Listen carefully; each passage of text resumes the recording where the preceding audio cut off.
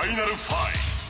Final Fight. 出たジャンピングハイドライバーからおっとバックドロップ Final Fight. スーパーファミコンで好評発売中。Capcom. What is up? Happy Monday. And welcome to even more Final Fight. Final Fight, despite its name, never ends. The opponent, Sword Fam, Atomic Runner. D with a friendly jaxophone. Welcome, welcome everybody. Lurkers, VOD viewers, everybody else, of course, equally welcome. Finally, fighting comes to Twitch. Yes, indeed. The powerful emote combination you got there, Atomic Runner. I like it. I like it. Yes, it is Monday. It is stream day. It is time for more Final Fight. And, well, I guess despite what I literally just said, tonight might be the final fight in a sense, because we might just actually finish Streetwise. What's up, Gary? Welcome, welcome. Let me adjust the position of my mic here. It's kind of right in the way. We made some solid progress in Streetwise last time, and we shall hopefully continue to do so tonight. We are going to be moving forward with that, and for sure, we will take another look at the arcade mode. We didn't try... we played Cody, right? We tried Hagar first, and then we played Cody. We never played with Guy or Kyle, so we should probably check that out. Not that I think it's going to be much better, but, you know, we want to be thorough. You don't want to leave too many stones unturned. And, you know, I feel like we can do another solid attempt at the abominable Final Fight 1 arcade emulation bonus. It's kind of funny. I was looking up. I was putting the previous episodes on YouTube. So I have a much neglected YouTube channel that I very occasionally posted some Twitch archives on, because frankly, Twitch is a fine service when it comes to live streaming, but like finding previously recorded stuff, like discoverability and browsing, like everything to do with the experience of anything but live streaming, basically, leaves a little bit to be desired. So I've been wanting to put more of my stuff on YouTube, even literally for like my own, like even if no one had asked for it, I would still want to have it there because it's so much easier to browse stuff, and like just the video player itself, I think, is superior. But that's neither here nor there. I was putting the Final Fight retrospective videos up on YouTube, and that should all be up to date now, by the way. So if you've missed anything you would like to catch up, it's all on Twitch, of course, but I would recommend for your own user experience, probably have a better time watching it on YouTube. Just out of curiosity, because YouTube's video player has a frame advance feature, right? You can press the comma and period keys to step forward or backwards single frames. So because the video is recorded in 60 FPS, right, I, out of curiosity, looked at the some of the footage from the Final Fight arcade emulation in Streetwise, and doing like frame step, the emulation, obviously it should be running at 60 Hertz, right? It should be running at 60 FPS. So every frame you advance should, you know, you should be able to tell that the game is advancing by one frame. And clearly it doesn't. It clearly does not run at 60 FPS. But my findings were still kind of shocking in a way, because it seems like on average, it stays on the same frame without updating for between 3 and 5 frames. So it's completely inconsistent. And there's also no VSync, right? So there's screen tearing. So whenever the screen does update, it doesn't do it one entire frame at a time. And it's like completely inconsistent where the screen tears also.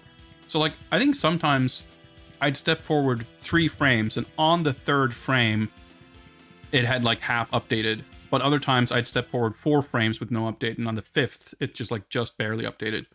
I don't know, I couldn't help but laugh because it's just so absurdly shit. I mean, that won't keep it. Being absurdly shit surely has never kept me from playing something on stream. So I'm sure we'll give that another solid attempt later on. What's up, Lamisar? Yeah, YouTube has a lot of convenient keyboard shortcuts that it doesn't advertise super obviously. But of course, the main purpose of today's stream is going to be to continue the main story mode, or whatever you want to call it, of Final Fight Streetwise. As far as the game's completion percentage indicator goes, when we started yesterday's stream, we were at 32%, I think. And when we ended, we were at 68. So far, the previous two streams have kind of evenly, you know, represented a third of the game each. I don't know if the last third is going to be any faster or slower. I feel like we might get less sidetracked with side stuff. But I also think the actual main story missions, we might have more places where we kind of get stuck having to do something a couple of times before we succeed. Similar to the Guy Dojo fire sequence. Maybe not in the exact same way, but I just have a very vague recollection of certain parts towards the later parts of the game. Like the difficulty just ramping up a bit. So we'll see how that goes. What's up, Joestar?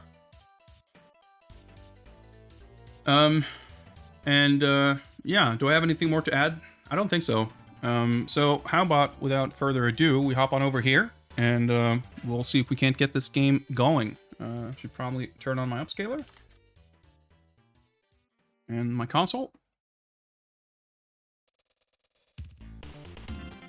And enable my capture. Cancel these jams, hot as they are. Yeah, probably gonna have to do this. This one does.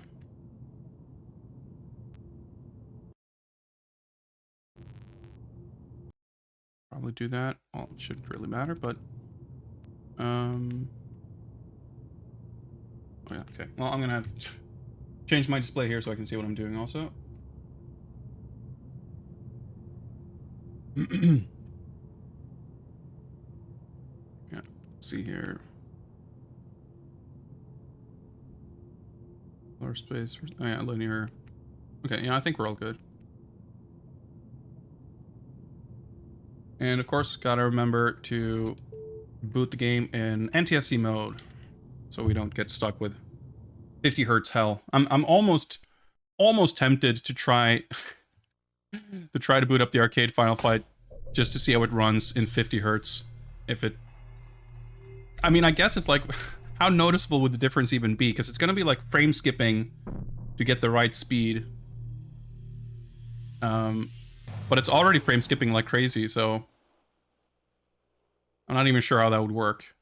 I mean, it's not going to be good. I can say that much with some degree of confidence.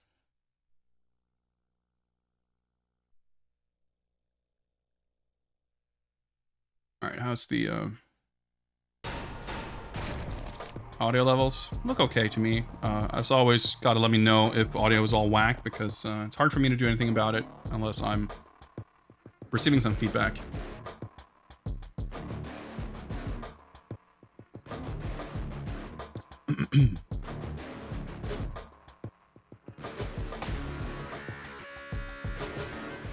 So far, by the way, I haven't gotten any audio muted on Twitch, but YouTube's Content ID picked up on a bunch of the music in this game, and I don't think anything. I didn't get a copyright strike for sure, but I don't think it's like blocked in any countries or anything, but I can't monetize the video, which is fine because I can't monetize any videos because I don't have enough subscribers on YouTube, so it's like not a big deal. But Twitch does not seem to have picked up on or cared about the music in this game. But at the very least, even if the VODs would end up being muted, they should be fine on YouTube, so there's that. Space Hoppercopter, what's up? Happy Monday. All right, let's load single player save from hard disk. Why don't we? Single player save loaded.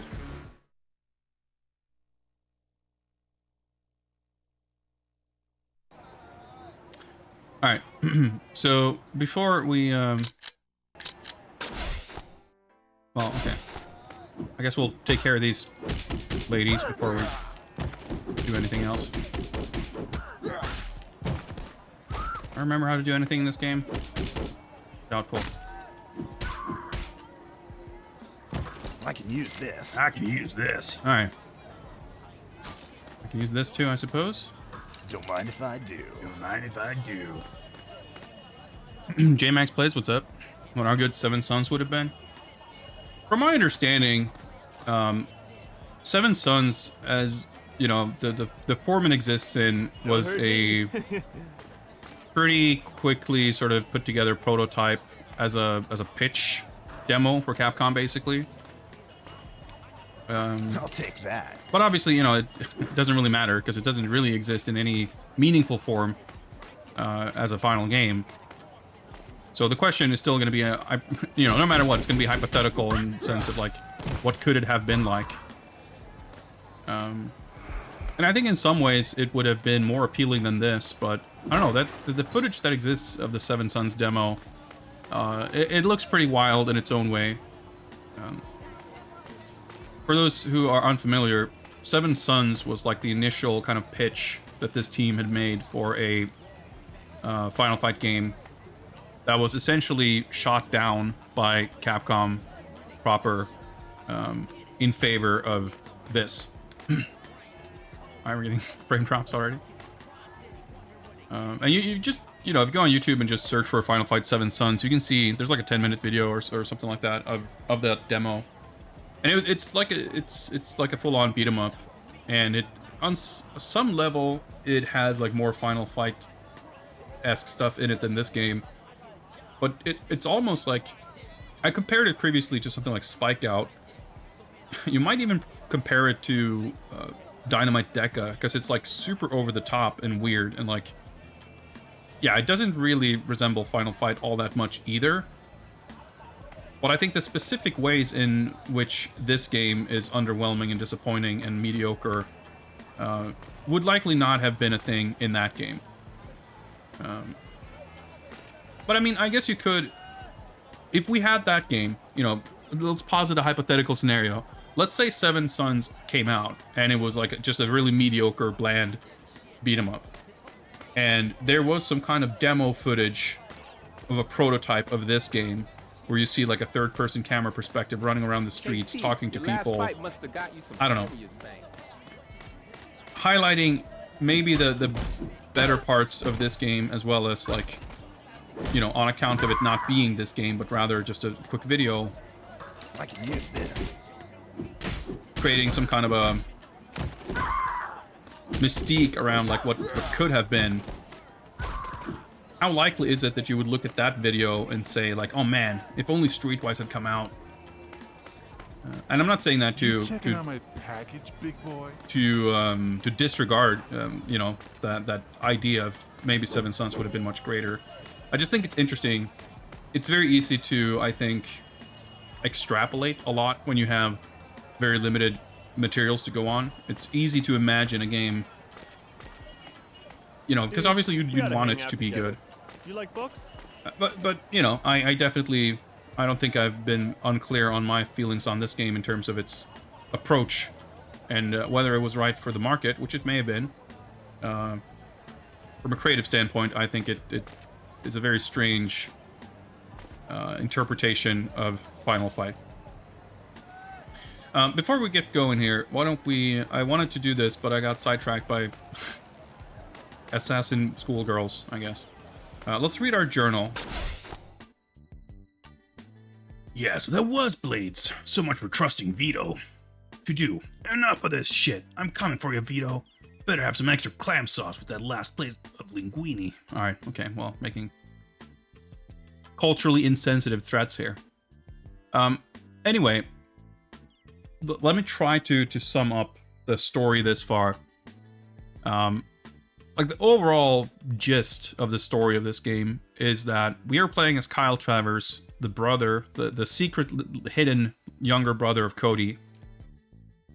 Cody has gone missing, and it has been implied through various hints we've gotten, and I suppose made more explicit by the fact that we bumped into Cody and he had glowing green eyes and a pitched down voice. It's been implied that Cody has been getting in with various uncouth elements of Metro City, i.e. crime lord Vito Braca, to get his hands on glow, which is a weird drug that turns you into a zombie with glowing green eyes, but also apparently makes you super strong. So basically, I guess the idea is that Cody wanted whatever help he could need or could get in order to, I don't know, to bring up his physical condition such that he can continue to fight in underground pit fighting circuits, to relive his past glory days or some shit. I guess that's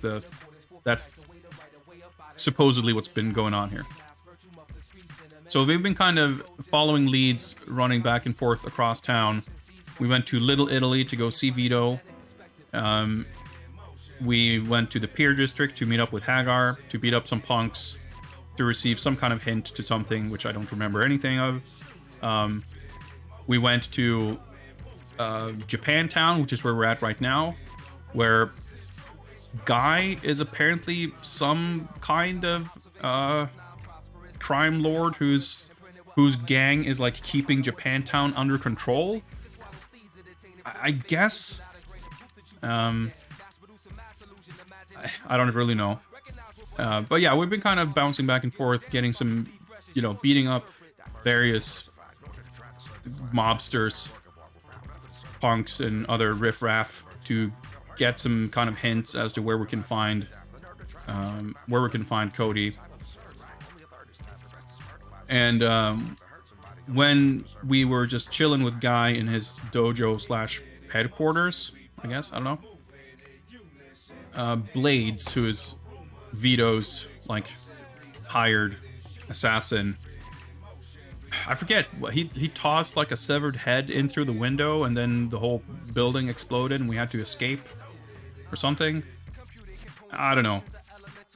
I forget exactly what our business relationship is here with Vito, but I guess we got some kind of hints, but now we're no longer on good terms because he tried to kill us for whatever reason. I think ultimately the story doesn't really matter that much. I don't remember a lot of the details, but I think we should be pretty much up to speed here. So in each of the districts, or at least in some of them, there's a gym here, for example. We can let's see, we don't have that much cash, I don't think. No, we can buy upgrades, but the gym in Japantown also doubles as the underground fighting circuit. There's another one of those in Little Italy and in Kyle's Hood. We've taken out all the opponents in Kyle's Hood. Okay, so we're not done here yet. There's still a few more fights. I think we have probably seen every opponent we can fight, but there's still, yeah, we still have half of the fights to do. I'm sure there's still a bunch we can do in Little Italy. And maybe there are more in, maybe there's a pit fighting circuit in the Pier District. I'm not sure. It costs money and we don't have much of it, so let's just continue with our plot. I guess we're traveling back to Little Italy. Wait, what? Oh, I guess this is how you... Yeah, okay. Since we got Streets of Rage 4, I guess it's about time we got Final Fight 4. I mean, I would argue it's very high time. And, by all accounts, or at least by account on the latest leaks from Capcom, they are working on something for Final Fight. Use this. But, I mean, I'm looking forward to finding out what that's going to be, but I really don't know what to make of it because... Money. Supposedly, from what I remember, whatever that's supposed to be is, scheduled for 2023, I think. which means actually we got the bunch of money here, so let's do a fight. Nothing's been announced, but the same leak that detailed Hey, T, you got skills, my man. Resident Evil Village, Ghosts and Goblins Resurrection, and whatever else I forget. Like that information obviously was all, you know, all checked out. So it seems reasonable to believe that whatever information we have on Final Fight, holy shit, it's also accurate. Oh shit, I thought I picked up the sword. Oh.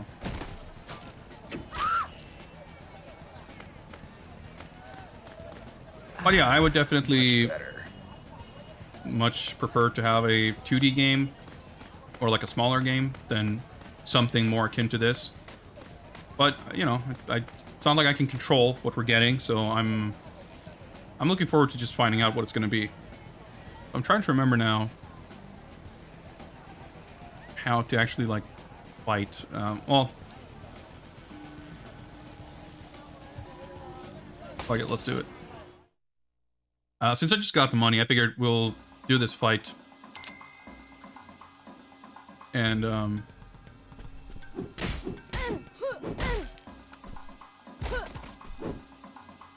spend the money on some kind of upgrades.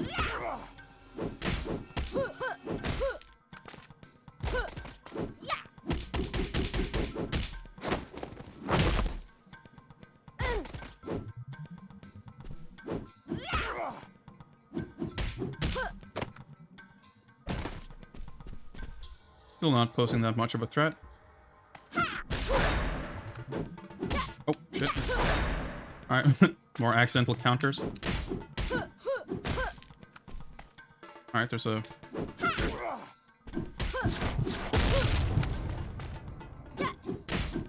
Is that all you got?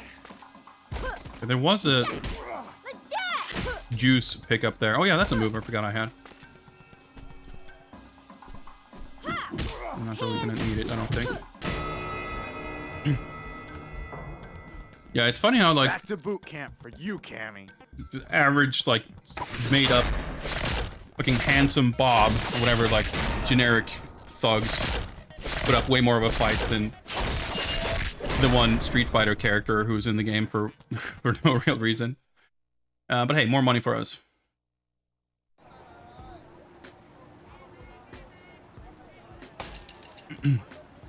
Hey, Sword Fan, be careful what you say. All right, Lou the Skin. So this guy was like way tougher. Let's buy some upgrades. Oh, more moves. Okay.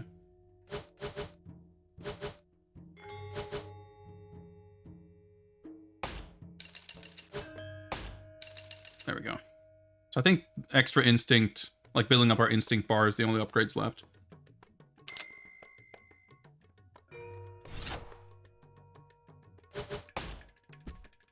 So did the pickup... Yeah, there we go.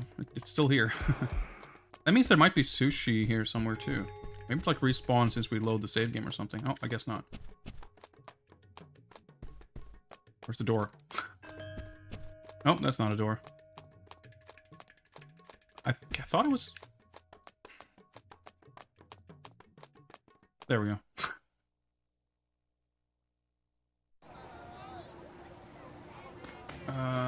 I should be able to break this and get some soda or something. Some Cap Cola. Feeling better already. You kick some serious ass, Kyle. I mean, Oh, shit. Not ready for that. I lost my sword, by the way.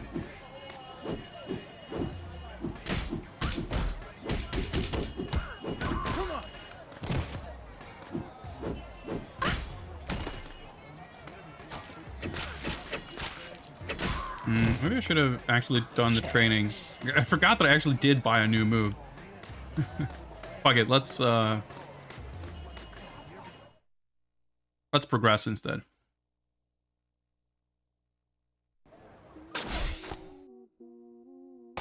I must have hit someone a bystander in Japantown. Our respect is not at max.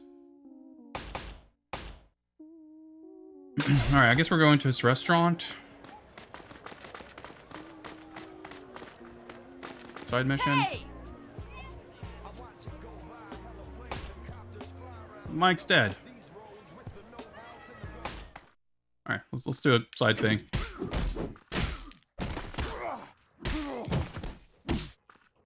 This isn't going very well. Oh shit.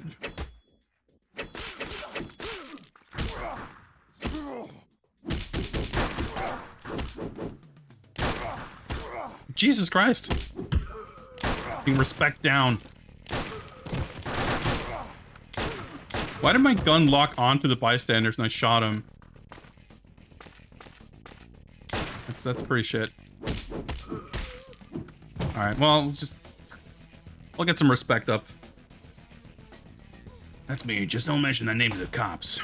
I can use this. Alright, well, we got some money. Oh shit, submachine gun. Oh no, there's just gonna be more guns in the game from here on out, oh man. It's just gonna be all guns from here on out, I feel like. How you doing, man? Hey, you know you're talking to the Little Italy arm wrestling king? Sounds like a challenge. You bet it is. $50 to the winner. Hey, it's a new minigame. I think. Did we do this before? I don't think so. Press A rapidly to compete. Oh yeah, A to arm.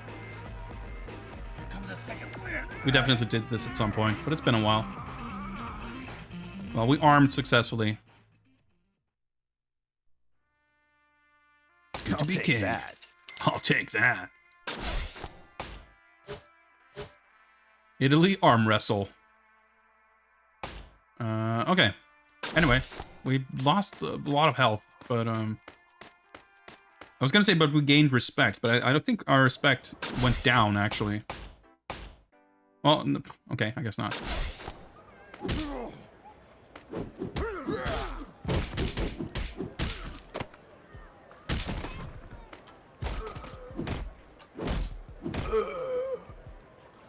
Money. Now I'm finding myself with, like, Your last shitty. fight Oh was shit, dope, man. dude! These fucking dudes. Like, I was so fucking spooked. I almost punched him in the face.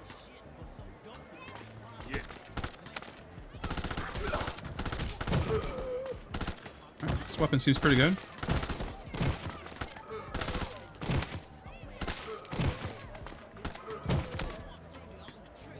And I think we got a. Okay, I was gonna say a hot dog, a slice of pizza. I'll take that. I can use this. Dude, it bothers me so much how slowly your health fills up when you pick up something. Like, you have no idea how much health you actually get because it takes like 15 seconds.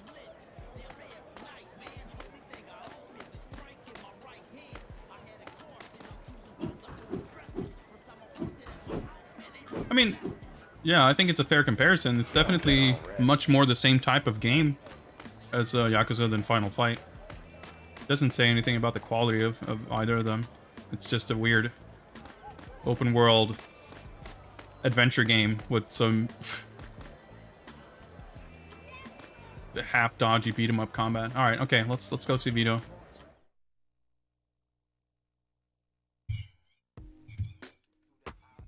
Let me just refill my beverage here.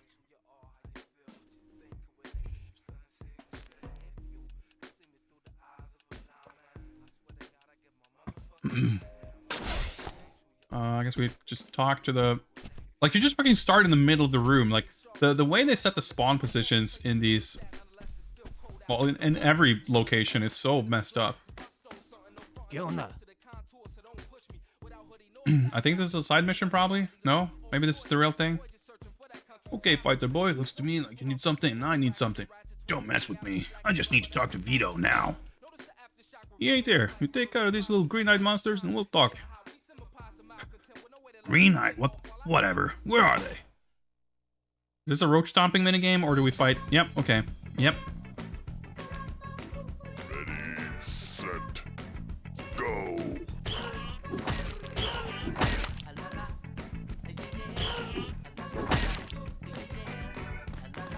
This is gonna be... There's a lot more, like, room here.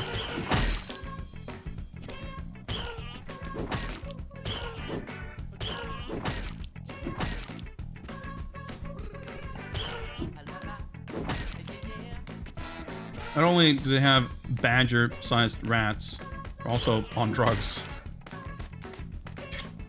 Collision.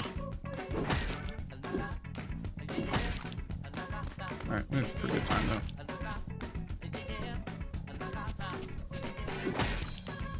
Two more.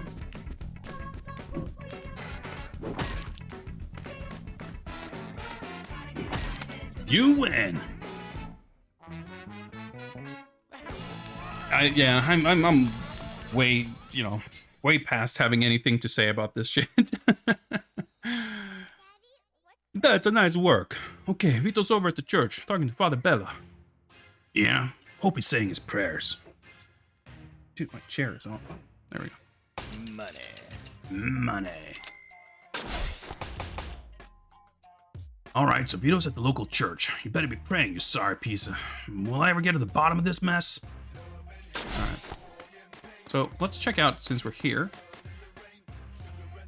Alright, yeah, we can fight Ghost. Sure, why don't we?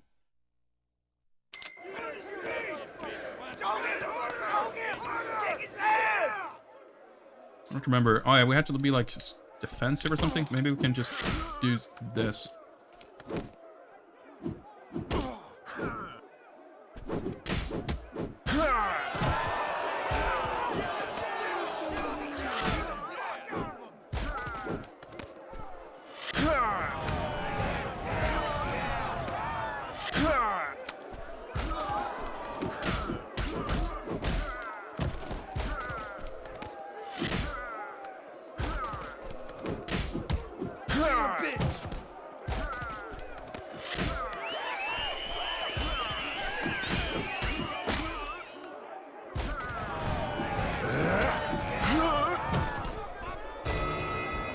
Why? I had to hit him like 3 times after his life bar was empty.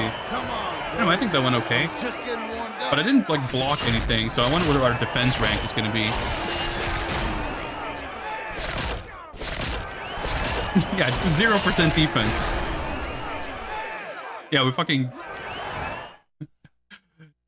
destroyed him in 5 seconds, but we didn't block anything, so we got 0% defense. You got the balls to take on Andre, kid? But we get less money for this, but sure. I do got the balls. I wonder if I can use the bomb strike on Andre.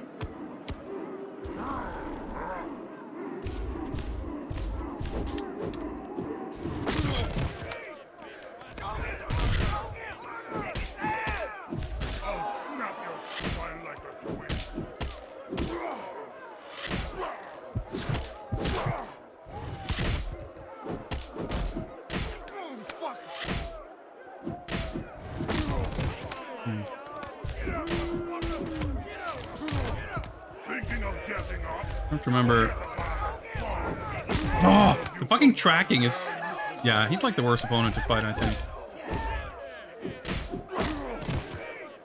I'm trying to think, like, what's my fastest string I can use? Yeah, I'm mashing the dash button to get out of there, and it just doesn't work.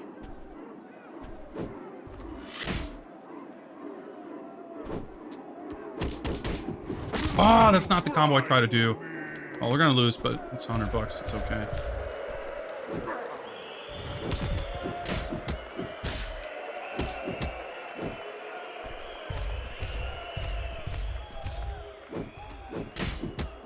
Andre would crush you. Maybe. All right, I gotta focus here.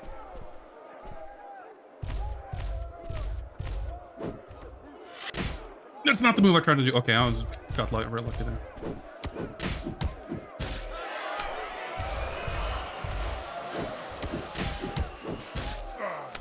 But you bunch like my sister.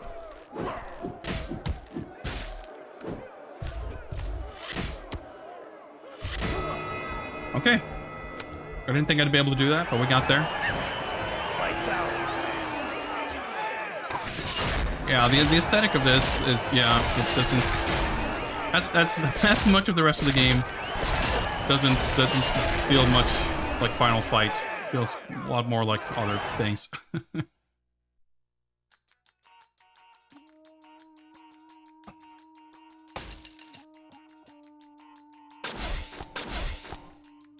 No fighter available right now. Actually, okay, nice. Church visit. Can we? Yeah, I guess there's no food at this restaurant. No hidden food. I guess not. Okay. Is this the exit? I guess so. Yeah, Andre in this game is, like, technically speaking, right? Andre and Hugo are not the same character. But I wouldn't assume the developers of this game knew that. So Andre's moves in this game. I mean, it's got the stand fierce elbow and then the clap. So like he's clearly got some Street Fighter influence. Some food would be nice, but I guess that's no such thing. All right, church. That's where those punks were hanging out. Oh, okay. Nope.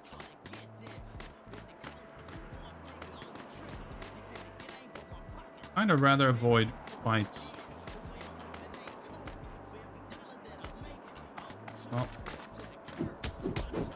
assuming that's an option.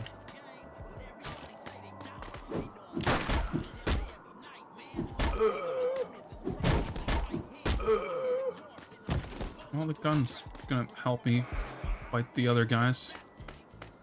Oh, that's the church. Okay.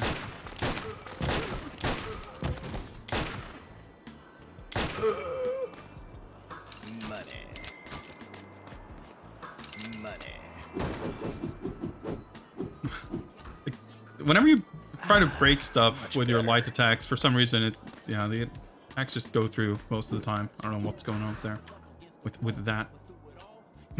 What's up, Sanuj? Happy Monday. Can you break these? You react.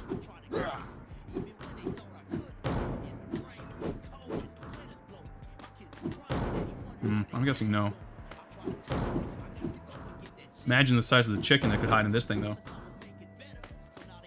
No such luck, it seems. I might lose the gun in some cutscene or something, so let's use it here. Because, indeed, I was going to say, we could get some healing item here, and we did. Feeling better. Some pizza, some beer. Don't mind if I do. Some cash. Life's not... Oh, might as well grab it. Okay. Little Italy Church. New location. Father, I got trouble in Little Italy. Big trouble. I've been pushed into a corner by this glow. God knows I've tried to stop it, but it's grabbing my people by the by the throat. And it won't let go. Worse than that, folks are starting to think that yours truly is behind it. I know you fought the good fight against this evil scourge, my son. I'm a persecuted man here, Father. I mean, I ain't exactly no angel, who we kidding? But this ain't me. This ain't... Now, Vito. Your suffering is my suffering. But faith and prayer will see us through even the darkest hour. Come, my son. Let us pray. In the name of the Father, and the Son, and the Holy Ghost. Remove him quickly. Mass begins in 20 minutes. Oh, shit. And I may be requiring your services again, my son. Cody Travers may soon become a problem as well. We must let no one stand in the way of our glorious revelation. Yes, Father. Just say the word. That's Blades, by the way. What's up, Dynamite? Well, we shot some thugs in the back. And I think our respect meter here tells you everything you need to know about whether that was justified. They were bad people, I guess. What the hell did I just see? Blades works for this priest? What's this guy's name? Father Bella?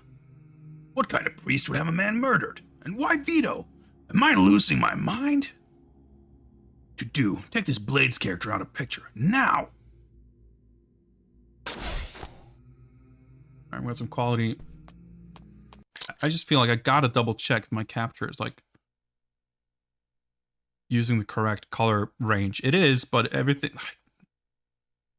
Have some filter or something? No, it's just everything is just fucking pitch black. Do I have a... Okay. Okay, so it's telling me, according to this, our brightness is like higher than it should be. And it still looks like this. It's fucked.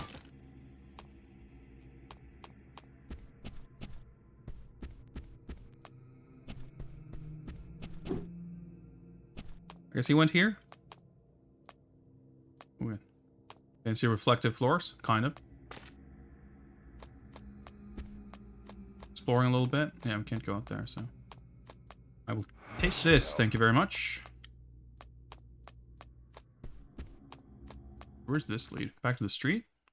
No, of course, it's a spooky graveyard. Quality audio mixing there. Oh, of course.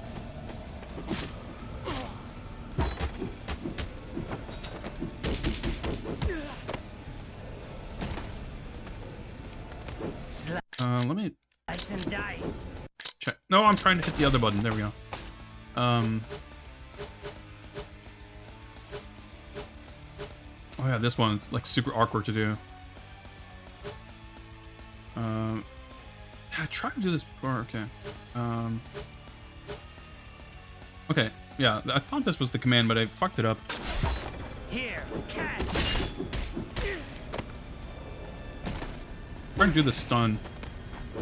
Ooh, how I've been waiting for this.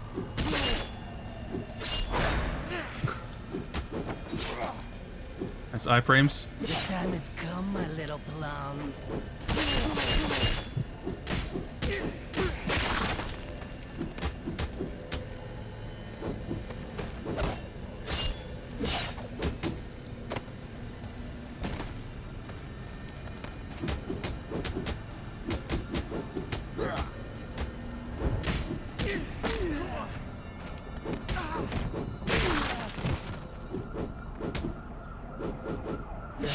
Kinda seems like blocking is directional, like I can hit him in the back. You're up.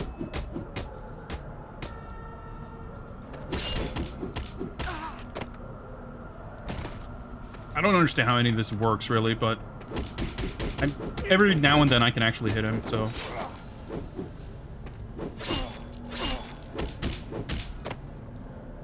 Every now and then I'm allowed to see what's happening.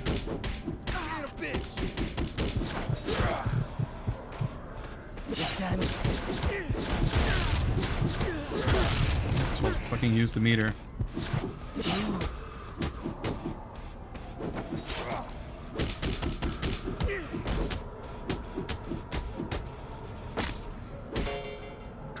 Ding! Respect up. Bonus unlocked. There we go. Alright. Kyle, it's Guy. I found Cody. Where is he? Right here with me in Lou's basement. I'll be there soon. Beware, my friend. Things have changed here in Japantown. For the worse. I can deal. For the worst? Just take care of my bro. One thing more, Kyle. Your brother. He has changed too. Yeah. Just keep him there. I was gonna say, well, he I'm was on my way. a zombie last time I saw him, basically, so. Alright, we just teleport there?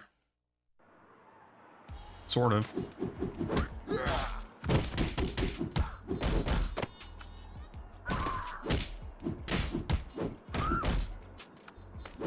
Oh, wait, are those the flamingo kicks? I guess that would make sense. Oh, wait. Hidden sushi. I'll take that, thank you very much. This should help.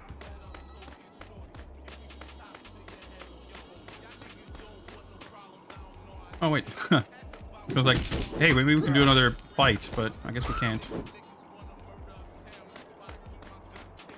Luckily this respawn though, so... Much better. Loose Tattoo Parlor. 72% progress, okay, good, good. Cody! Jesus, Cody, are you alright? I need more. Swear to God, I'll rip your arms off. God damn it, Kyle. Tell me son of a bitch you don't know shit. I wanna kill you. This will not end with Cody. We must stop this drug. or there will be nothing left of Metro City worth saving. Hey, I don't know if you looked out the window recently, guy, but Metro City's already a shithole, and I ain't here to save it. Somebody just messed with my brother, and you better be sure I'm gonna bring it back to whoever's responsible. If that is what you desire, then start with Nicky Wissell. My people tell me he's using the trucks from his pawn business to distribute glow across the city. Weasel. Shit, that Bible makes sense now. Bible? Look, it's a long story. You just take care of Cody. The weasel's mine. Extremely dramatic crash zoom for no real reason. Okay, cool. We got some cinematography going here. 3/4 of the way through the game.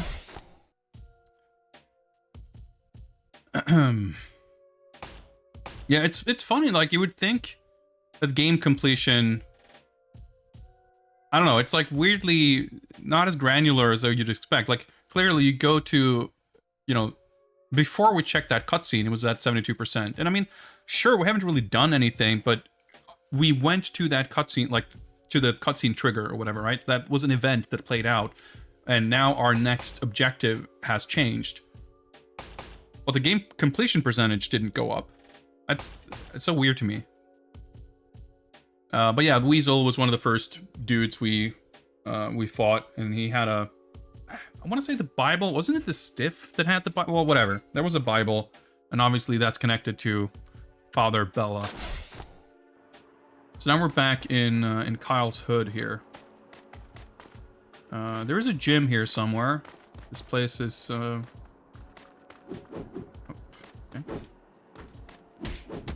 Gotta be careful here. Not hit the other guy, or I would get respect down. I'll take that. Actually, can we do something here? Talk to our girlfriend? Well, she didn't have much to say. What's happening, Kyle? Can you play pool? No, I guess there would be like a question mark. There was a darts minigame that we did once. It was not that exciting, but I think you'd be hard-pressed to find any minigame in this game that's particularly exciting. The respect meters basically... I wonder if this was something that was like meant to have a larger impact on the game in some earlier incarnation.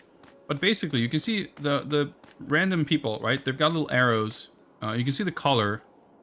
Whenever you come to a new district, the colors are all yellow. The arrows are all yellow. Because you start... Well, I guess there's no yellow, no actual yellow on the respect gauge. But you start with the respect being at like 1/3, like closer to the low end. As you beat up thugs and you gain respect up, eventually that bar moves up towards the green and people respect you. And when people respect you, they will, with no regard for their own safety, run into the street to harass you. How you doing, man? Yeah, just double checking. To let you know that they think you're dope. Like that's pretty much what it does, I guess. I don't know if you like bottom it out. Maybe, yeah. See that guy? Like, okay, well, never mind. I thought it was gonna give me a compliment. Oh well. But that's usually how it goes. Wait, I thought I saw the gym. Through here? No, it's there. Oh, there we are.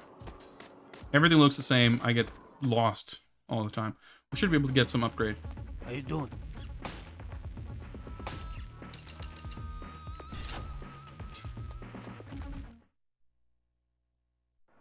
I don't know, like, I mean, you'd have to completely go against what the game wants you to do, I guess. And I'm not sure I see much purpose in doing that. But yeah. What's up, homie? Do this shit, that's what you get.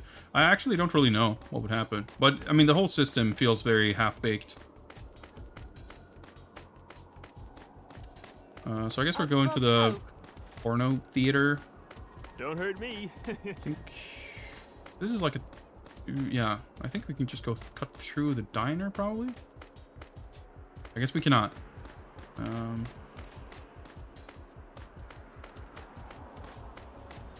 Go through the liquor store. Like, everything is connected, but it's connected in kind of a convoluted way. Oh, okay. I guess we go to the warehouse. Okay. Sure. Enter security access code.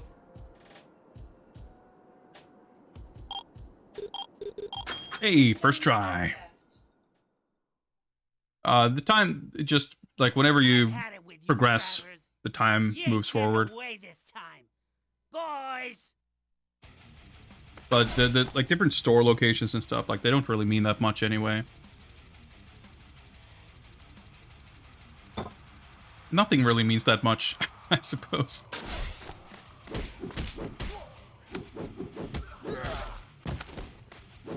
Oh. Alright. Tossing grenades, sure.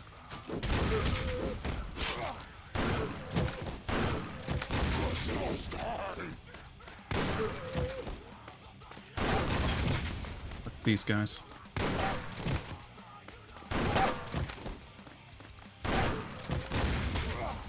Oh yeah, I keep forgetting the explosions make the screen flash in a way that make it seem like you're taking damage even when you're not. Okay, we're fighting glow dudes now.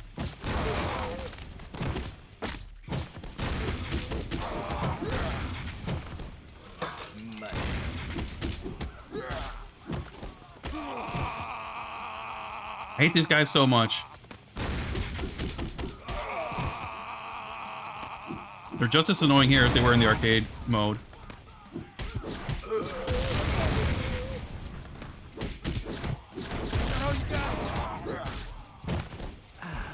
Alright, let's find some weapon. Preferably not a bat.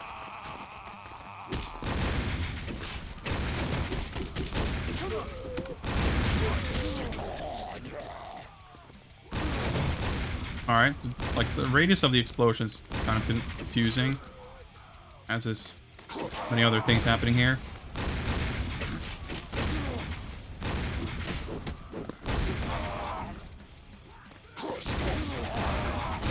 So I guess, alright, glow enemies are just gonna have like full super armor.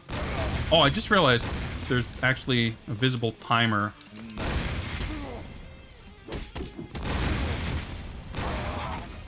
Oh shit. Weasel. Okay. Nice to see you again. Now how about telling me where this glow is coming from, huh? A glow? I never heard of it. Now get the fuck out.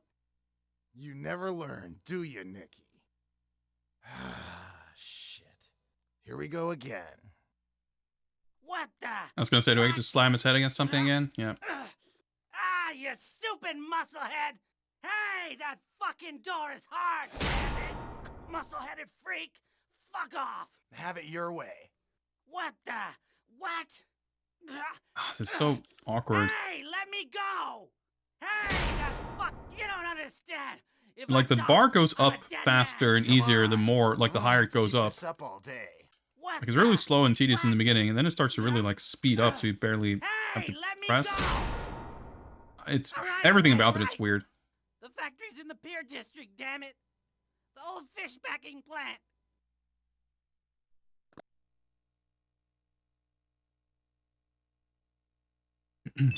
Okay. Kyle, I have disturbing news. Cody has managed to escape. What? Guy, how could you let this happen? It could not be helped. His strength was too great to contain. Shit! You must calm yourself, Kyle. I promise you, we will find your brother. But our only course of action now is to find the source of this drug. What have you learned? Okay. The glow factory is in the old fish packing plant in the Pier District. Gotta find a lab in there somewhere. I see. This is what you must do. Take the old freight train tracks to the Pier District. It is the only way. Then meet me at the lighthouse. Okay. What? Why is that the only way to get there? Well, okay, because there's suddenly a fucking zombie holocaust going on. Because that happened while we were in the warehouse fighting. Let's read our journal. 76%. All right. Oh yeah, we fucked up a mission. It's trash. So much for the vodka. Huh. Oh yeah, this... I guess we just, like, passed the point of where you're allowed to complete the mission. Because this is not the same mission. We fucked up another mission where we were supposed to help cops beat someone up or whatever, and we accidentally killed them. Huh. Damn, Cody! Cody got away from Guy, damn it. Where could he have gone? No choice but to meet Guy at the pier lighthouse. Says to go by way of the freight train tracks. Beware. Got a feeling those freaky-ass glowheads are swarming the pier district. He just has that feeling, huh? Alright. Okay. Well, I guess you were on the money, Kyle. Come on, shit.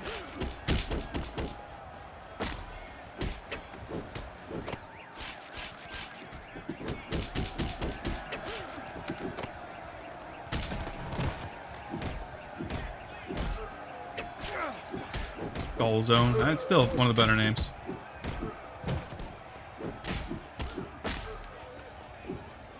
Alright, actually went surprisingly well. Oh, the camera is so bad. Okay, at least these guys don't have, like, infinite armor.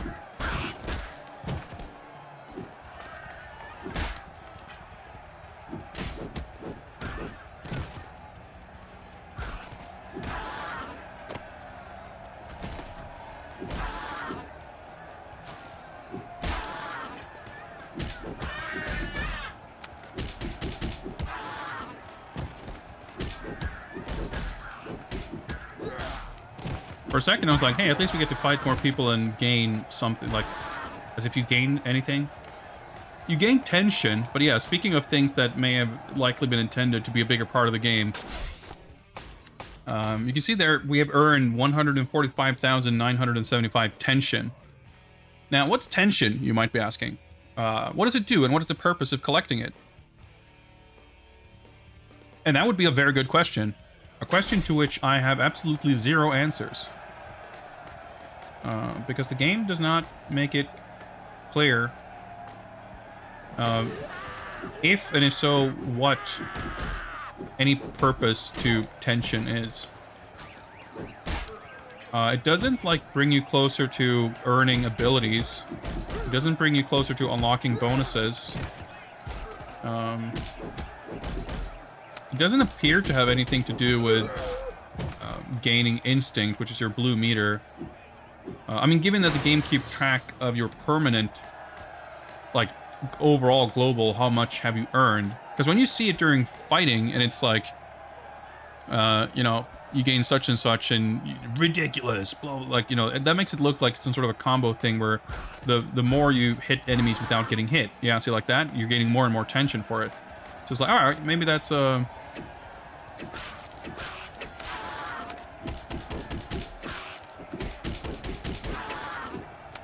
you know, maybe the more you earn, the better something. Maybe you gain more respect. I don't know.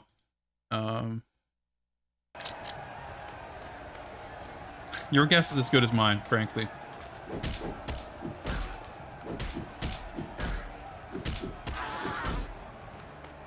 But I would suspect it was something that was meant to have some kind of meaning at some point. Now, where the fuck is that lighthouse? You'd think it's by the water. Oh, there it is. There it is. Man, I can't speak. Quickly, we must go to the factory. Oh, okay. We have a sidekick.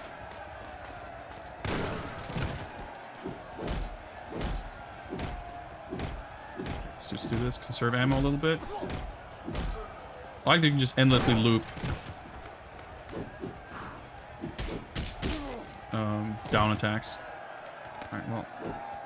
Your weakness amuses me. It's not very nice to say, guy, but that's fine.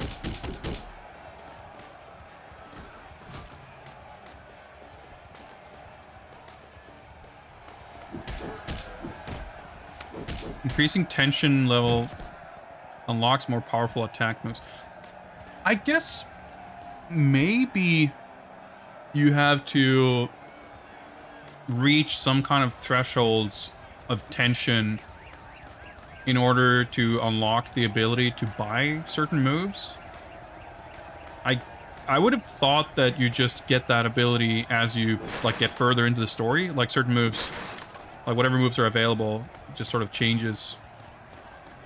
But I guess I don't know. It's possible.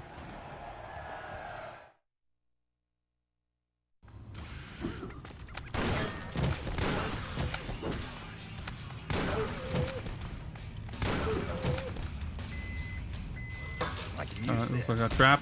Oh, okay.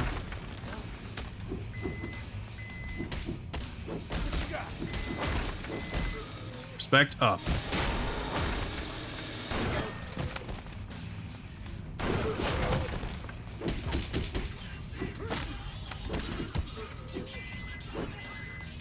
Oh, hello. These guys have guns. That's good. If I can knock them out. Okay, I thought he would drop a gun. Drop a bit of tension, that's all. Or, I keep calling instinct tension. Get myself confused.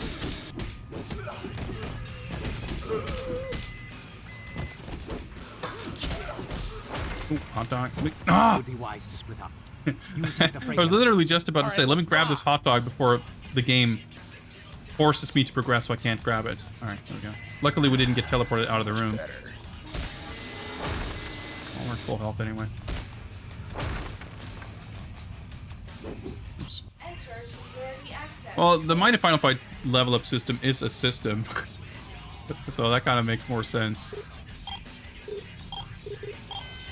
Access denied. Systems access. What the hell?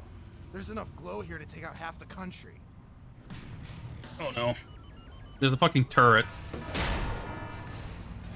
Now, we're getting to the real final fight now.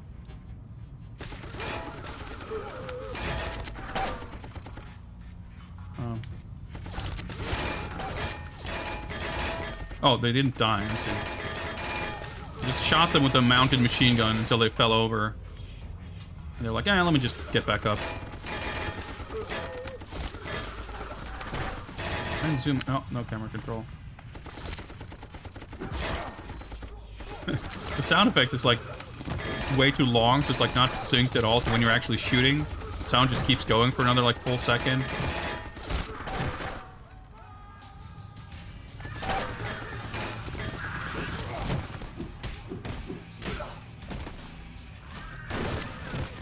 That's not the worst, actually.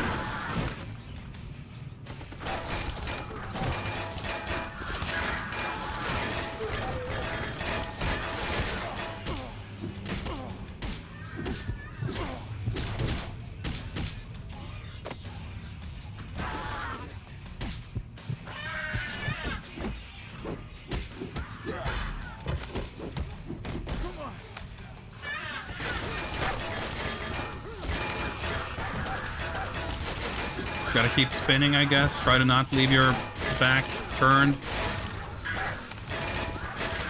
Like, this is just so dumb on, like, every level. I mean, there's like, not a single game in which this would be a fun, compelling sequence. But it's, like, extremely, additionally stupid to be in this game.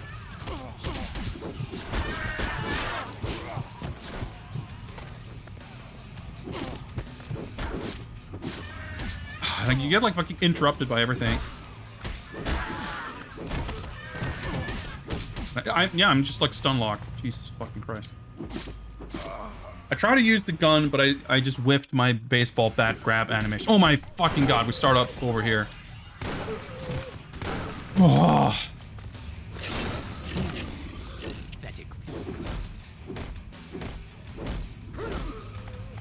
Like, I guess you just can't get knocked off of the turret, or you're just basically fucked.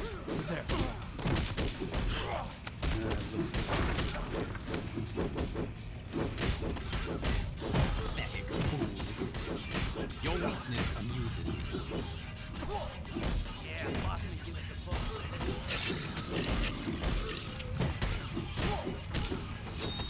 Wait, what?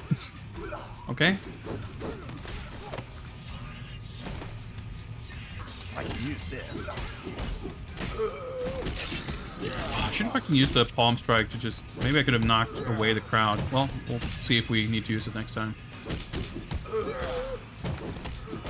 Yeah, there's no lengthy game over screen and load times. That's true. Could very much have been a thing.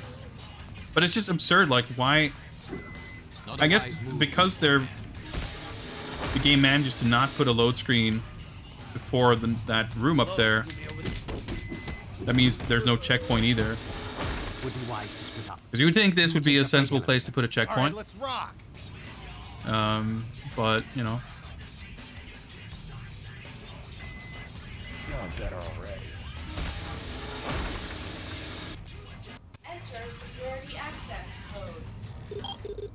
It's the thing, I don't remember what I did, of course. Denied. Access denied. I was so happy of... Oh, I was going to say, they actually got it without waiting for the hint. What the hell? There's enough glow here to take out half the country. You can't skip this, of course. Alright, so I have a shotgun in my back pocket, and because the shotgun is, like, unequipped, that means I won't drop it if I get hit. Okay, so maybe my objective is just to break the boxes, I guess. Maybe I'll try doing that.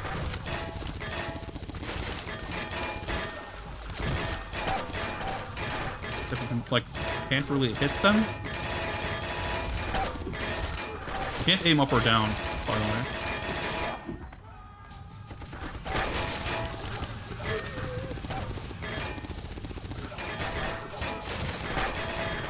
Do the boxes just break by themselves as I kill more dudes?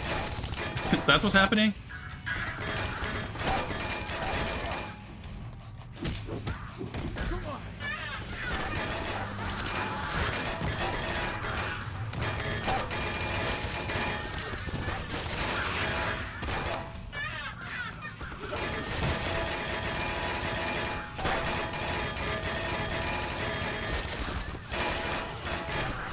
This is very emblematic of this game, because not only is it weird and stupid, it's also really confusing.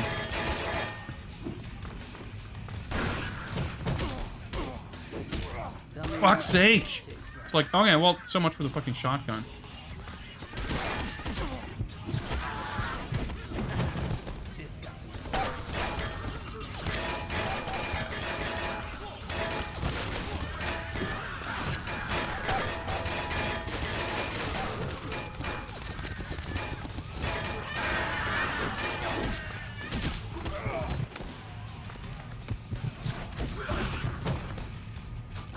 Dude, I'm trying to use the fucking turret.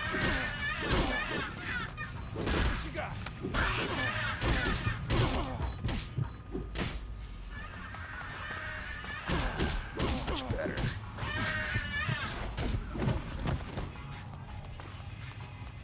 Feeling better already.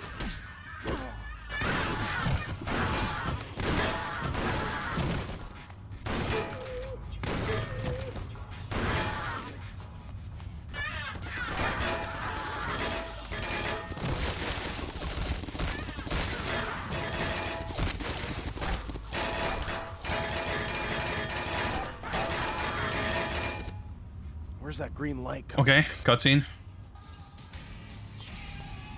Okay, I think we did it.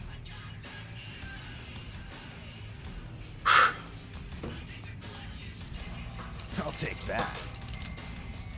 Glycoloric octanol. Below. I'll take that.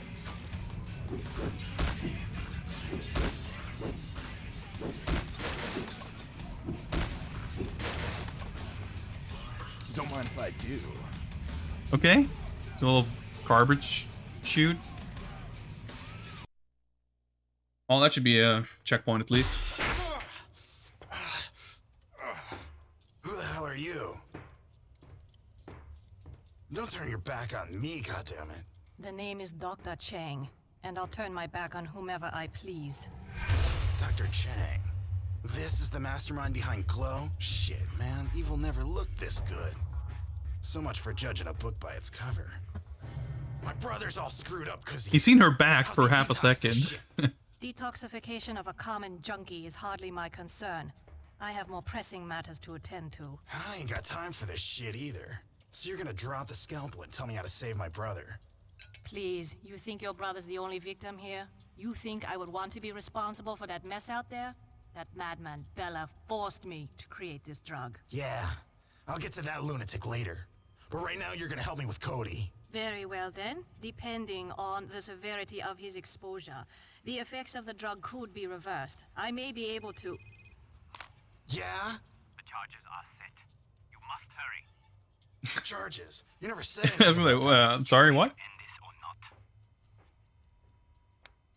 Listen, Doctor. We gotta...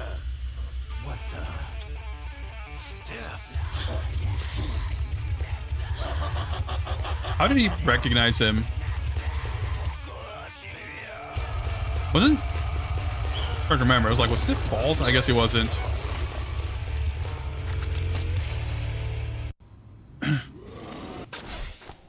All right. Game completion still at 76%, by the way.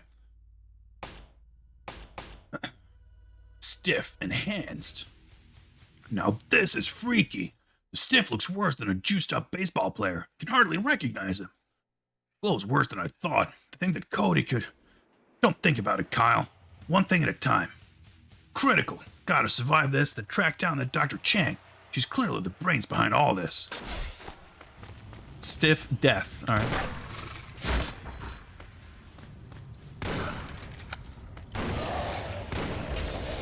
All right, now he's all electric. Yeah, very classical Final Fight boss fight going on here.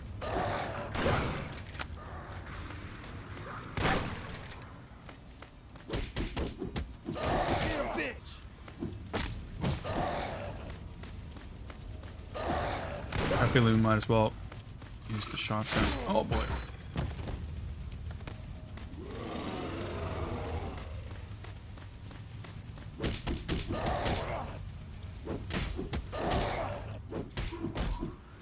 Alright. Trying to get a feel of... Oh, actually, I should just...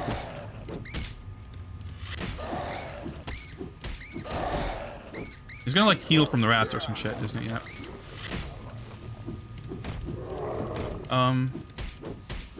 Is there anything I can do? Okay, well, I guess he... Did he end up not healing anything? Can I stand up, please?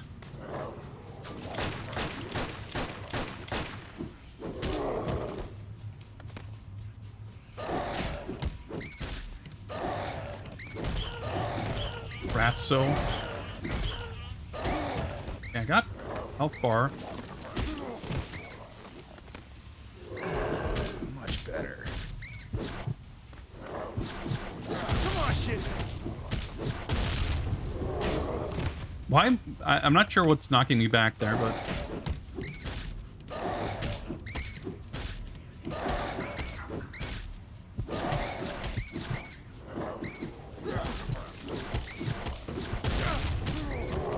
He's just a little spasm there.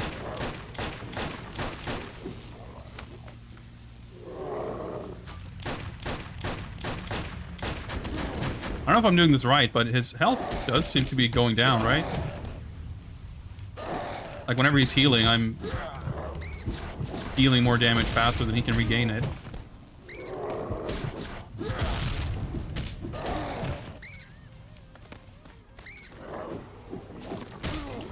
Well, when my hits connect. Come on, shit.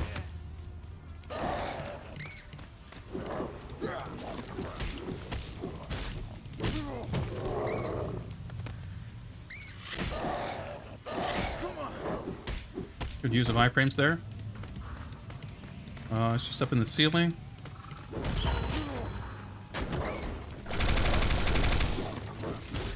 Okay.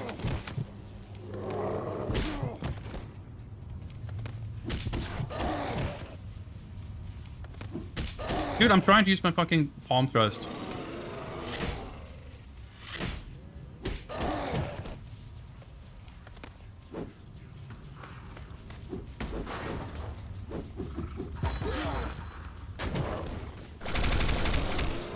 Guess he's maybe out of rats now.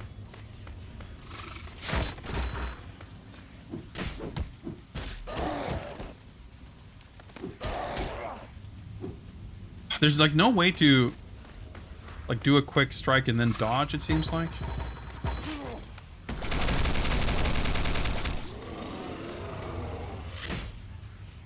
Dude, I'm trying to pick up the gun.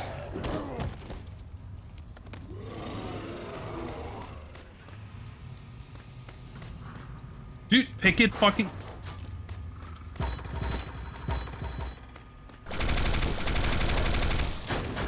Of course, I dropped the gun immediately.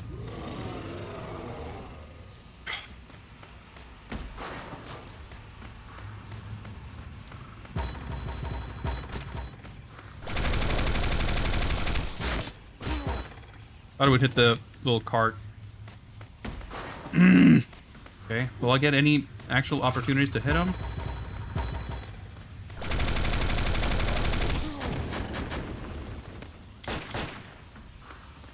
Shitting me.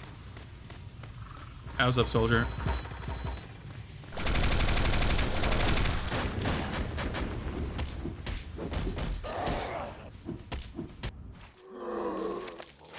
Somehow we got that. The Abigail fight.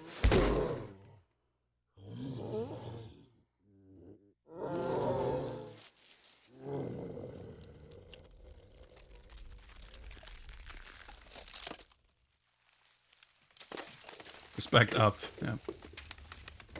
Alright, well, that's the second time we killed him.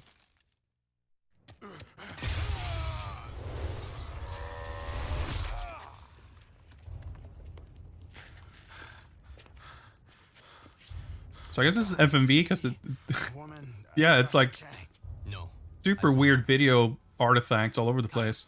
We must get you to a hospital. Fuck that. I'm not quitting now.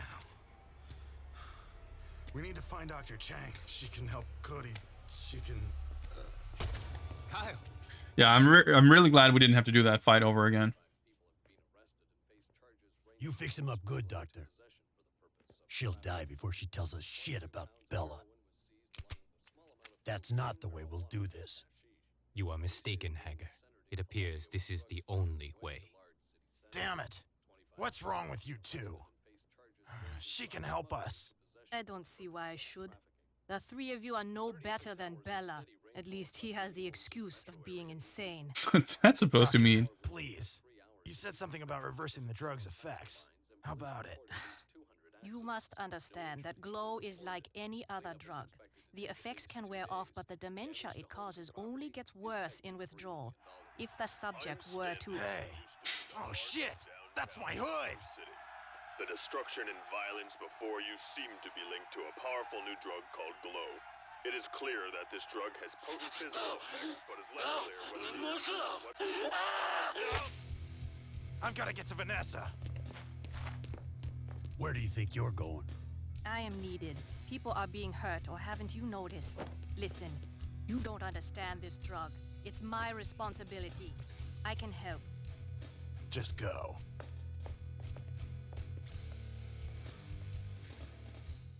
All right. What's up, SDS? Game's finally jumped off into the abyss. Yeah, like, you know, we had some...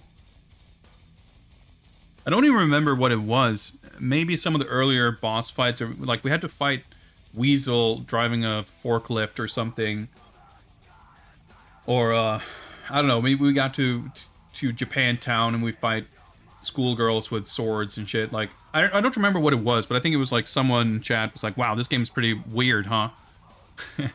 And you know, it's like, well, it's gonna get an awful lot weirder before we're done with this. Storytelling coherency taking a back seat. I don't know, Icarus. I think it's been parked fairly, you know, firmly in the back seat for the entire time. Well, any type of coherency kind of has.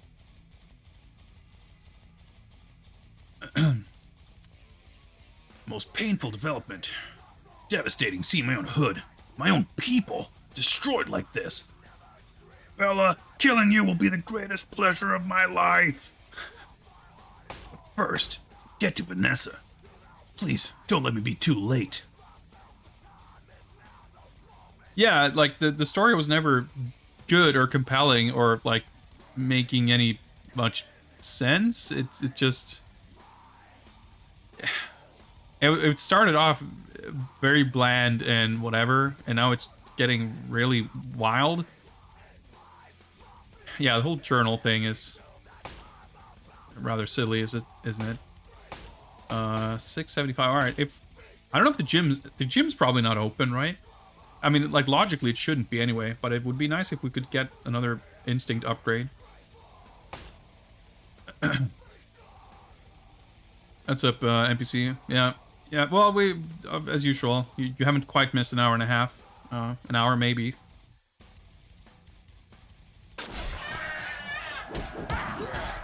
Turns out that Vito's priest friend is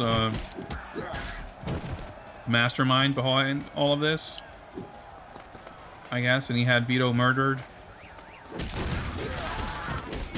Why this priest is murdering people in his quest to infect the entire city in a zombie virus is not quite made clear.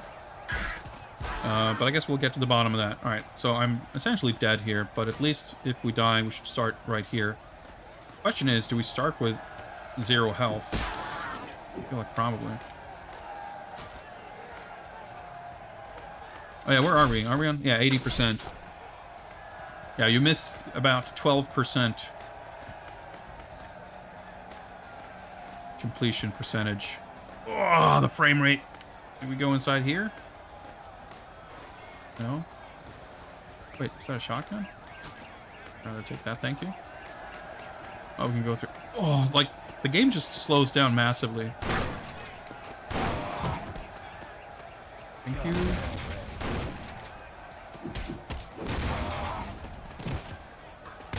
I guess I can probably just run away.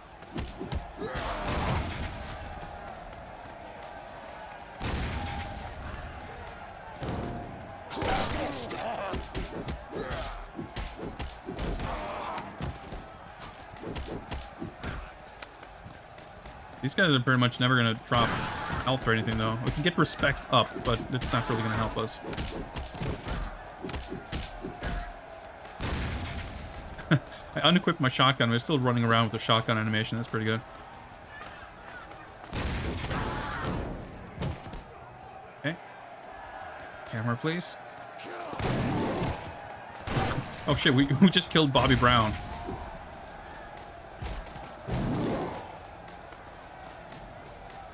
Noise? Alright. We got it. Oh no. No, don't tell me they were so excited about the fucking extinguisher mechanic that we're gonna subject ourselves to even more of it. At least we don't have a timer now. Nope. But we're being accosted by grenade-wielding zombies. It's not exactly an improvement.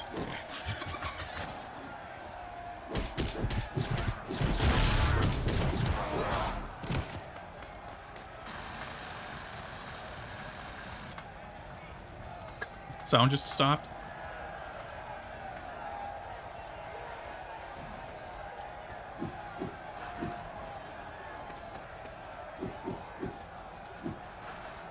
I can't run past it. Okay, gotta wait for it to refill. Luckily, it's an auto refilling extinguisher.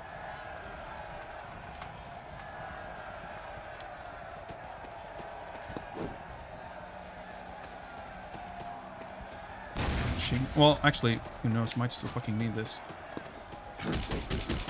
You know what? Not gonna need it as much as we need to not die.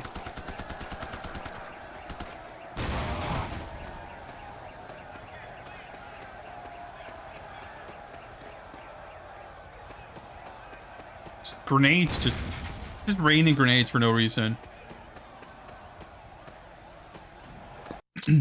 Getting respect. Well, the neighborhood respects me for cleaning up the zombie scourge, I guess. Just like it respected me for cleaning up the, I don't know, general riffraff scourge.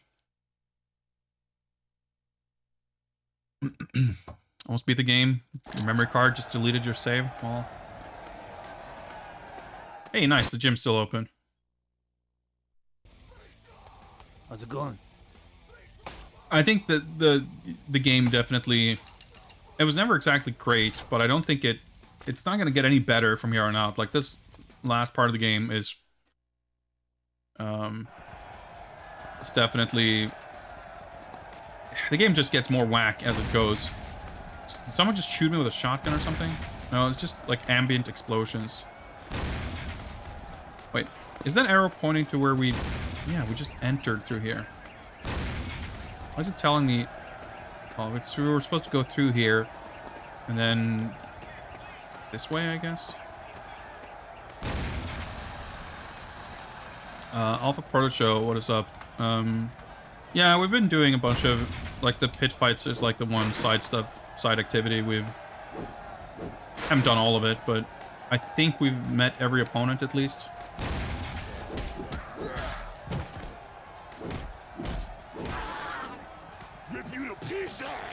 I don't want to fight these guys if I can avoid it.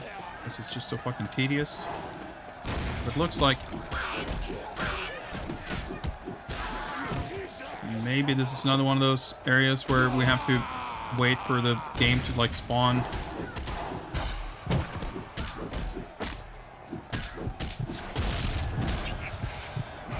No. Some other thing. Oh, like, why is it this massive slowdown just from, like, trying to walk?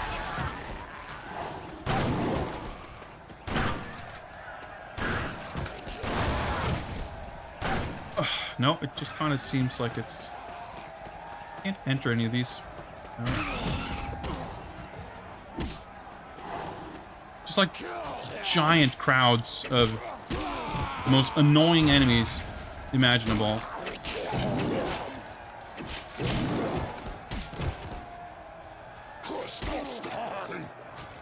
Oh shit, I thought that was a gun. Well, pretty much dead here.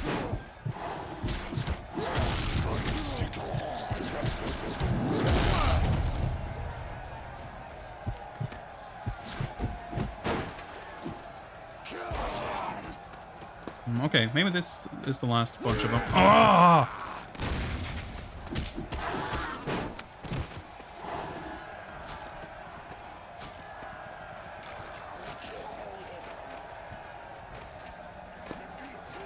Just trying to turn the camera. I'm trying to lock onto him, but I can't. Couldn't lock onto him through the fucking light post. Wait, what? Okay, little mini game here.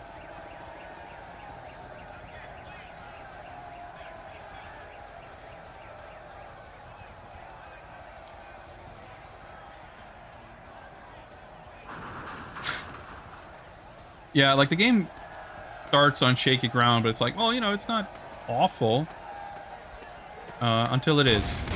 Well, I'm definitely not surviving this.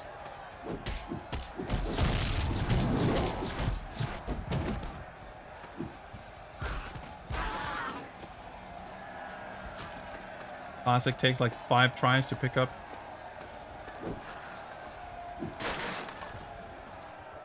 Holy shit. Vanessa. Okay, on, baby. That was easy. I need you to open them eyes.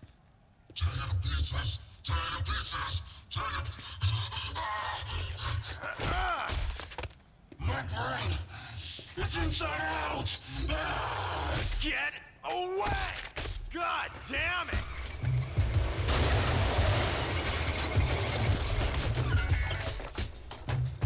Alright, just got the Do-Ill-mobile. What you waiting for? Get your ass moving, Travis. That's what I'm talking about, you freaky ass butts. Travis, let's go. Wait! Vanessa, she's... I'm fine, Kyle. Let's go. I knew you'd come. Yep, just your classic Final Fight, you know, just shooting zombies with guns. What a nightmare. Oh boy.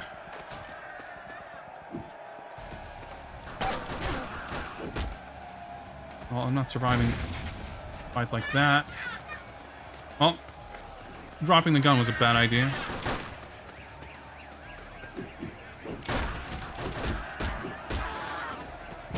Where was it? There we go. Okay, I guess Too ill drew the fire. There's no end to these monsters.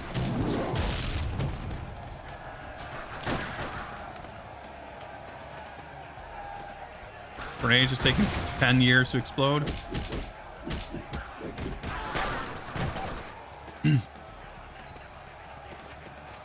That's not gonna help us. Well, the sword, maybe. As far as I'm concerned, there's nothing about the story or really any way that this game attempts to expand upon the universe of Final Fight that feels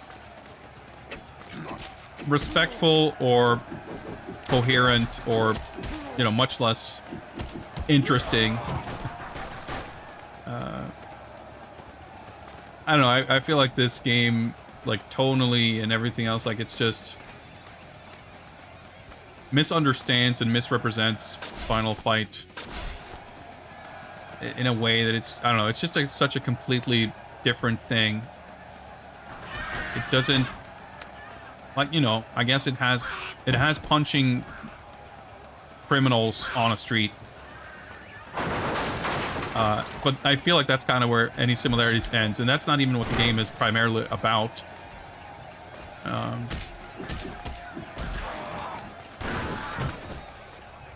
I mean, even before it goes completely off the deep end with this shit. It's this, like, super, you know, try-hard, edgy thing that seems so, in my mind, divorced from anything that Final Fight ever was. And it's not even, like, it's not doing that thing consistently or coherently or very well either, in my opinion. Because it's, like, the tone is super all over the place. Because it's, like, it's got all these, like, everyone is dirty and grimy, and it's all about, you know, being quote-unquote mature in that, like, very teenager-focused sense of, like, you know, it's violent and it's crude and everyone is swearing, so it's very adult, you know? But it's not, like, clever or smart or anything, really. But then it blends all of that with these, like, absurd slapstick side missions and stuff. It's just so all over the place. Too Ill's hideout. I'm going with you. No, you're not. Me and Tuo can handle it. Hell no. Ain't my fight. Fine. I'll go after Bella alone. That shit's not gonna slide, 2P. Look, number one, the name's Too Ill. That 2P shit was a long time ago. Number two, he wants to die The like lore a crazy drop. motherfucker. That's his business. Alright, listen, Travers. Stick to the sewers. I used to run down there back in the Mad Gear days. All right, we got a Let's sewer take the level. crazy ass all the That's way how to the that's how we take this game to the next level. Kyle, We introduced zombies, and now we got the sewer level. But hey, for half a second there, we referenced something from the original game, so... Okay, no actual sewer level. I guess I should have known they wouldn't have had the resources to do that. Whew, that's lucky. 84% completion. Yeah, I remember the game being, like, harder towards the end, and I obviously remember the whole glow zombie shit. I definitely did not remember it being this annoying. But I kind of have a feeling that it's just going to be this annoying from the rest. Like, so, and that would explain definitely why I came away from this game with such a hatred of it. Because up until today, when we've been playing this game, it's like, it's pretty bad. It's a mediocre game, and it, in my opinion, is like a completely wrong-headed approach to kind of revisiting Final Fight. But it plays okay. But yeah, these last, yeah, what joy there has been in the game of playing it and punching dudes has just, like, not been present at all for these sections. People with some glow. I think I'm fresh out, I'm afraid.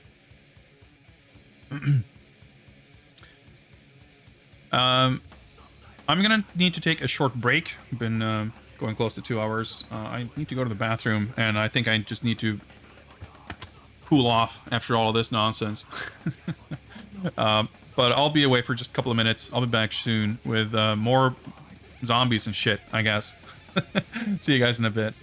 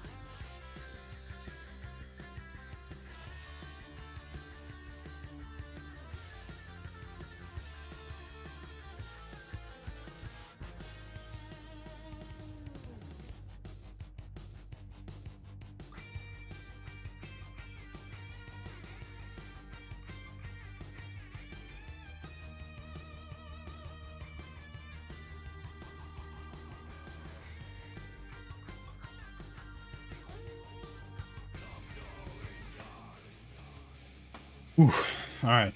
Are we ready to continue? Soon enough, I guess. Let me catch up with chat.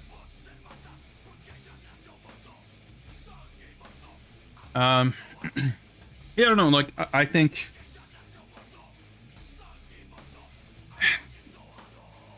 having any kind of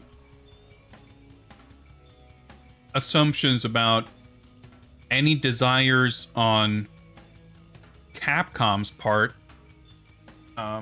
as to like how this game would fit into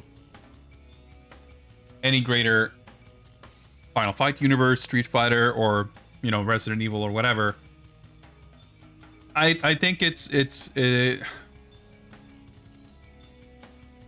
I think it's making quite the leap to assume that Capcom in Japan gave any amount of fucks what the hell they were doing with this game. And I don't think they had any interest or intention of bringing anything that this game would have created into any larger, continuity or anything like that. That's my assumption, at least. And I base that on the fact that Capcom USA always sort of operated kind of autonomously, or at least maybe autonomously isn't the right word, but they weren't they didn't really have a seat at the table, I guess. But it's, yeah, I don't know. I think they just had some wild ideas. And I actually, even right now during the break, I was kind of thinking how, Mighty Final Fight is sort of kind of a retelling or a sequel of sorts to Final Fight. Well, it's not really a retelling, but, in Mighty Final Fight, Belger is back, and he is a cyborg, and he intends to, marry Jessica. And obviously the entire game, like the story of the game, is completely played as a joke. Like it's a parody. Mighty Final Fight is a parody of Final Fight. It's not a sequel, and it's not like, no one would look at the events of that game or the art style or anything about it and say like, ah, yes, this is clearly where the series should go. But in that like obvious joke of a parody game, they still didn't even come close to the level of absurdity that the American team did that developed Revenge in this game. Like, Revenge is, ostensibly presented as a serious Final Fight game, right? It's evoking that original game. But also, Belger is a dancing zombie who will throw his own severed head at you as a projectile attack. Like, it's fully taking the piss, but it's, I don't know, it's stuff like that that I really have a problem with, because it doesn't feel very respectful. And not to say you can't make a jokey thing, because again, Mighty Final Fight is great, and that's a jokey thing, but it's clearly presented as such. And I think it was an appropriate avenue for that type of thing. This game also clearly is not presented as a parody, even though it almost is one in a way. And I think there's a real disconnect there with like how to treat the material and how to kind of present it, and what's appropriate and not for whatever type of thing it is. But even aside from that, like everything is so all over the place in this game in terms of the tone of the story and what it's trying to do.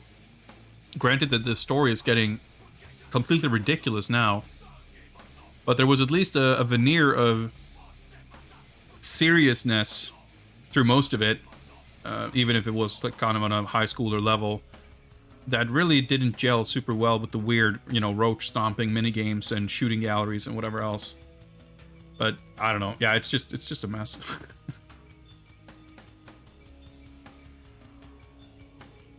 Well, yeah, I mean, we do know for a fact, Icarus, that it's not, like, this game definitely was a Final Fight game through and through, from the very beginning.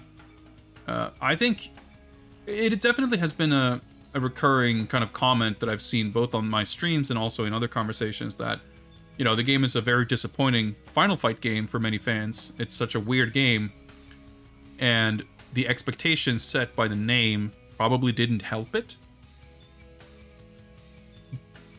But, and I've even seen people go so far as to say as if it hadn't been called Final Fight, it would be remembered as a good game or whatever. And I don't think that's true. I think it's still a mediocre game. It's like it's an okay game at best until we get to these later parts where it's it's not okay.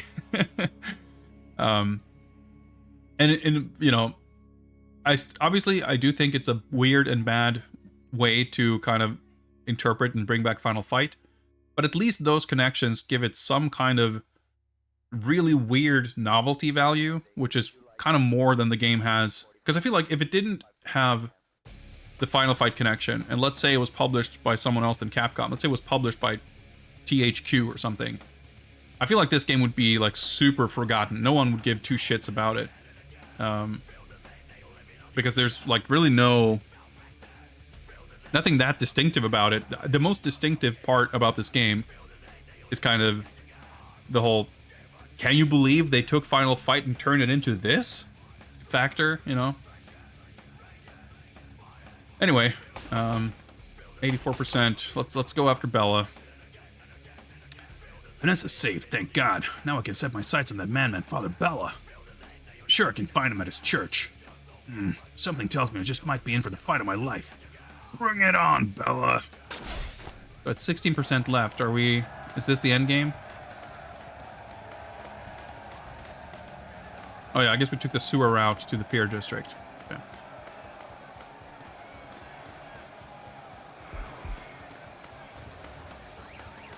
Oh, that's Sims. Kyle, what the hell are you doing here? Where's my sister? She's safe. I left her someplace safe. I got what, 20, 30 men left? I don't even know what's waiting for us inside that place. I just know more good men are going to die. This is some fucked up shit, Kyle. It escalated pretty quickly, too. Go, go, go!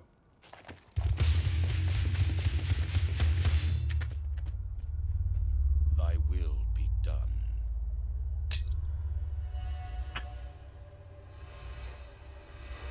Sims, wait! Pull back! Excellent cops. So, yeah, I guess that was a holy hand grenade.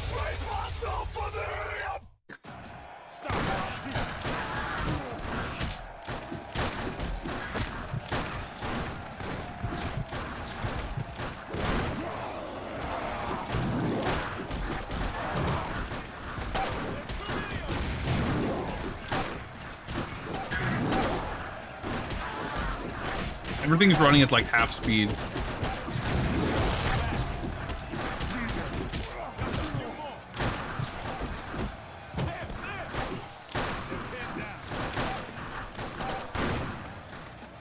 Yep. This is ultimate final fight here.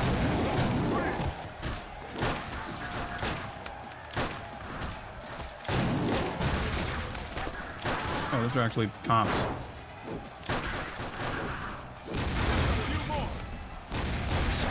Dude, I fucking hate that a grenade effect. Like the screen flashes red. Like how are you not supposed to think you're taking damage when that happens? And it's so, even aside from confusion, it's just so fucking obnoxious.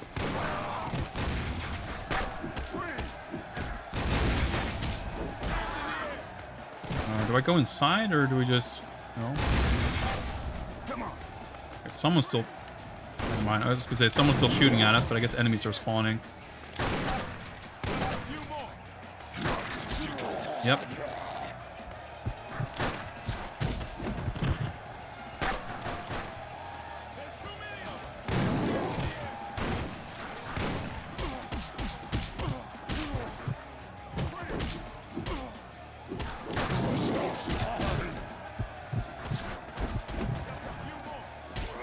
Everything's running in slow motion.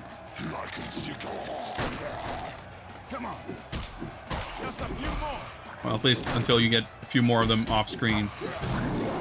I guess it's like all the particle effects or something, because the game didn't like, you know, fucking grind to a halt as soon as you had like 3 enemies on screen before. There's too many of them. Just a few more. Just a few more. Hands in the air.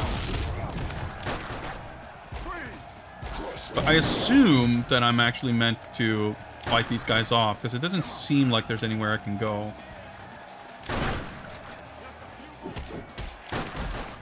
Alright, hit him in the back, they can't do anything, that's good. Oh, he's dead, okay.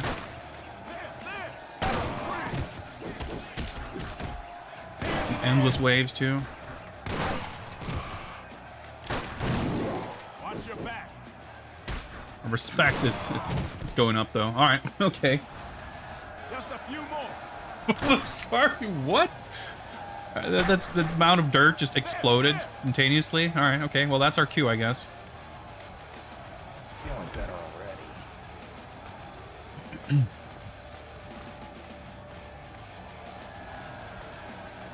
Yeah. Who could forget Hagar's trademark shotgun to kill all the zombies?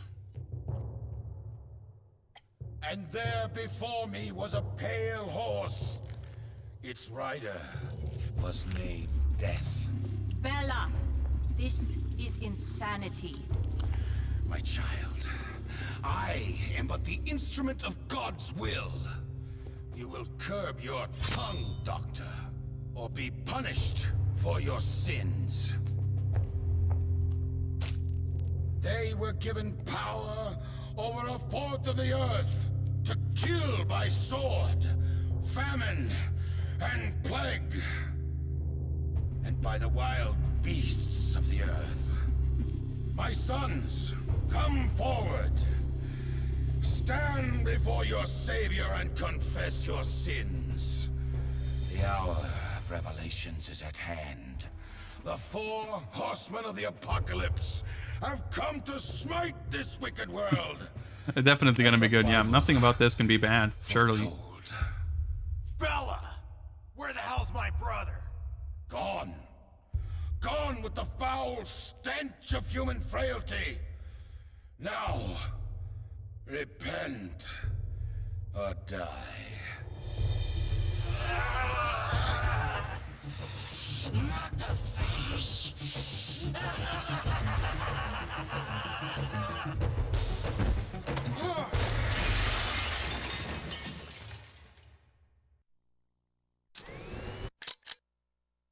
All right, so I'm just gonna do this.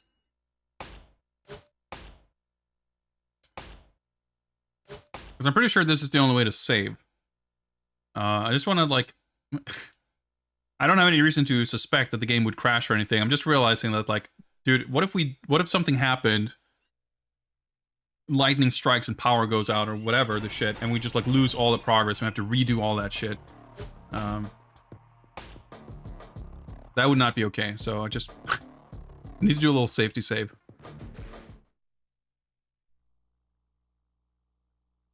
I mean, sure, plot was like never exactly a big thing in Final Fight, but you know, in the original game, you know, it's just street gangs taking over Metro City, and that's pretty much the extent of it. And I guess Belgar is like at the head of it. They kidnap the mayor's daughter to try to extort him into, you know, getting them under their thumb, you know, but that doesn't go super well. And then, you know, Final Fight 2 and 3 are kind of, you know, Final Fight 2 has a very goofy globe-trotting thing where Guy's fiance and master gets kidnapped, I guess, and then for some reason you have to travel all around the world to learn that they were in Japan the entire time and they could have just stayed there. And then in Final Fight 3, I guess, there's a new gang. The Skullcross gang is, you know, picking up what was left behind by Mad Gear. So it's pretty much a, you know, kind of a rehash of the story. But it's, you know, it's not much of a story. It's just a premise, which is fine. That's all you need. And this is just, I don't know. I feel like trying to put too much of a narrative in it is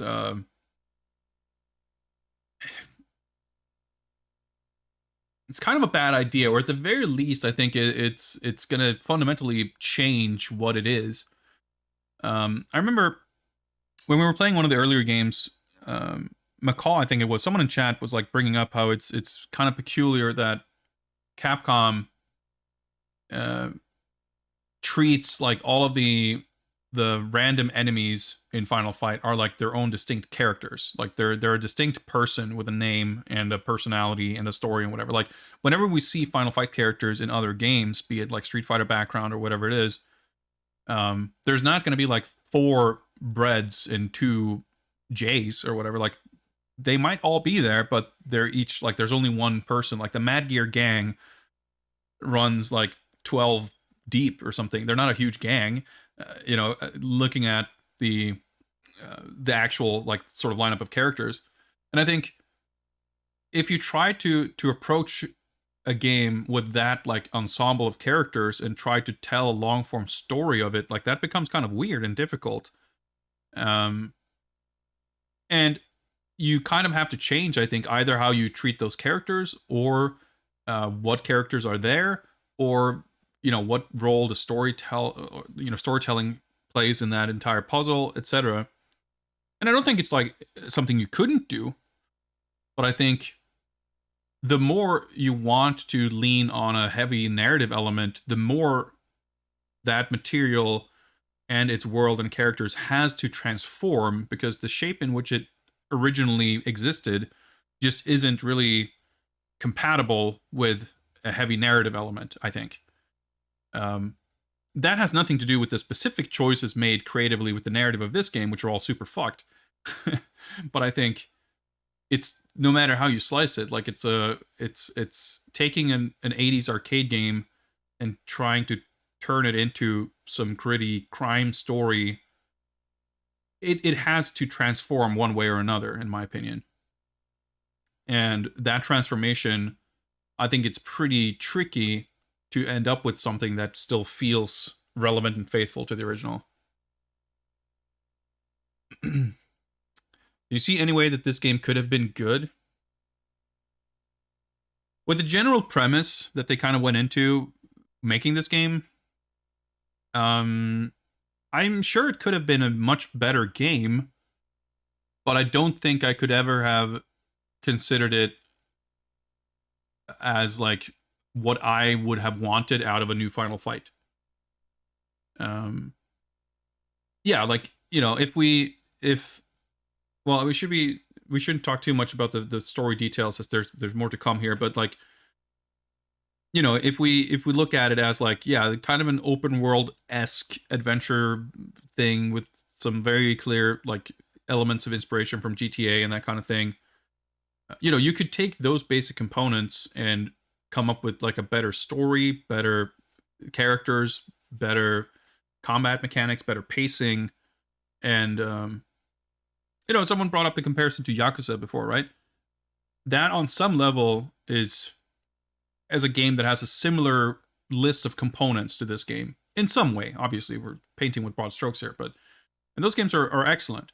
And I'm not saying like this game was 2 or 3 creative decisions away from being Yakuza. That's obviously not the case, but the components, I just think it's like an important distinction to make, that there could have been a better game than this, but I think in terms of making a new Final Fight, this was I don't know. In that, from that perspective, I cannot see a way that this would have satisfied me. No matter how much you improve what this is, even if improvement in this case might mean like rewriting the story entirely, like just having this overall approach, this style of game, I don't think would ever have satisfied me as like being a new Final Fight.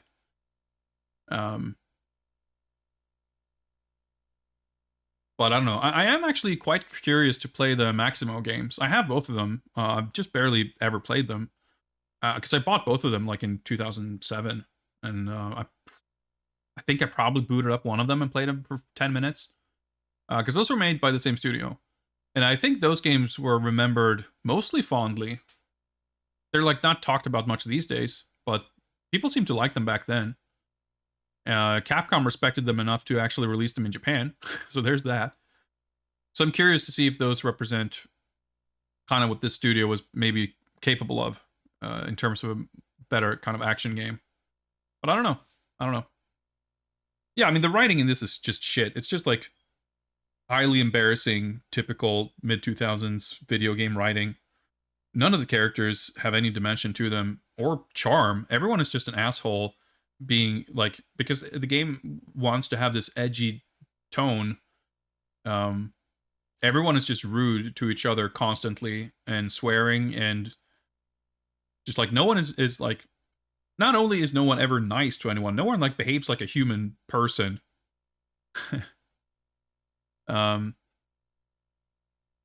Yakuza, well, I don't think Yakuza would have been out in America at this point. Because it came out in late 05 in Japan. Because I remember Yakuza 2 came out when I was living in Japan in like late 06. And I think at that point, I'm pretty sure the first one had not come out yet. September 2006, okay. Yeah, I guess it would have been around the same time that that 2 came out in Japan. And I think this game was like spring 06. Actually, it must have been because I played this before I went to Japan, so I must have played this no later than like summer 06. But obviously, you know, both of those games would have been in development for quite some time, so it's not like they would have had any opportunity to influence each other. But you could look at it, I mean, when I'm comparing it, it has nothing to do with what they should have been influenced by or what they should have done. Just as a point of comparison for a game that, again, broken down to its like components, it's a game that is on some level kind of similar-ish. Anyway. He's got like a big chain gun or something, I guess. Okay. But back in the graveyard, it's just the boss arena.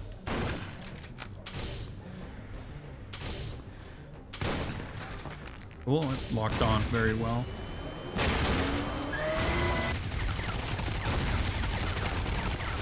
Thought I got hit, but I guess that was just the explosion. Okay, so this thing was gonna break, huh?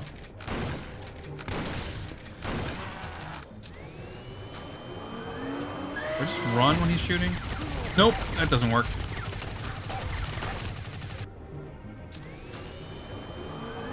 Oh, okay. I thought I had a pistol, but it's an SMG, so you have to like hold the button before he starts shooting.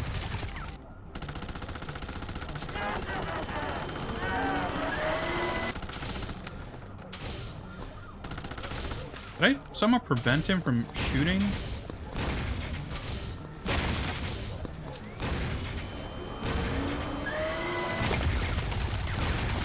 Do these break? I don't fucking know. This is pretty dumb, I would say. Of course, the explosions keep making me think I'm taking damage. I'm doing pretty alright here, though. Can I fucking lock on with my lock-on button? Thank you.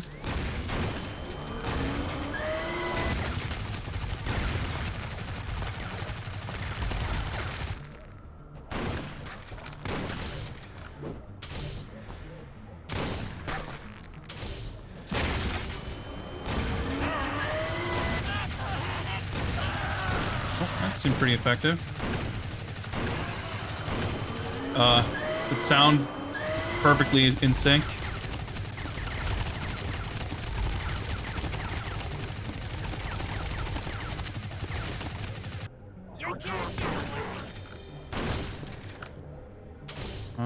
Alright, so now what?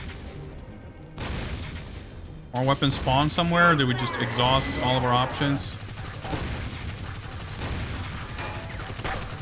I just missed.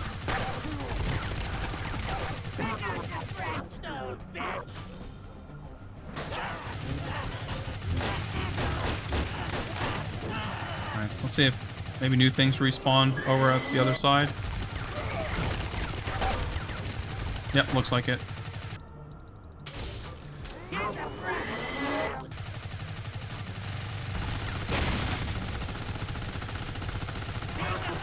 Hopefully that should be it. There we go.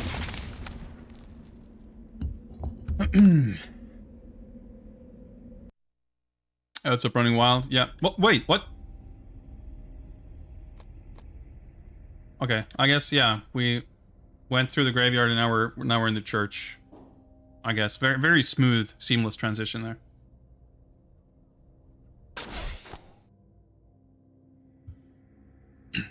Please, this has got to be a nightmare. Please. This is all coming on so fast, it's impossible to comprehend. Revelations, 4 horsemen of the apocalypse, and war is the weasel. Yep. 92% game completion. All right, okay, we're getting there.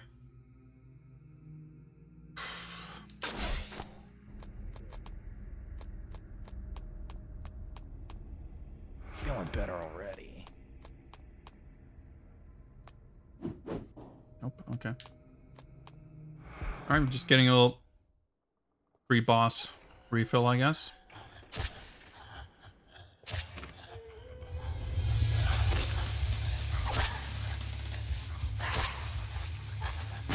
Fuck me.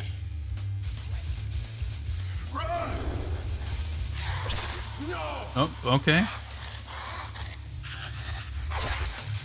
That's alright, okay, this game's very edgy.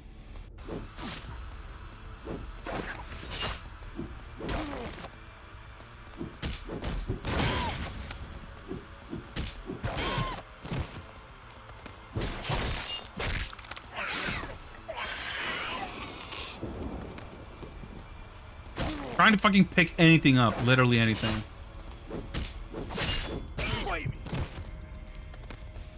Can I fucking use my moves? So fucking annoying.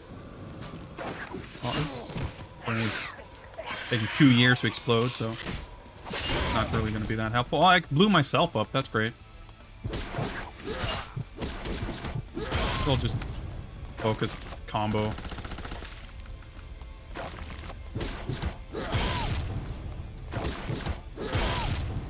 This should help.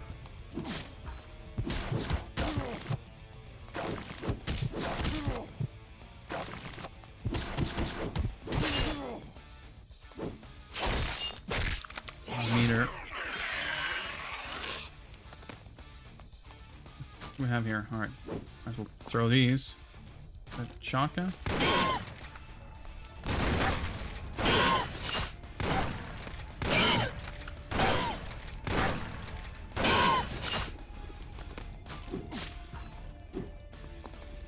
Well, I guess I want to go near him now because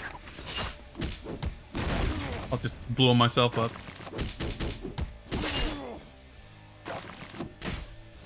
Or I can't grab him. Oh, okay. No! Please. Okay. See if we can do this. Now stand up. Okay, respect up.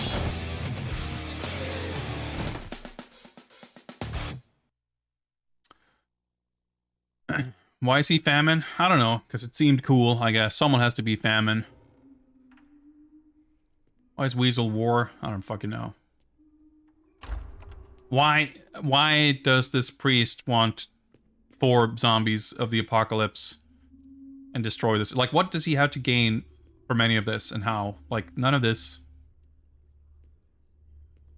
I could have accomplished indeed makes any degree of sense. such wonderful, wonderful things.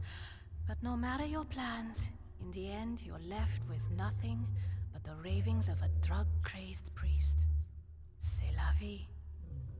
Hey, where's Bella? But then, I still have you, don't I, sweetie? My involvement with Father Bella may have been a serious error in judgment, but I can You don't only say. be proud of you, my cherished conception, my glorious vision, my... Chang, I'll give you one chance to help me. So, like, I assume we're meant to take it that she is like pretty much exactly the same level of See about that. Hungry, my baby? psychopath as Father Bella. Consume him! Like, why is she I don't know.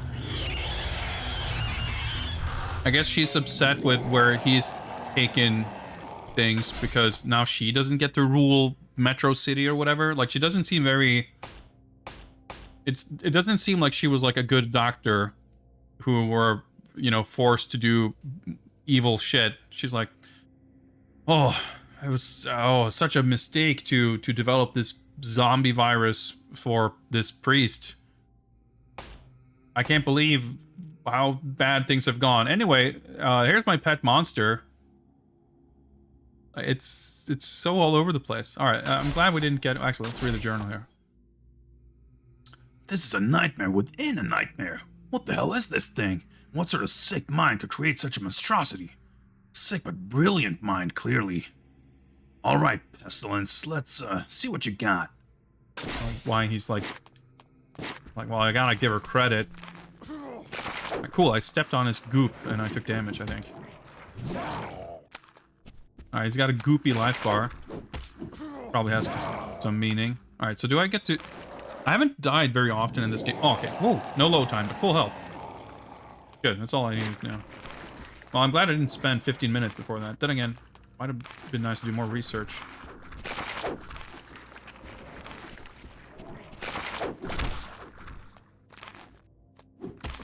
Alright, he is taking damage. Okay, no, those are just like fucking bombs. Okay. I thought I was supposed to break them. Yeah, I'm taking damage from slipping on a goop as well. I guess there's no music? They couldn't find any licensed hip-hop music to fit the tone of this scene, I suppose. Dude, like, every single attack pushes you forward, so you just, like, slip into the fucking goop. Each fight somehow manages to be worse than the last. Oh, I guess... Pestilence Blades was, like, relatively inoffensive, all things considered. Look at my life bar. I just lost, like, 20% health from that.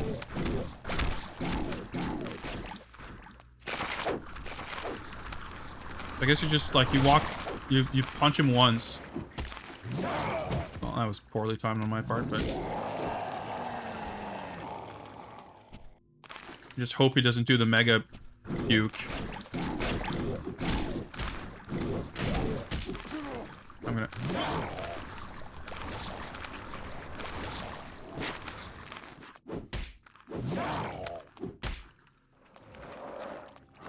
Yep. Okay, gotta wait. It doesn't seem like I can interact with the eggs.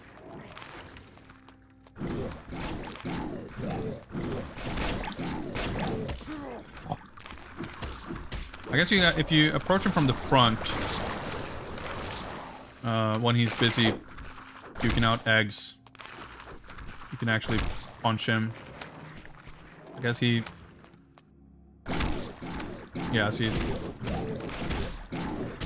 ripping that shit out of his ass, basically. As long as you don't stand... Oh, there was a bomb there. Egg thing, whatever the fuck. Oh, that's fine. I'm getting a better hang of this.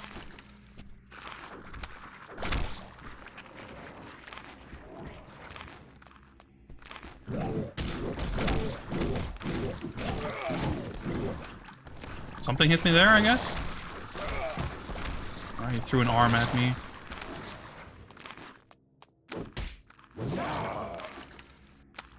I guess... I wasn't sure if he swiped me there. Oh, right. There's literally no downtime.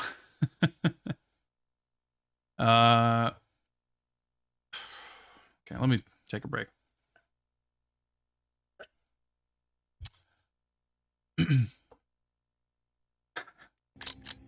What the hell is this? A fair question, Atomic Runner. This is Final Fight Streetwise. This is the, as of now, the ultimate part of the Final Fight saga. I wonder if I can get him into some kind of loop. Like, if I can bait those, like, swipes... Oh, that was bad. I could see it coming, but I just didn't react for some reason.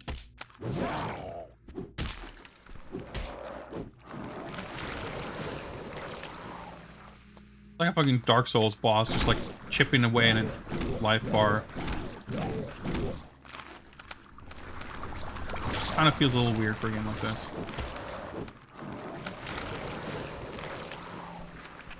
Might be ways to deal a little more damage, but...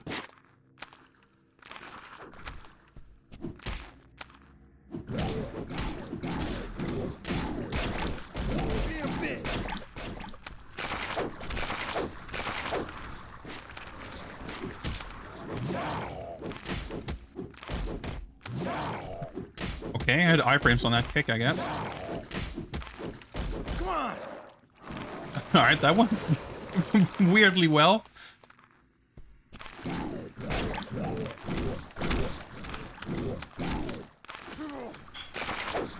In the goop. It's the worst.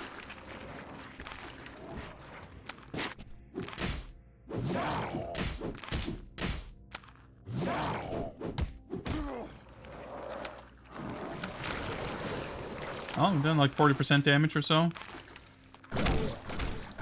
Yep, this game, I said it at, like, once we got the first, like, zombie stuff, like, you know, well, the game's just, you know, the game's not gonna get better. It's not gonna get less weird.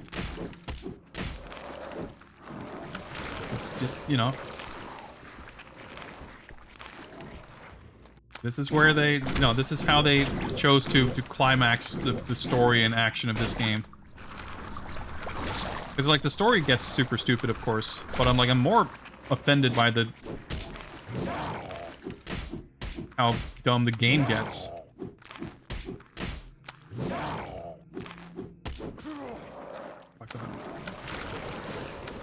I've got a good life lead, though. Like, this at least isn't, like, super frustrating. It's just boring. It's a pretty tedious, like... Well, I completely misjudged. I thought he was doing the eggs. I don't know why I thought that. Getting comboed by the slime. But we're on okay health, though. We should be fine if I can just fucking move. It's very greedy.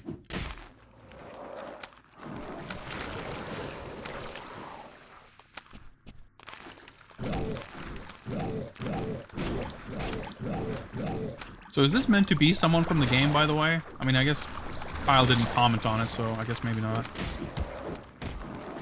No. Committed too soon. Only had a gun, yeah, indeed. Then it might be a real Final Fight boss.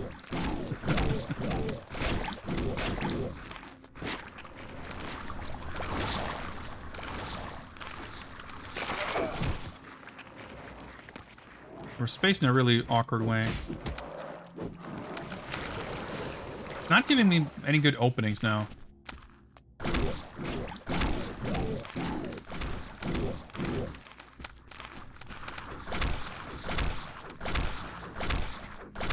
More room to move. Fuck that up.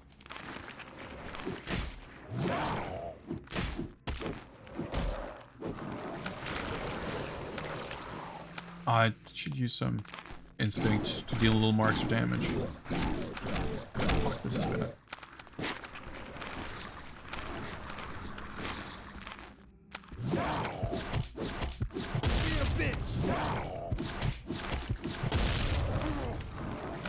Oh, fuck. Holy shit, I didn't realize my life was that low. Be a little careful though.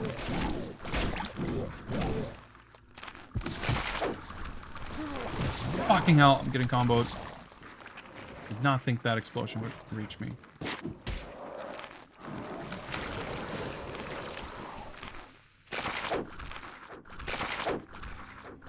Takes so long.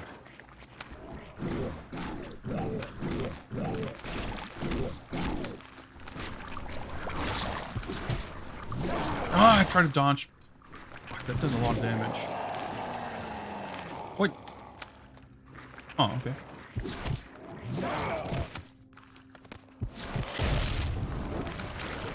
Fucked that up. I can't believe I fucked up that badly. I have to be super careful now, but...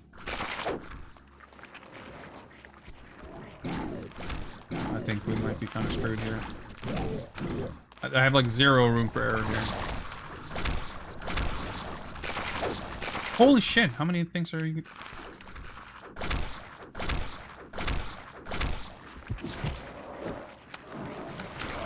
Dead. Okay.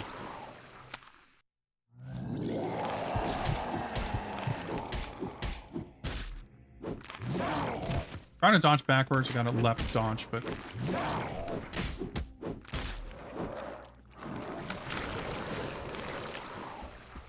What's up, Malone? We're playing Final Fight, as you can see.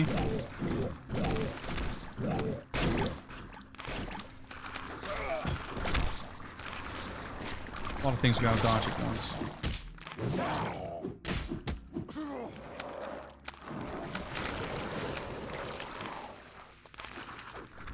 Like, we had a good streak at the beginning of the previous attempt, where I got a lot of openings to do damage pretty quickly, but then... not so much. Dude, okay.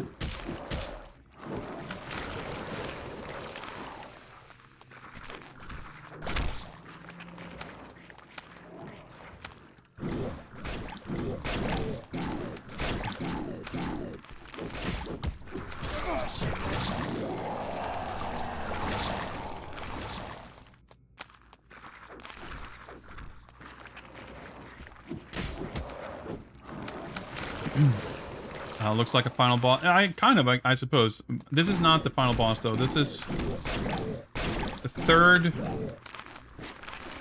I think. Wait, is this the... How many horsemen have we defeated?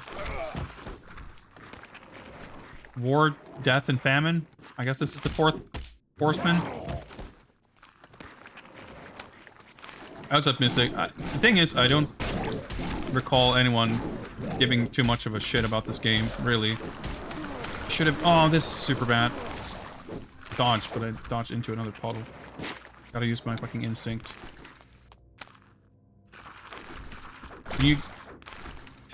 disperse, please?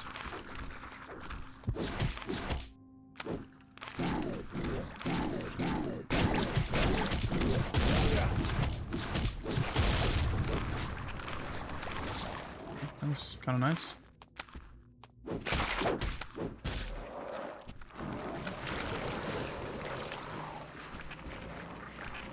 I don't think it was received very well, but I don't know, to be honest.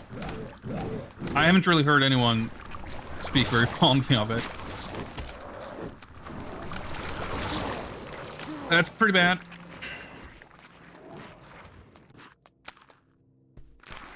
I need to do more like big openings.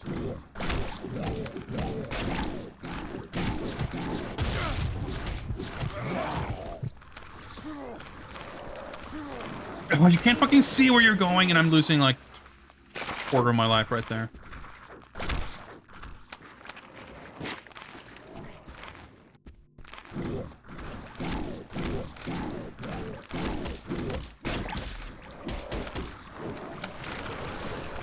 Like whenever you run away from him, like towards the camera, you have no camera control, by the way. You're just locked onto him, so.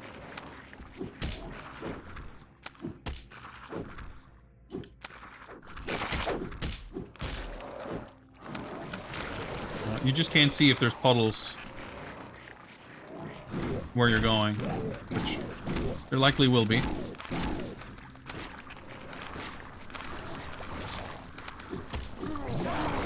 Alright, get comboed. Can I stand up, please?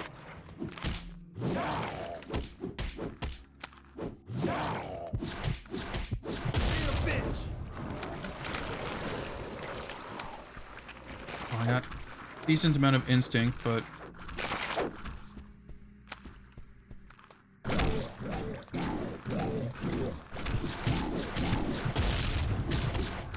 Ah! Wait, can I pick these up? Okay, I guess I can. Alright, let's try that then. 'Cause it didn't... Well, I should have known. I was going to say, I tried it before and it didn't seem to work, but picking shit up has never been consistent in this game, so... fine. Well, that should make things a lot easier, potentially. Okay, there we go. Alright, well, there... That... Could have probably made this a lot quicker. Oh, well. Oh! Okay, so this is where the fight starts. I got it. Okay. Okay, well, picking up the eggs will speed things up.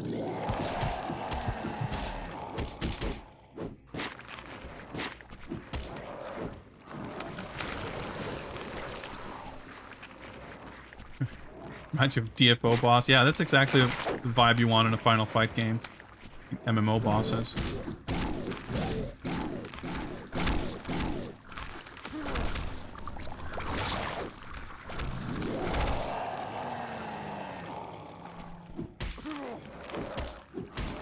Oh, okay. Well, I was getting a little too greedy there. Well, I'm glad the game didn't necessarily checkpoint me there if it would have kept my health. Well, I guess it wouldn't. Probably let me refill. I could definitely do this phase a lot better.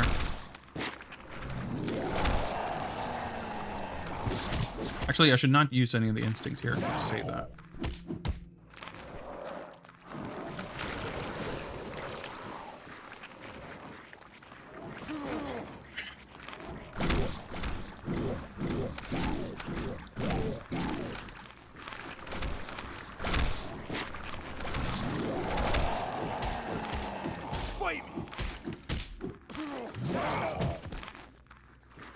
Did he just yell, fight?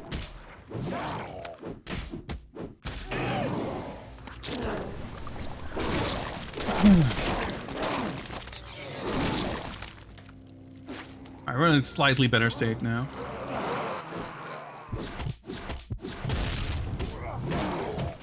Okay.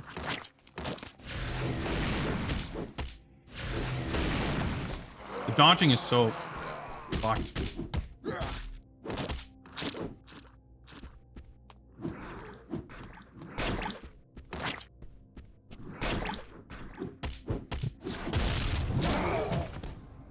Okay, sure.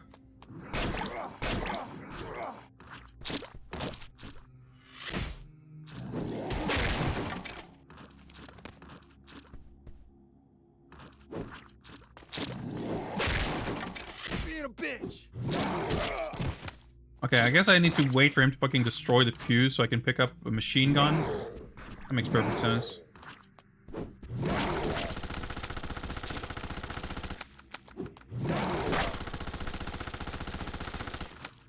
I'm assuming that slime is still deadly, by the way. Oh, does that help?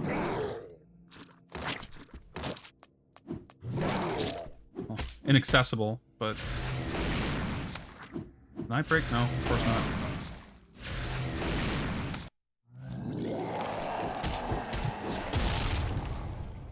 Game had 0 issues. Yep, that's factually correct.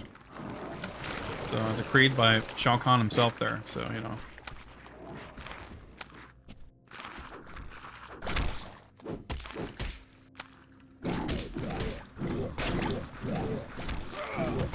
What the fuck? Why did that explode instantly?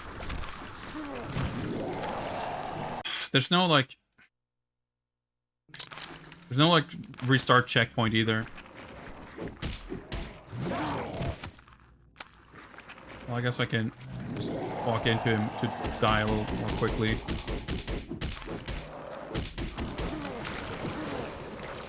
I just want to restart now.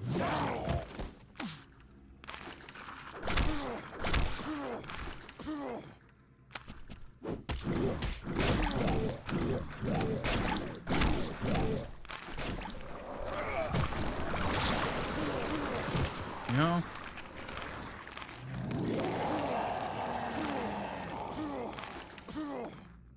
Dude, the slime does so much damage.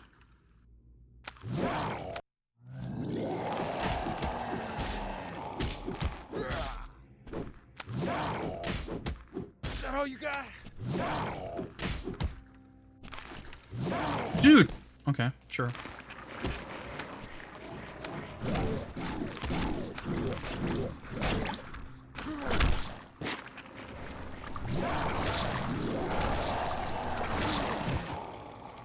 can see shit anywhere.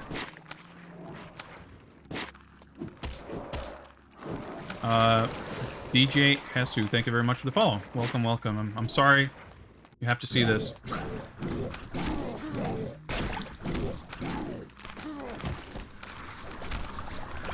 This is infuriating.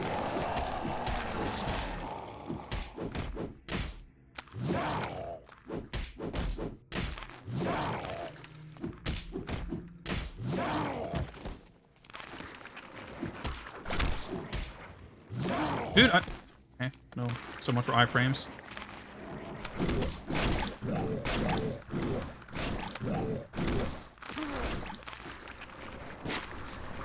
Gotta move out of the way because it drops slime.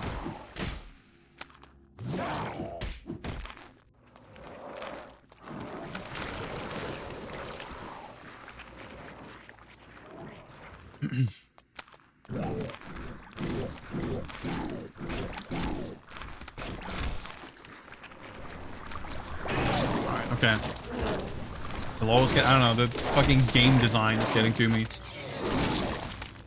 So how do I approach this?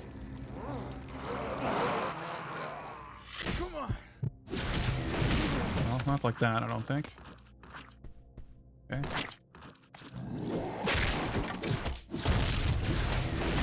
It's a nice drop. We'll pick it up because I don't think it's actually full health.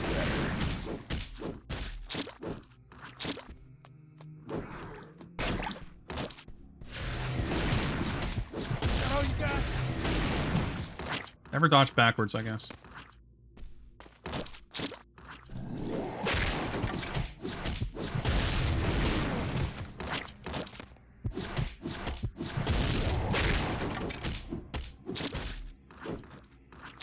I think I saw a little yellow hand icon, but it didn't look like if you actually dropped anything.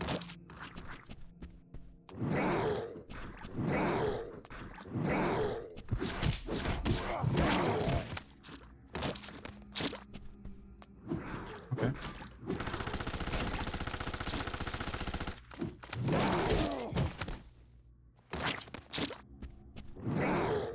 Oh, okay, this is safe to stand on. I see. Okay. Nice of them to be consistent.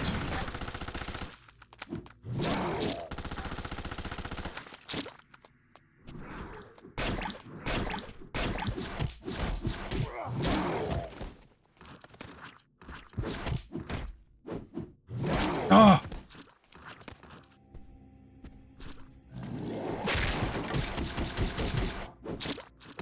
Drop anything? Guess not. Oh, I'm trying to move. I'm getting comboed. Fucking hell. Did so much damage. Being a bitch.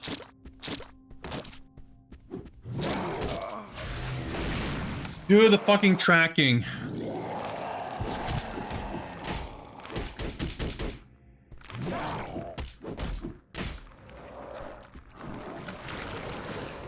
Well, I did do the first phase pretty badly last time, so I should hopefully be able to do it better this time.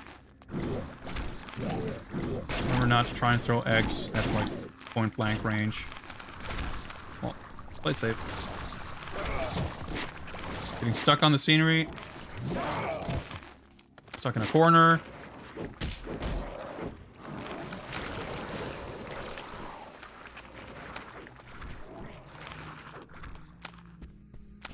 You know, 20 minutes ago when I said this boss was mostly fine, just tedious, I may have changed my mind somewhat.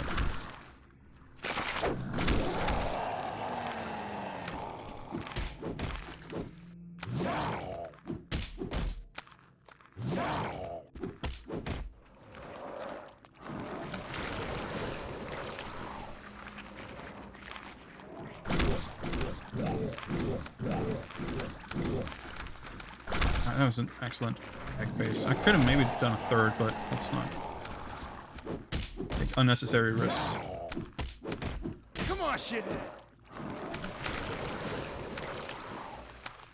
Ooh.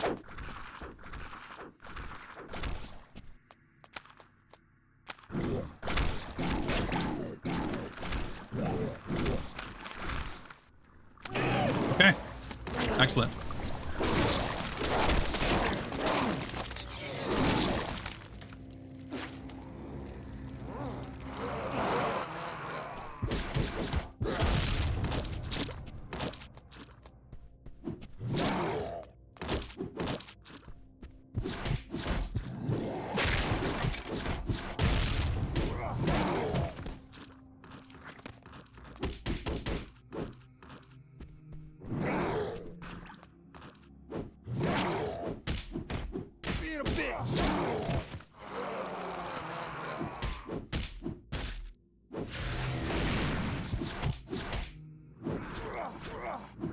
Alright. Time to grab the health.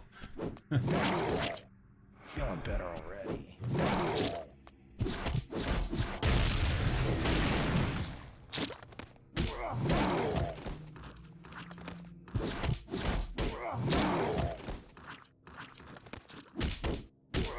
Okay. Trying to see if I can, like, do anything to bait it, but... Ah, fucking hell. Of course I dodged right into a corner. Oh, well...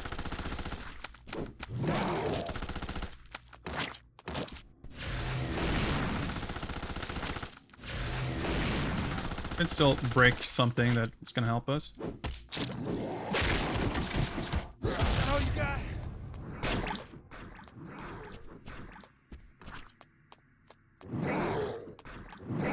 Oh, what the heck? Okay.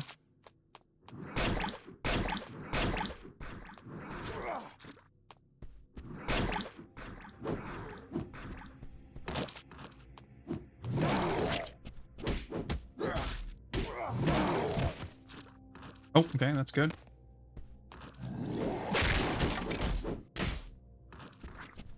Nothing in it, of course. No, I'm dead. Yeah. I'm like overly committing, but I just don't have patience to like just jab him like once. I feel like there's gotta be better ways. There's gotta be some other way to get an opening than just like baiting the clap.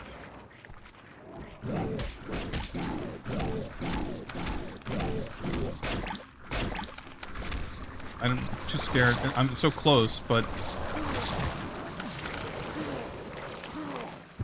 Well, that was completely the wrong choice, because now I got destroyed. Oh, this is a shit attempt. I'm just gonna... try again.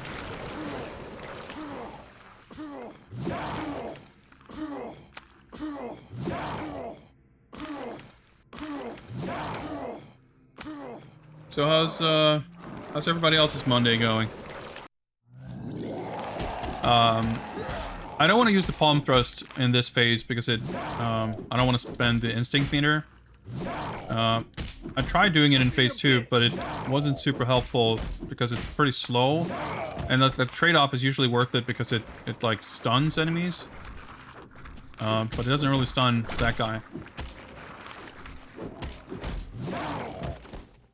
There's no canceling into dodges, by the way.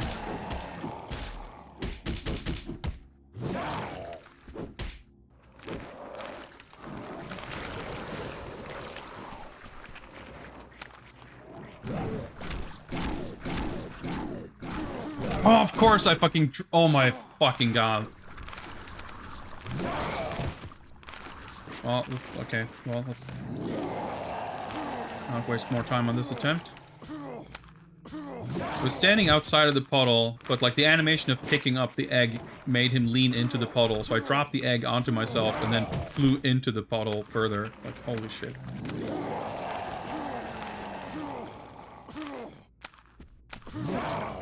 Alright.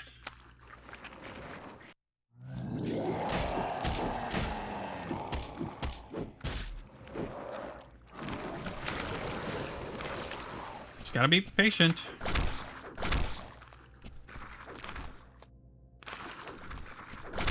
No VPN, so can't work. Alright, sounds alright, I guess. Well, sounds alright. Provided you're not being held responsible for it. Oh, off-screen puddles!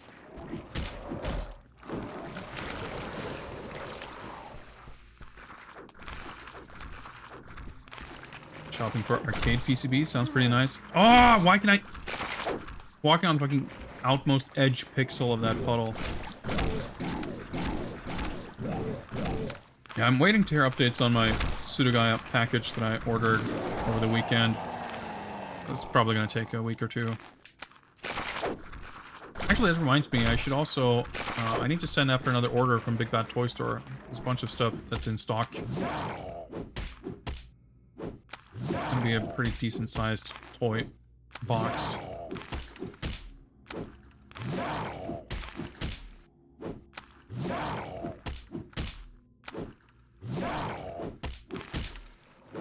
Always satisfying when we get a loop like that.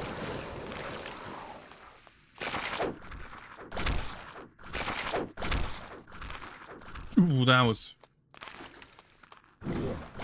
ill-conceived running angle, but it worked out.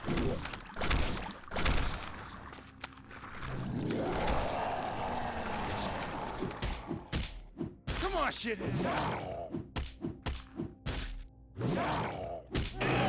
Okay.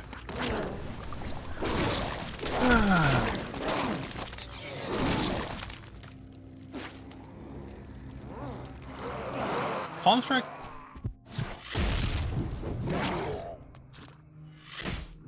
I have iframes on it, I guess.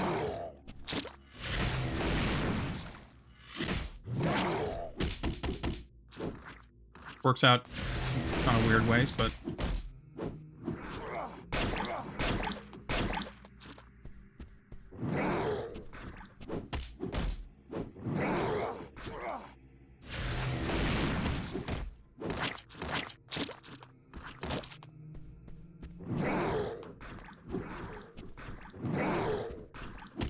The way he spins with you is so silly.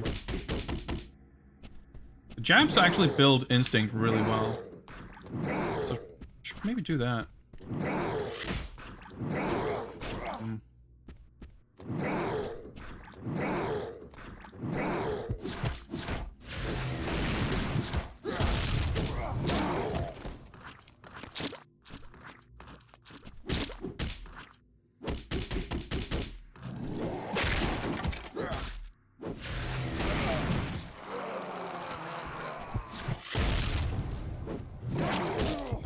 That's good damage, though.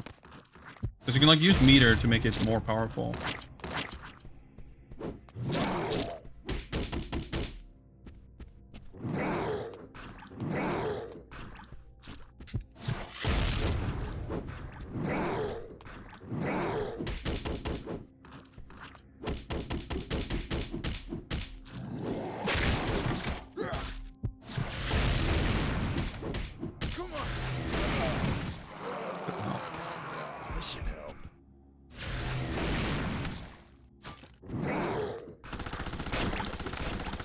Wait, I'm getting health.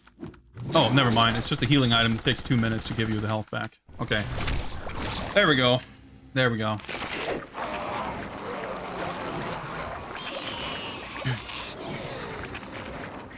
Yeah, good call on the palm strike. That ended up being a good strat.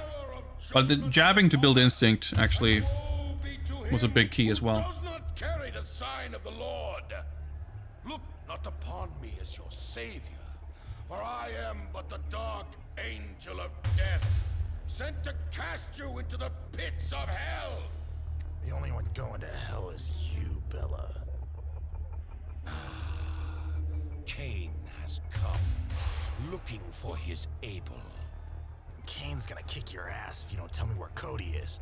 I feel your pain, my son, for I too had a brother. One that I loved as deeply as you do your own. Oh, you think this is stupid? I ain't seen nothing yet. And it destroyed him. I don't give a damn about your family, Bella. But I give a damn about yours. Who do you think killed my brother? Who do you think took him from me? What, Cody? You're full of shit. Cody's done more good for the city than you've ever dreamed of doing.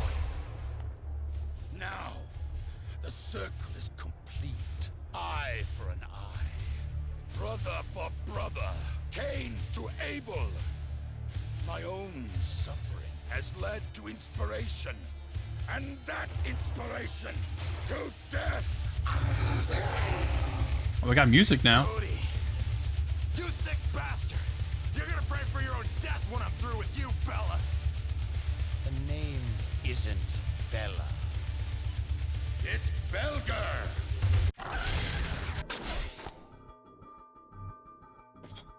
I just gotta sit down after that one. Yep. So, yep.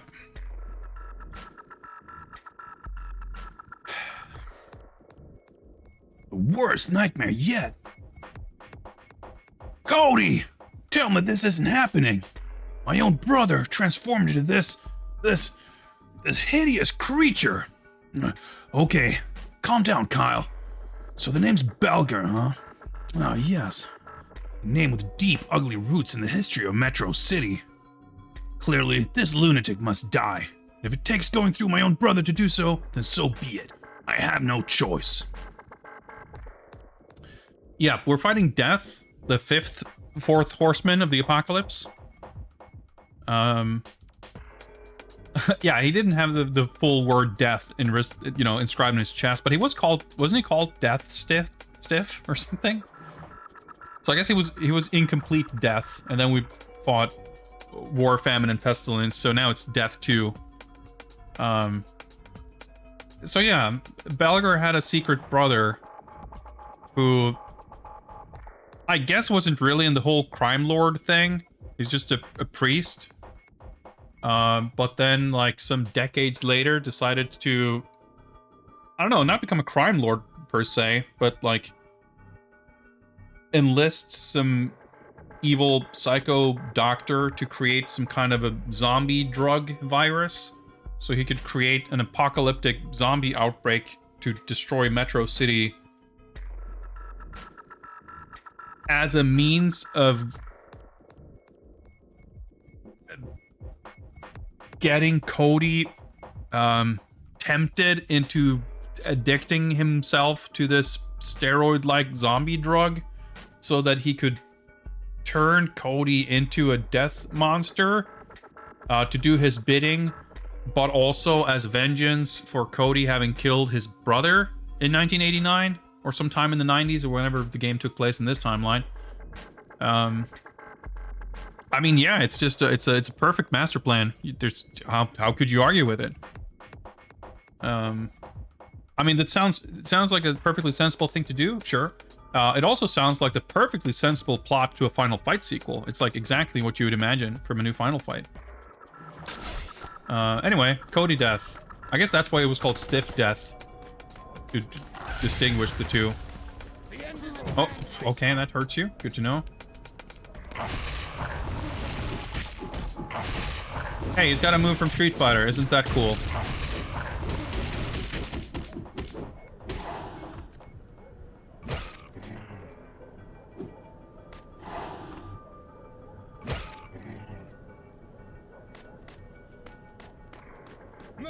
I can't really do anything to him, of course.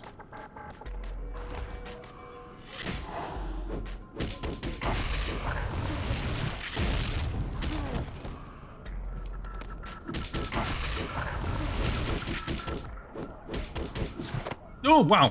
Okay. Oh, never mind. I thought he hit me out of the palm strike, but... The Iceman cometh.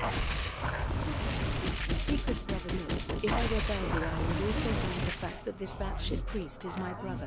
Thank you for those ice-cold bits, Atomic Runner. You make a very good point. You must die.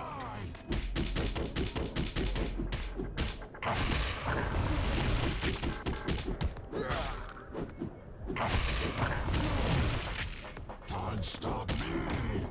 Respect up. Cody, it's Kyle. It's your brother.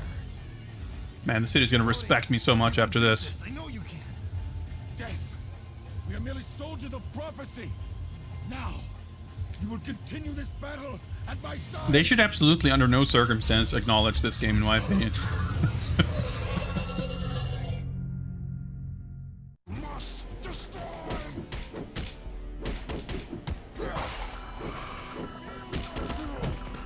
All right, Father Belger. All right, that's where the grenade ended up.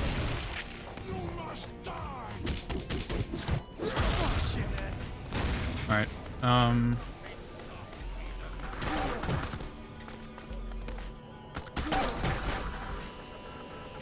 Can I stand up, please? All right. Oh, all right. Okay.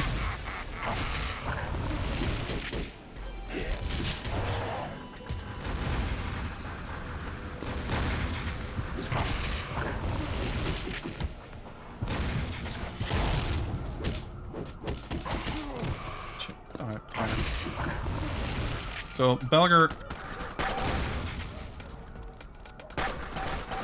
How do I get to him?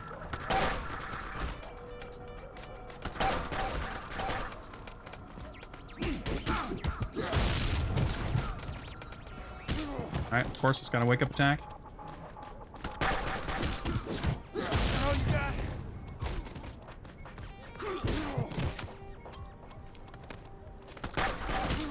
That kind of worked.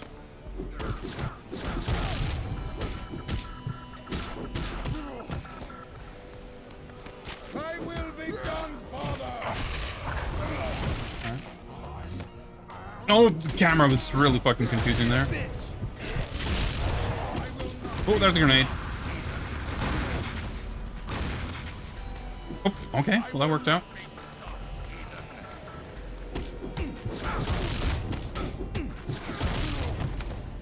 The sword is like an infinite prevention measure.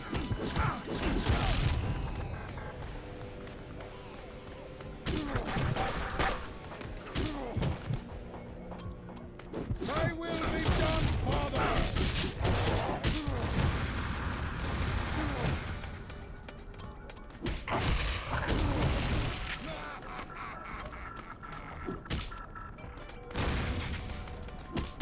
Ah, try to dodge.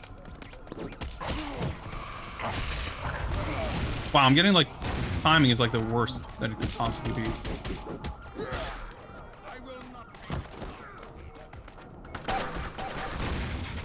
Wait, did he? Yeah, okay, he just hurt himself there.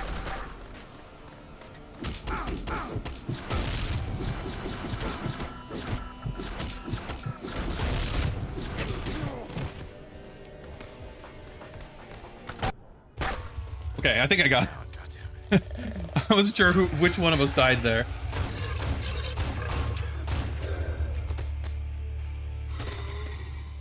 I am the chosen one. I am the savior. You will not rob me of my destiny or my revenge. Cody! Can't believe Cody's fucking death.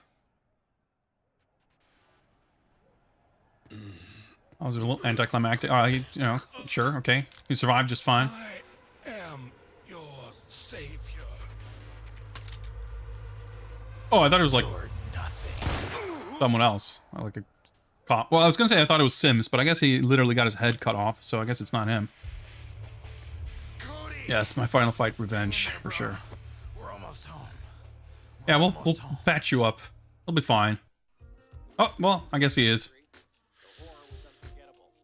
Oh, all right, we got shitty compressed FMB. So, what'd you do? Yeah, what did happen with Dr. Chang? I don't know. Did she escape for the sequel? Listen, Kyle.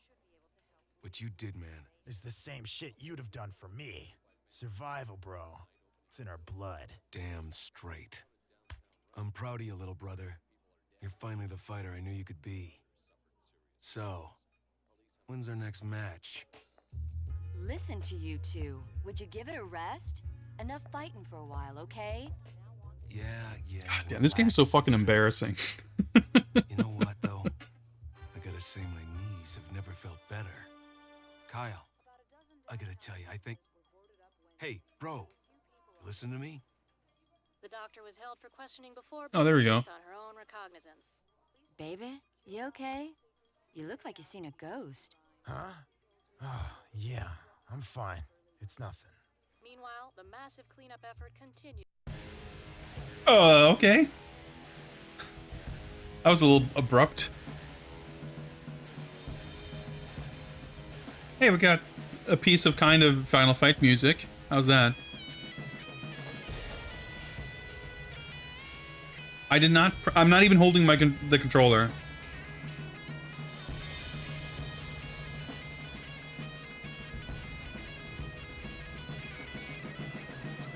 Turn it up, the jams.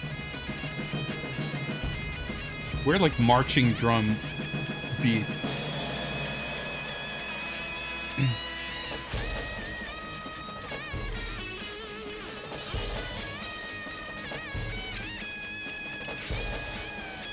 But yeah, that's Final Fight Streetwise. The last third of this game is fucking wild, and in a really weird, dumb way, and also not fun. But honestly, I remembered the last couple of bosses as being way more of a nuisance than they were.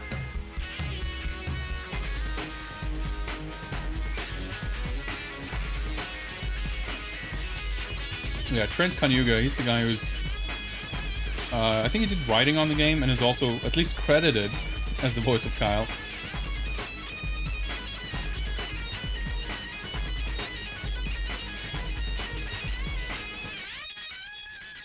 But yeah, what a game to wrap up the legacy of Final Fight, huh? I mean, we can say this with maybe some degree of, if not confidence, at least faith, that whatever the new Final Fight thing is that Capcom supposedly is working on, surely it's gonna be better than this, right? Got through it. Yeah. I mean, I still kind of had a good time with it. I think the final boss fight's like, I don't know, the actual final fight is actually one of the funner boss fights in this game, I feel like.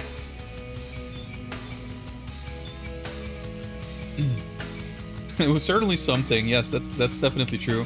Definitely true. Are we gonna play the original game? Yes, for sure. We've already played that a few times, and it runs like absolute dog shit. But we're definitely gonna take another look at it tonight, because why not? We have time.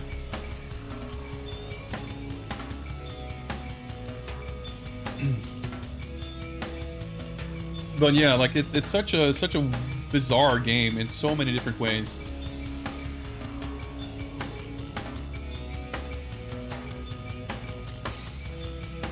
Yeah, like these names, they're all like just staff.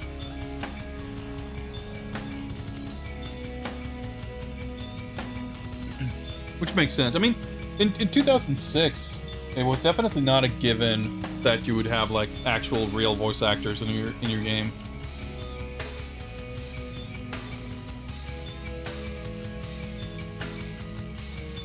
Well, Malone, I don't think.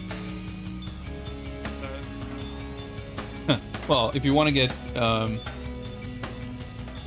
picky about it, Sega didn't really do much of anything with Streets of Rage, but yeah, I mean, my hope, of course, is that, you know, that would be the template for anything like a new Final Fight, or any other, you know, any beat 'em up, really, pretty much. But I also think I don't know.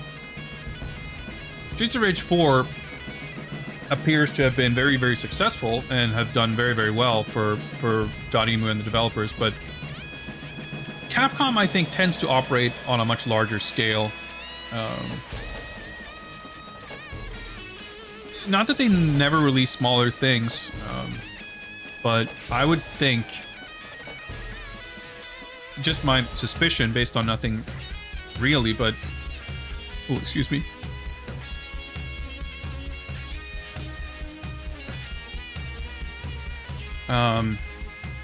Well, I guess the only thing I have to go on is the supposed targeted release date of 2023.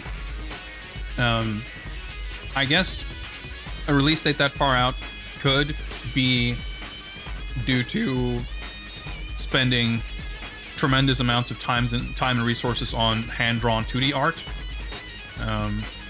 But I kind of doubt it. I suspect that it's going to be a larger game. And overall, like, I think a company like Capcom, I'm not sure, would be looking at that kind of thing as like, oh, that's a bandwagon we gotta get on.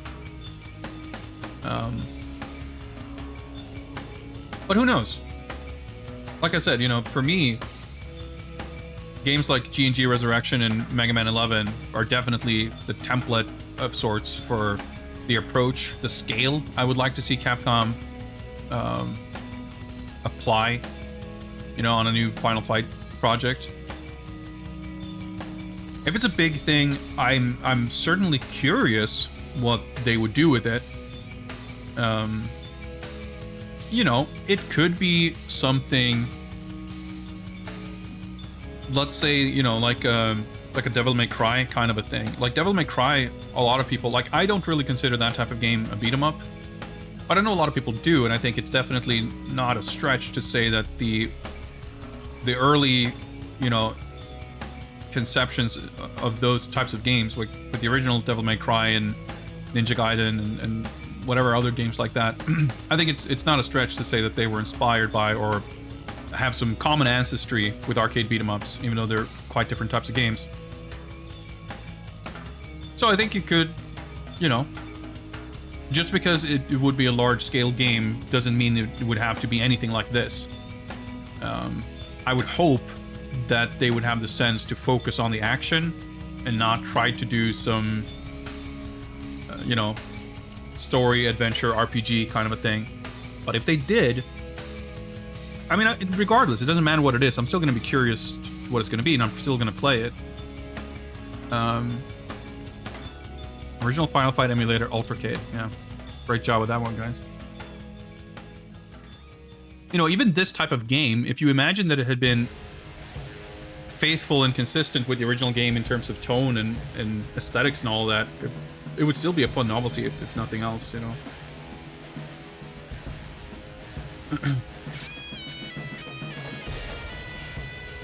But yeah, I mean, I guess we'll probably not, we'll probably hear of that, I would guess, E3 next year at the earliest. But I wouldn't be surprised if that was like a, Game Awards 2022 reveal for like a Q1 or Spring 23 release. Assuming those details, which I'm sure were accurate at the time of the leak, those things kind of changed since then, of course. But I mean, we'll find out eventually. It's dated to 24 even. Well, that puts even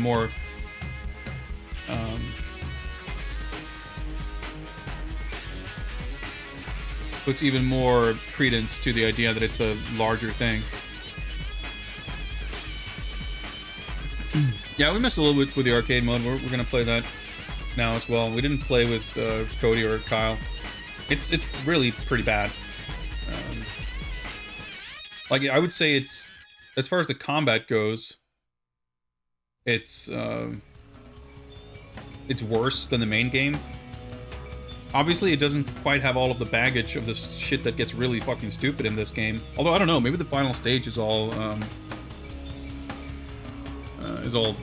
glow zombies. I haven't gotten that far, because it takes like 4 hours to get anywhere. It's so tedious. But don't you worry, we will, we're not done just yet. We're not done just yet. But yeah, I think, I don't know, like, Final Fight 3 is good. But even in the stuff that isn't like weird computer ports and stuff, like, overall, Final Fight isn't really a series with several, like, really good games. It's like one insanely awesome arcade game and various other games of varying quality. Like, Final Fight 3 is not bad by any means. It's a good game. But it's, you know, on account of the limitations of the hardware, it doesn't really get close to the arcade game, in my opinion. At least not, like, it doesn't reach the same heights. It doesn't have the same... It has other stuff that's cool about it, but it doesn't recreate, you know, the sensation and the stuff that's really fun and really great about the arcade game. But at least it's like faithful and feels like a worthy sequel.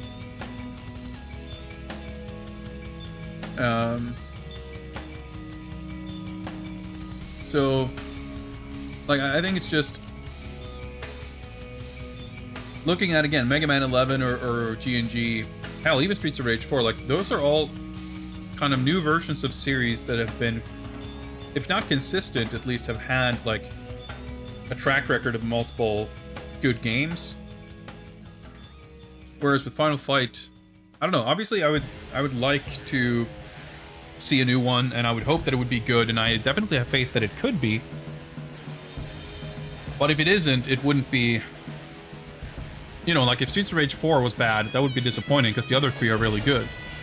But if there's a new Final Fight and it's not very good, it's like kind of, you know, it's too bad. But I guess they're continuing their streak of being unable to kind of recapture the essence and awesomeness of the original.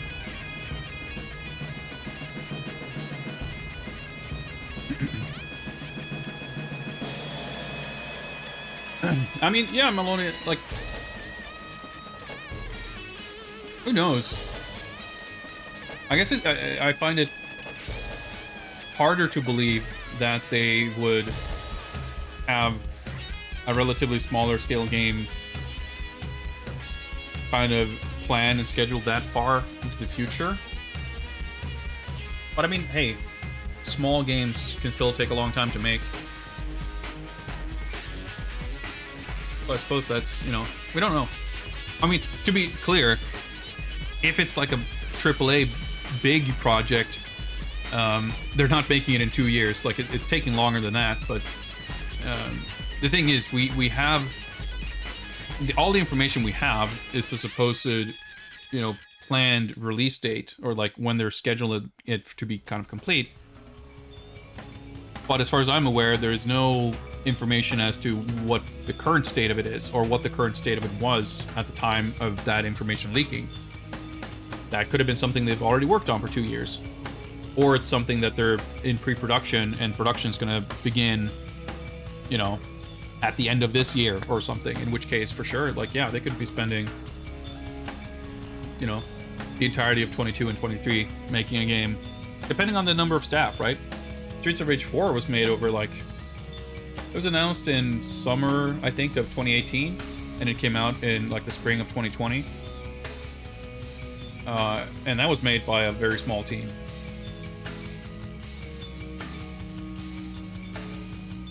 I don't disagree with your point though, Malone, that it's there's no real trend to point towards of bringing back IP like Final Fight in large scale form.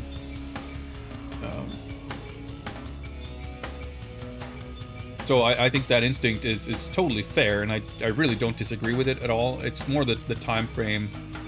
And I like, as I've said a number of times, I would want it to be a small thing. I'm a little concerned that the time frame implies that it might be something larger. But you know, that's speculation on my part. But that's the thing, like, you never really know. It could be that, like, yeah, they're not frequently doing big things with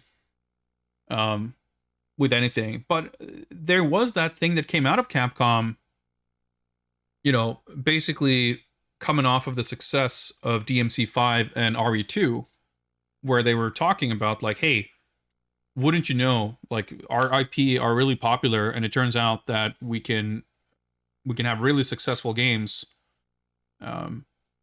leveraging all these existing IP. Hey, we should do more of that.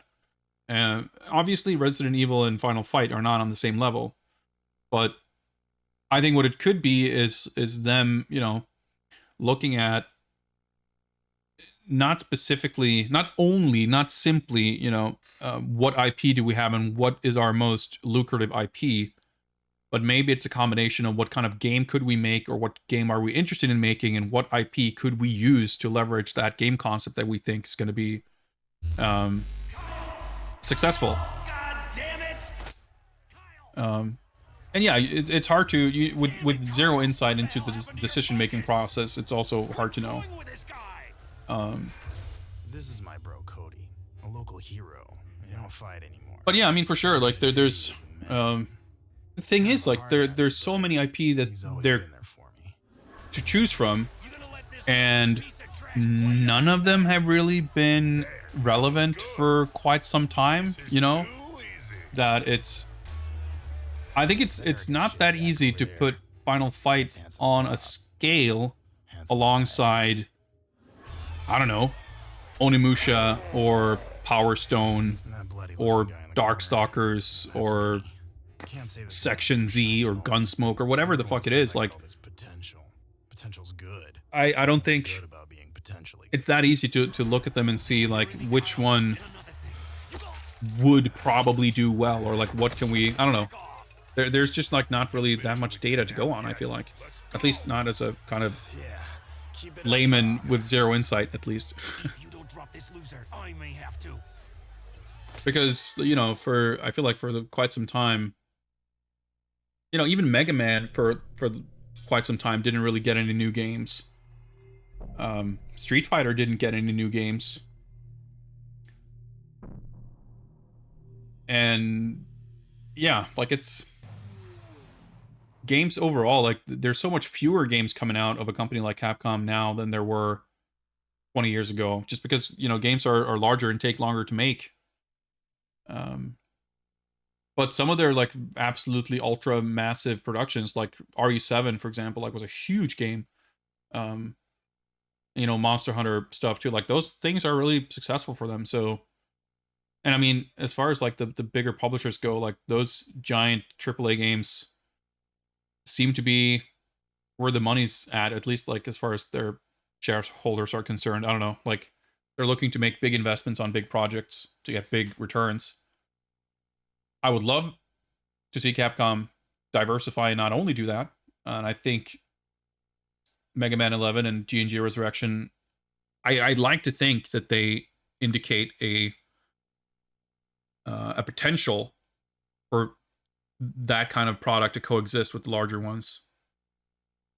But it's hard to say. Yeah, RE and Monster Hunter, like, I guess are the big ones, right? So, hey, is this different a track mode?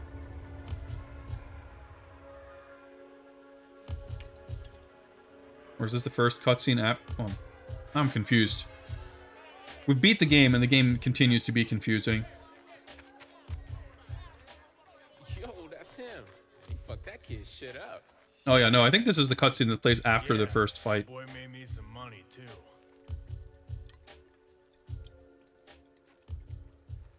But yeah, that's kind of my point, right? That like anything that is outside of that upper tier of games that are currently relevant and making them money, I'm not sure it's easy to distinguish between more or less lucrative ones. The last time I pick up your money for you. Obviously, I'm into Final Fight, but who knows? So, want to celebrate?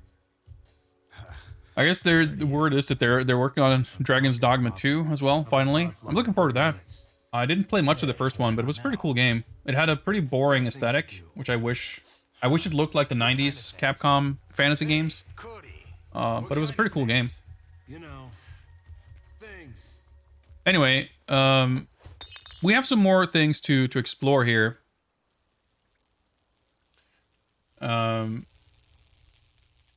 And I think it's only sensible to take a bit of a break. Final Fight not even close to popularity. Streets of Rage, yeah, I think it like those, they have popularities in very different circles. I think with Final Fight, like Final Fight as an IP, I think is like popular among old people as like a very important, like historically important game that was very impactful at the time. But Capcom have not really kept or done anything to keep that series like relevant. But I do think there are plenty of characters, well, if not plenty, at least a handful of characters from Final Fight who are super duper popular. Like, I think Hagar and Poison, I think, are super popular characters. And Guy, Andre / Hugo, kind of maybe a rung below. I'm sure a lot of people who love those characters have no relation to Final Fight whatsoever. But I think there's at least something to leverage there.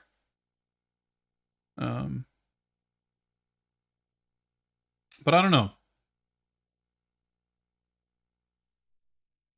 Well, games, as far as Deep Down goes, it's pretty uncommon for any company to acknowledge a game project being, like, shut down.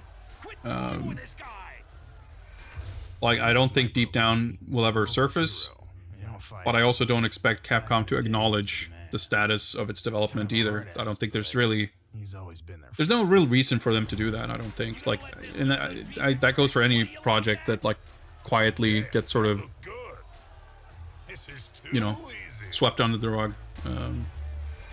Because you never know, like, if there's aspects of it that kind of live on in other projects, or it turned into something else, or whatever it is, like, or what if by some stroke of luck or weirdness it get kind of picked up to be made again. At that point, it gets weird to talk about it having been officially shut down and canceled. I don't know. Yeah, exactly. Like that's just the nature of how development works. Like there's nothing to be gained really from announcing that you're not working on something, I don't think. I would have been curious to see what Deep Down turned out to be. Some of those trailers were kind of intriguing, and it was playable at some TGS or something. But I guess we're gonna find out next. The next, I guess, kind of bigger Capcom thing is gonna be that space suit skeleton girl, whatever thing that they showed at like the PS5 reveal. What was it called? Pragmata or something. I have no idea what that is, and nothing about the trailer appealed to me. But it's a Capcom thing, so I'm curious if nothing else. Yeah, of course, like a lot of projects, most projects that get canceled don't get announced first. That's how it goes. You don't tend to announce things like at the beginning. You know, you tend to get pretty far with some confidence that it will actually be brought to market before you announce it in most cases. Anyway, you guys are getting me caught up in all these interesting conversations. But I want to take a break, and I think before we, you know, or rather, while we still have the opportunity, while we are still within the context of the Final Fight retrospective here, we're gonna do a little intermission here, and we're gonna be enjoying some fine culture during the break. So let me set that up real quick, and I'll get myself a snack before I come back to enjoy some arcade mode and arcade emulation. Enjoy, but well, you know. So let's hop on over here, and let me just turn off my Xbox real quick, and I'll see you guys in just a little bit. Colonel William Guile, one of the greatest martial artists in the world, travels the global tournament circuit, using it to conceal his top-secret mission as leader of an elite group of international crime fighters known only by their code name, Street Fighters. The heroic man-beast, Blanca, hard-kicking fighting machine, Chun-Li.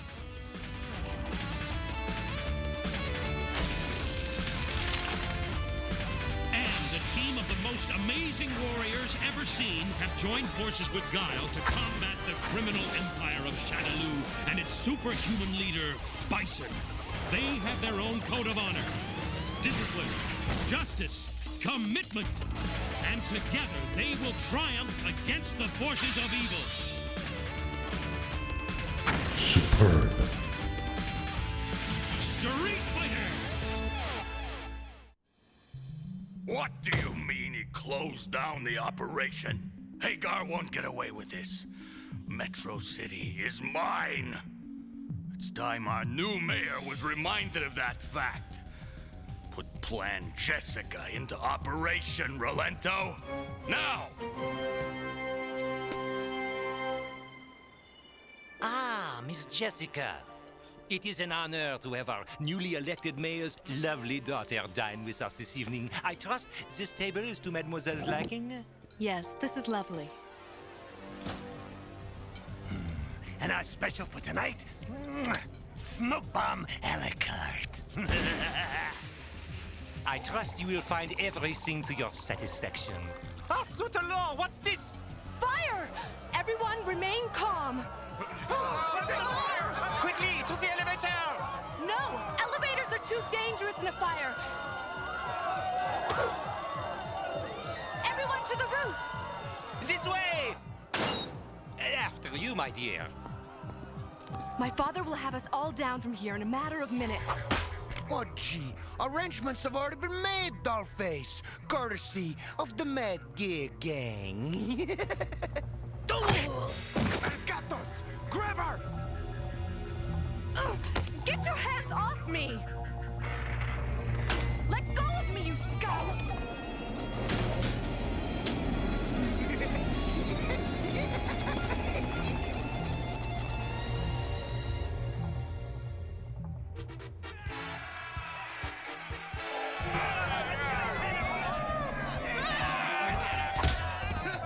Where'd Guy pick up that style of street fighting?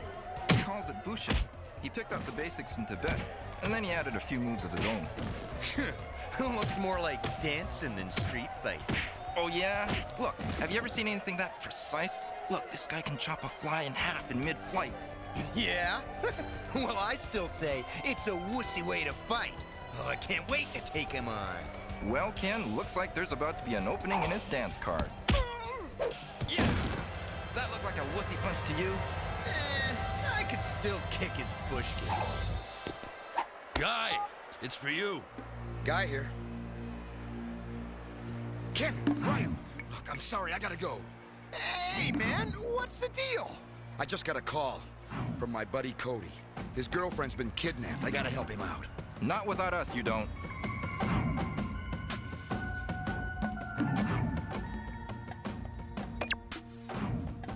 Who is this? What do you want? You listen, I'll talk. We got your daughter, Jessica. Where is she? What is it you want? Your daughter for your cooperation. Where's my Jessica? Where have they taken her? Still keeping the old hot temper under control, I see. Kid. Ryu, what are you doing here? We came to help you out, old buddy. I don't need his help. Aw, come on, Cody. You're not still sore about that little misunderstanding at the rock concert. You knew Jessica was with me. I honestly thought she was hitting on me. You know, babes find me irresistible. Come on, Cody, calm down. He's just pulling your chain. Don't worry, Cody. We'll help you get her back. Yeah? Well, how you gonna do that? The cops don't have a clue where she's gone. Leave that to us. So, what do you think, Escher? You got any leads? I know who it was. The Mad Gear Gang. They've run Metro City for years. But when I was elected mayor, I swore I'd clean up the town. We've got to crack that organization, and we've got to crack it now. As long as the Mad Gear Gang's got my daughter, I'm powerless to stop them.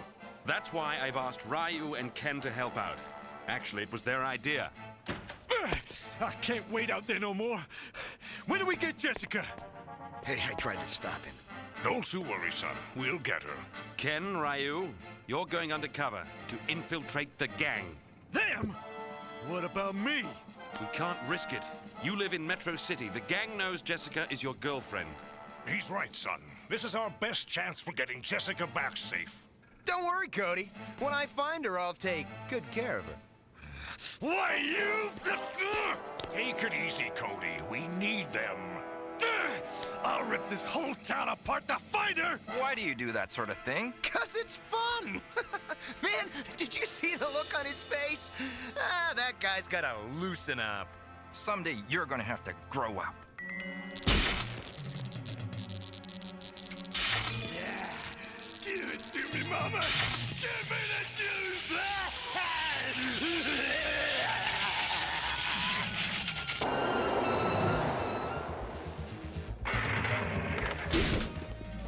Look, here's my wallet. Take it, please. Just don't hurt me. If the rest of you winnies don't want more of the same, you'll hand over all your... I don't know who you clowns are, but you just made the biggest mistake of your lives! Hey, we want to join the Well Mad done. Gears. Yeah, that's right. Word is, anyone who can beat a Mad Gear in a street fight gets to join. That's the deal, right? Endor Crash!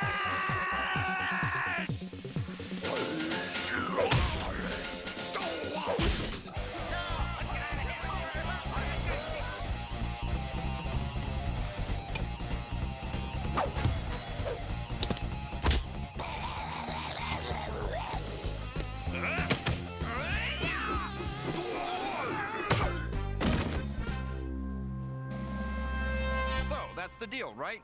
We beat your boys in a street fight, and we're in. Hey, I don't know who you two birds are, but beating a couple of my boys in a street fight just gives you the opportunity to take the final test. Lay it on us. We're ready. Oh, you are, huh? Well, get ready for this!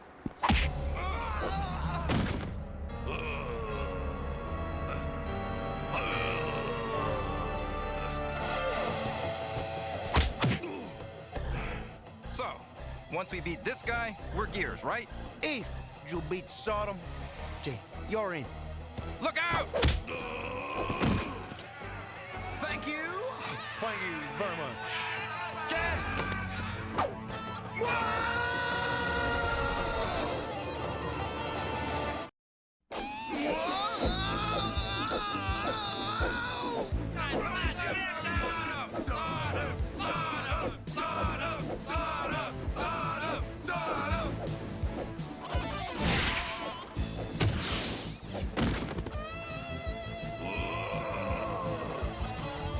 What do you say we quit playing around and get down to business? Got any ideas? Yeah, I got something in mind.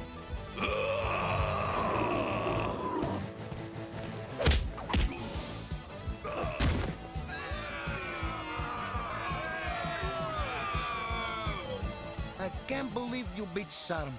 Yeah, well, believe it, buddy. Yeah, we passed the final test. Yeah, you're tough. Hey, welcome to the Mad Gears. Just follow my orders, and we get along just fine.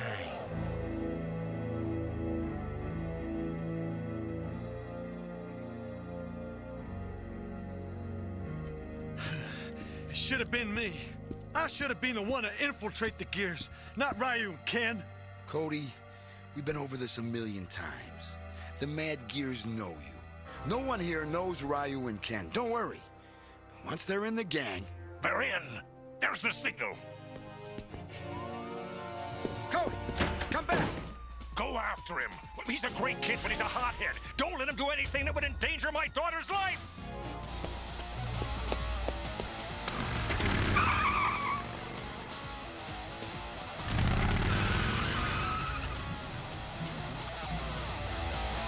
I can't believe this. How did this fire happen? Come on.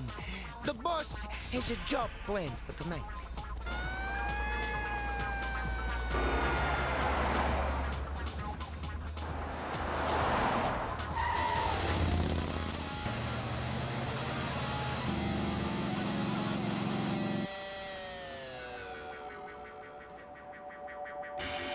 You! Where's my daughter? If you've so much as harmed a hair... Shut up and listen to me. A $10 million shipment of uncut diamonds arrived at the Metro City Diamond Exchange this morning. I sent the Mad Gear gang to collect them for me. Don't give in, Dad. It's against everything you've ever taught me. Yeah. If you know what's good for your daughter, you'll keep a short leash on the cops. Got it?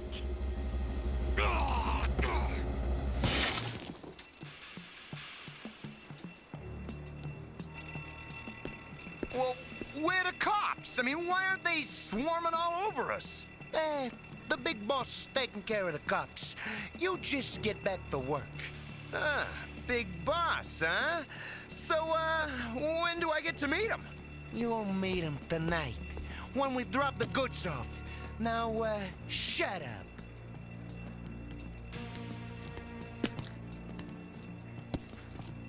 I thought I'd never catch up to you. What do you think you're doing? I'm not gonna leave Jessica's fate in the hands of Ken. Ah, come on, Cody. Ken may be a bit of a jerk sometimes, but he's the best street fighter there is. He and Ryu won't let anything happen to Jessica. They're leaving. Come on. We gotta follow them. They'll lead us to Jessica. Cody, you're gonna blow their cover. Cody! All right, wait up.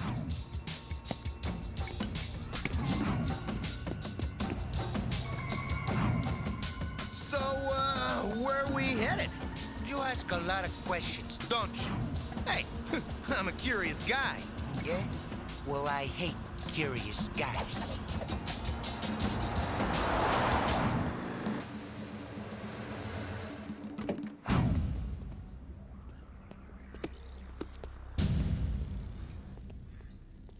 So, this is where the big boss hangs out. Hey, I thought I told you to stop asking so many questions. Actually, you said I asked too many questions. You didn't tell me to stop asking them. That's the way I remember it, too. Nah, if you two were such good street fighters, I'd snap off your necks. Come on, follow me. The big boss always meets the new guys. You must be the new boys Rolento told me about. That'll be all, Rolento. Take your guard position at the door. So, what do you think of my little operation here? Sweet. Who's that? She's no one. Just one of my many little insurance policies. Yeah, nice looking. Yeah, well, don't get too attached. Once she's served her purpose... You plan to eliminate her? Naturally. What else is she good for? There she is! There's Jessica! Where? The penthouse! Come on, let's get her! Hey, hold it a minute. Don't you think we need a plan?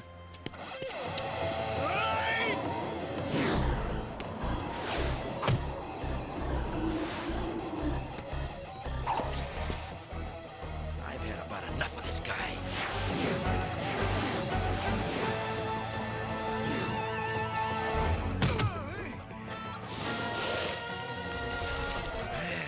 Okay.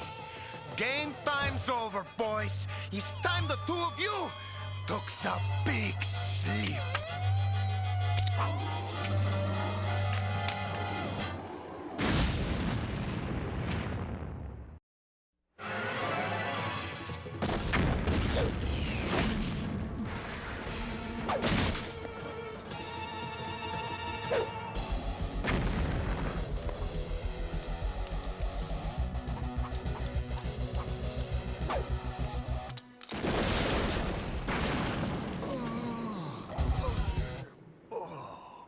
You know, I didn't get where I am today without being a good judge of character, and, I like you boys.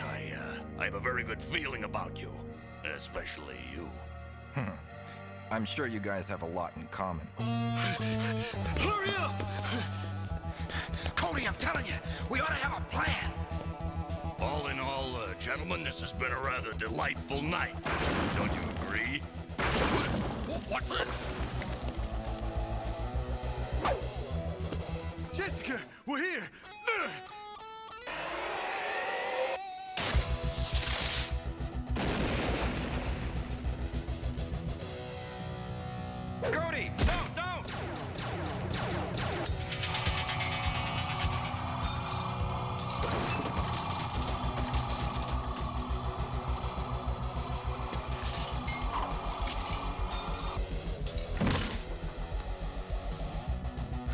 Kid, you saved her. You saved my Jessica. Yeah, no thanks to you. Get them! Get them all!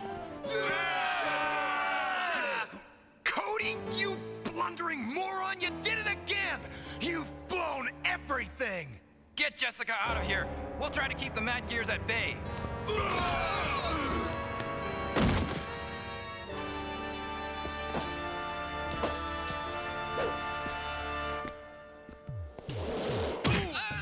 Raiders! Raiders! You're not going anywhere with my hostage!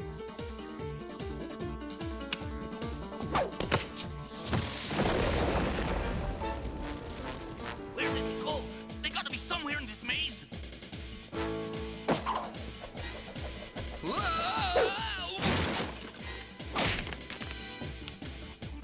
Let's trash this place!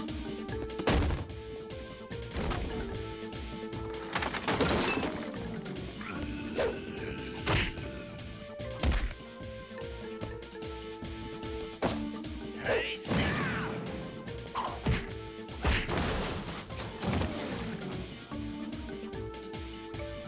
You'll never leave here alive!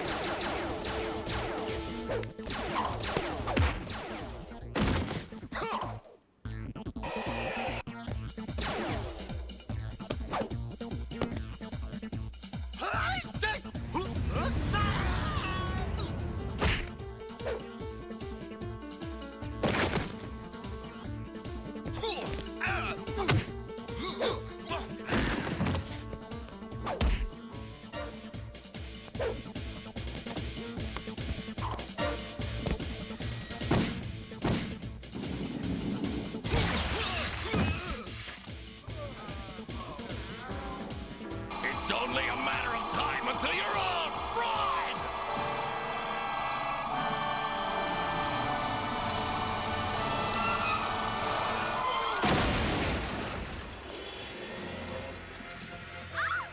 No! Ha! The game ends here, boys, and you're the losers! One step closer and I blow a hole through her the size of the Grand Canyon!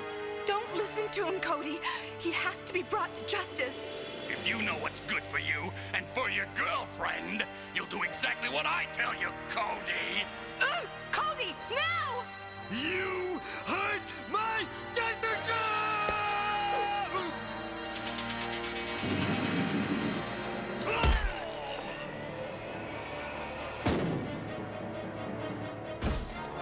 Oh, Jessica, you're all right!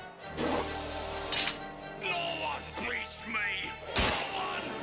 So long, Mayor!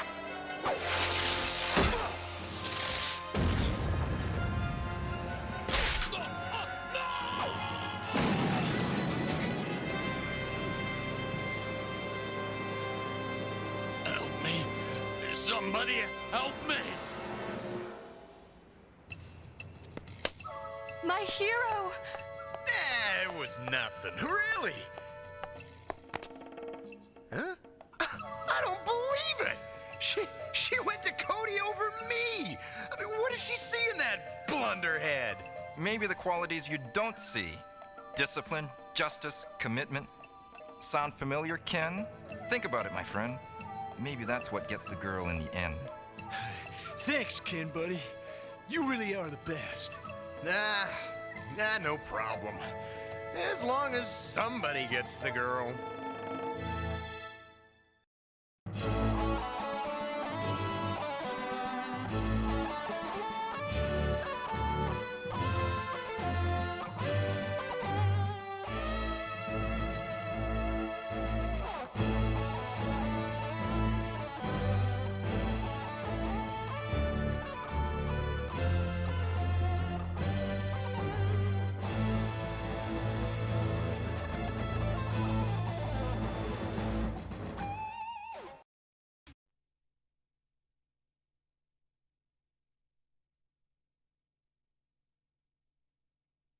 Well, That was something, wasn't it?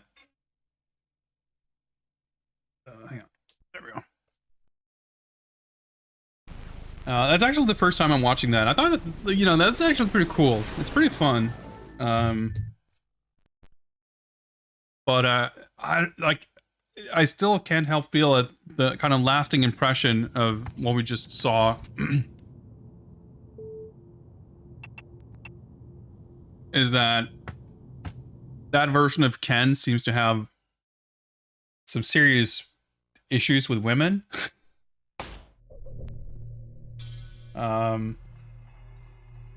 Which is a little uncomfortable for like a kids show. Or for human consumption in general. I don't know.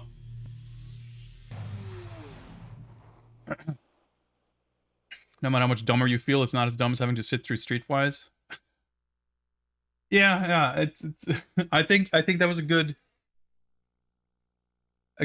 time to watch that, because it helps wash away some of the most egregious aspect of Streetwise, but also, you know, the bar for what storytelling in the Final Fight universe is like has been set so low that it doesn't take that much for that cartoon to be like, yeah, you know what, that's pretty charming, that's pretty nice, and it's over in 20 minutes. It doesn't linger for like 12 hours like this shit.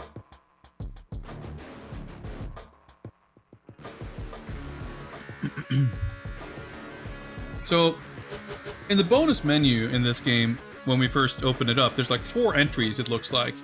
And the first thing you unlock is the the Final Fight arcade game.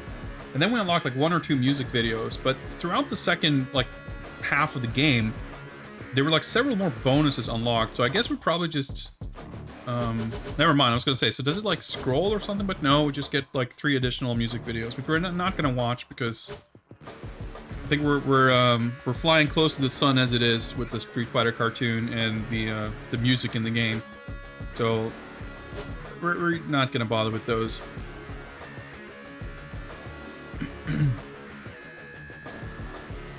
We're gonna be playing. I'm just trying to think here. Let's go to the arcade mode, and we'll try out Kyle and or Guy. We'll see. I don't know if I have it in me to do like 2 proper runs, because it takes like.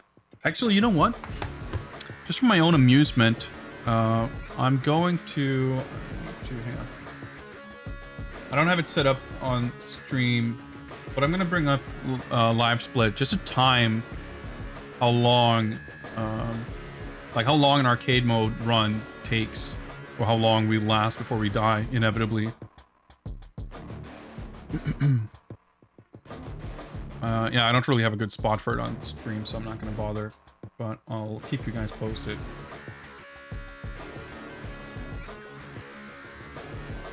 Streetwise speedrun? Not quite. Not quite. Well, I feel like we've spent so much time with Kyle. Let's try Guy and see how this goes. All right, I'm starting the timer now.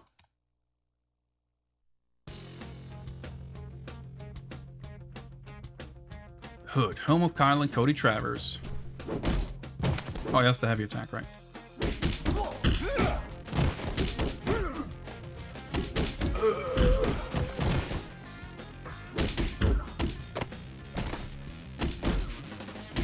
Alright, can he...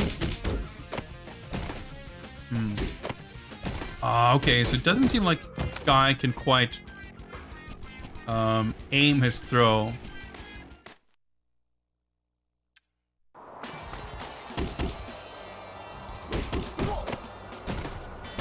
Because Hagar can kind of aim his suplex.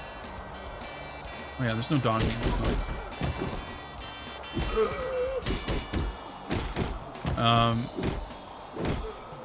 But not very reliably and not very well. But Cody can aim his throw really well. Alright, his bat is not egregiously super slow to the point where you would find it a liability to ever use it. Well, not on startup, but it's got long-ass recovery, which makes it a liability. So, okay, I think we're pretty much not gonna ever bother with the bat. Oh, nice. You can actually, yeah, you can connect the full combo and get the throw afterwards. That's satisfying.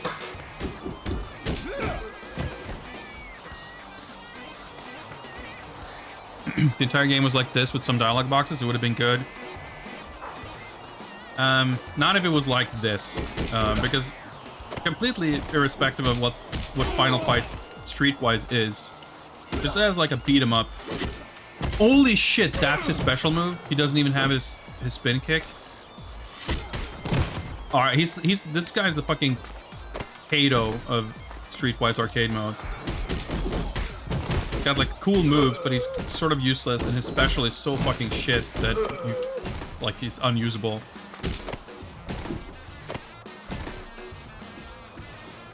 I just whiffed the grab a couple of times. Yeah, like just as a beat 'em up, the mechanics of this are like terrible. Because it has like full 360 movement, you just get like instantly crowded. You have no iframes on almost. Well, you have the throws. You spend a lot of time just kind of waiting around. It's just not a good beat 'em up. I used to think when I remember playing this game when it came out, when I first played it, I was like, oh yeah, the arcade mode is better than the real game. That should have just been the game. But spending a little more time watching, I think it was Bilbo who was playing through this game, and he was like trying to clear the arcade mode. Made me realize that actually the arcade mode is pretty shit. Like, there's no variety to the combat and pacing. Like, I've talked before about how it's kind of a crucial component for a good beat 'em up, in my opinion, to have different enemy types with distinct behaviors that are, like, interesting, like, that force strategic decision-making from the player in terms of, you know, which order do you fight enemies, like, how do you prioritize them, etc. What strategies do I need to adopt to fight this enemy over that enemy, etc. And here it's just like endlessly looping crowds of essentially the same exact dude over and over and over and over. It's like not that different from fucking Atari 2600 Double Dragon, except you fight more than one dude at a time and it's not impossible. It has like about the same level of variety and like satisfying flow, which is to say none really.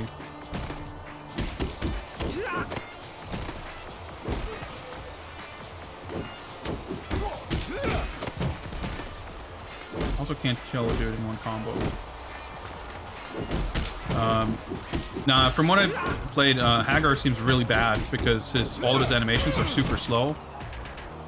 So he gets like hit out of whatever he tries to do constantly.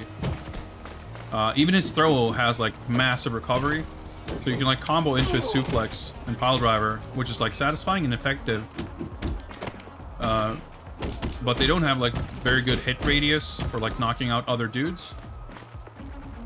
So what ends up happening is you combo into a throw, and then as you recover from the throw, you get punished. And once someone hits you, you cannot do your Super Joy out of hit stun. So like this, there's like no... I can block, but I don't think you can block out of hit stun either. I don't know. I'll be honest and say I guess I haven't explored and figured out exactly how best to utilize blocking. But the problem is you get attacked by like 6 dudes simultaneously, which obviously, you know, that's a thing in Final Fight. But in arcade Final Fight, you can only be attacked from 2 directions at once. And you will most likely be throwing out attacks in one of those 2 directions. So you kind of have one blind spot, basically. But because of the full 3D motion in this game, or in this mode, whatever, like... You just get attacked from multiple directions all the time. Oh!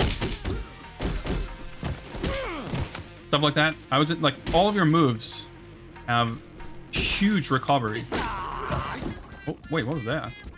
Oh, forward heavy, I guess?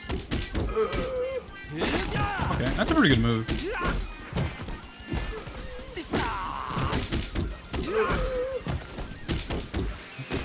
to like combo into it though.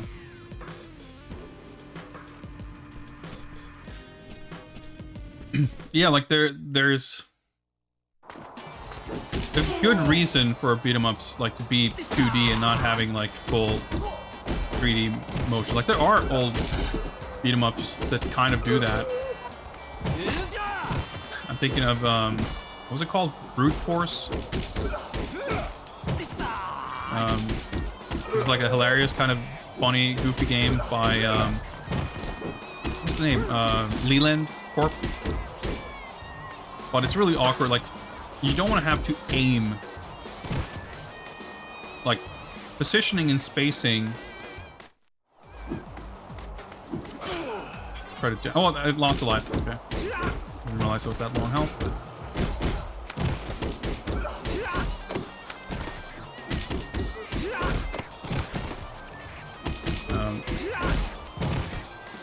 Like positioning and spacing can be enough of a challenge and a compelling enough challenge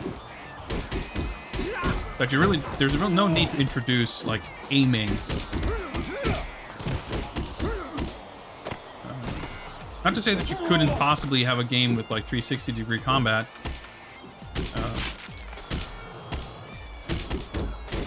But I don't know.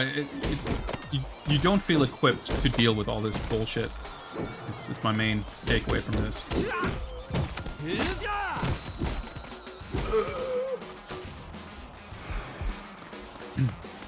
Yeah, I mean, the thing is, like, it doesn't work.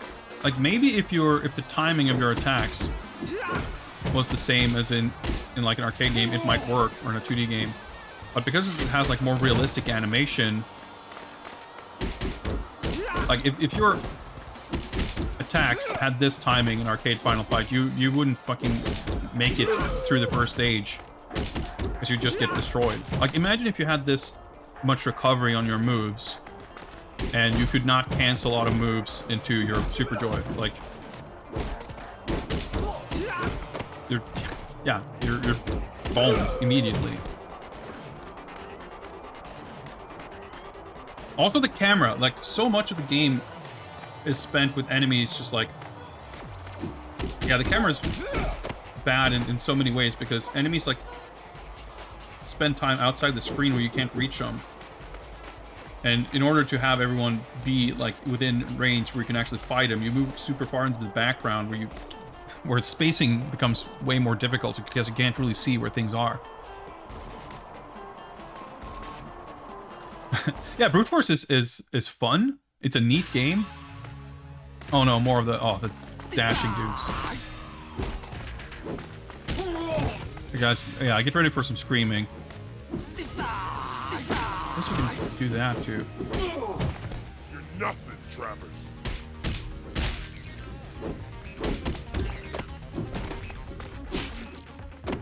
Yeah, you gotta just like throw constantly to get iframes. But his throw kind of sucks. Yeah, like I guess you can't really knock anyone down with it. Did I just get an extend sound effect when I died?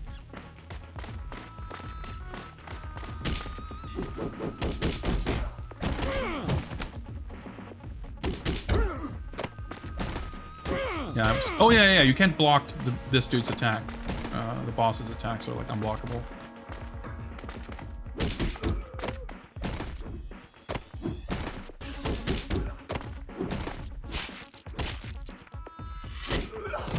I guess Guy's Super Joy does like good damage, but it only hits one enemy. Oh yeah, there's the running screamer guys.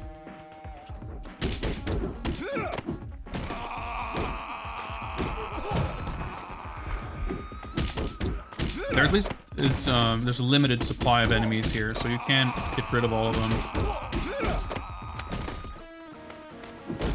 Makes the fight a little more doable.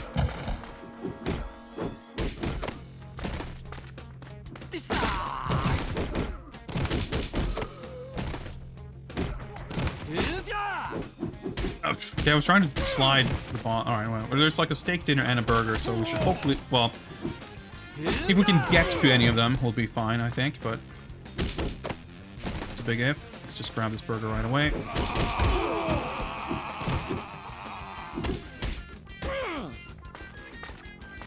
Yeah, that was like just a full second of recovery from being hit. That's great.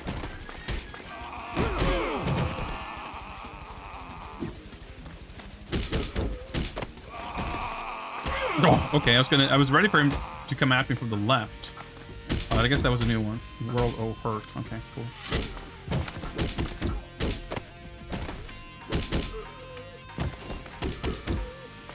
Okay, just realized I needed healing again, but there we go. How far to? Jesus. I got more for you, jackass. I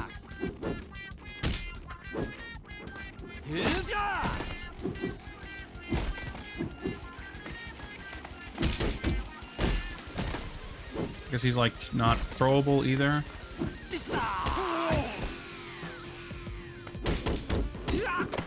Oh, okay, kind of. Not literally unthrowable, but sometimes unthrowable.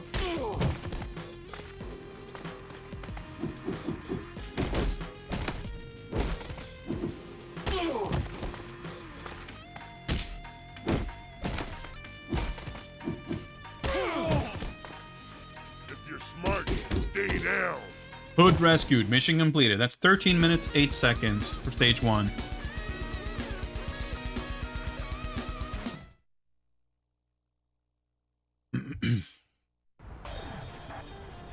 Yeah, the thing is, like, you have the block, which seems a little unreliable. I don't know. And there is no timer. So I guess the real way of playing this is, I don't know. The thing is, like, you're so vulnerable, or at least I feel really vulnerable, that I feel like time spent standing around is time spent getting surrounded, which once you get hit once, it's so easy to just get comboed and like stun locked and lose like half health immediately. That I don't know.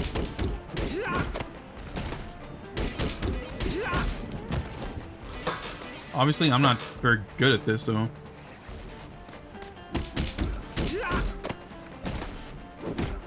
Yeah, Handsome Bob, you beat him up within like 5 seconds, I feel like. Doing that combo and like getting the airborne throw is satisfying, but it'd be a lot more satisfying if enemies didn't take so fucking long.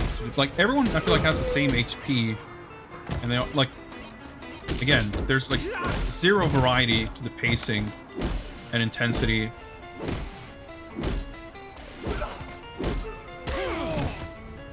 I was punished there in my recovery. Like, literally, you can do an attack, and after you've done the attack, an enemy will spawn. He will run on screen, run up to you, and hit you with a big old baseball bat. Like, all during your recovery of the one move you did before they were even on screen. So there's no way you can predict or react to enemies spawning. Like, obviously, the original game and many beat-em-ups have, like, kind of gotchas where, you know, Andre will spawn chest bumping you, or, you know, Bilbo will come onto the screen.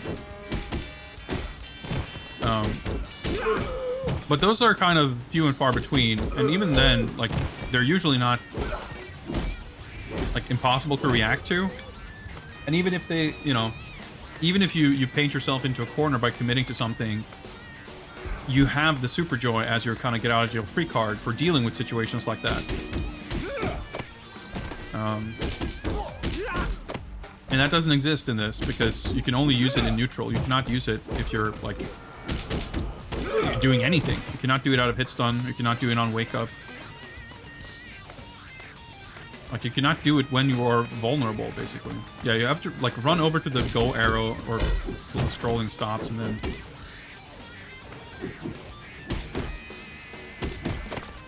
run back to, so that enemies, like, you can actually fight them.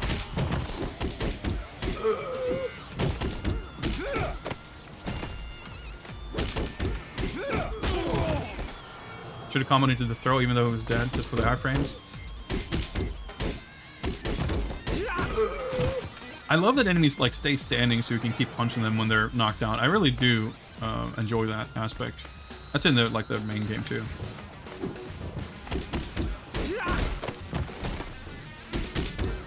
It's really a miracle that I was still in iframes there. But yeah, even these enemies, like they do that like running axe handle whatever, and it's so fast that yeah, you can't really like the thing is like you don't have to do some big thing to be in a position of like over committing to something. Just like any attack basically is a potential overcommitment.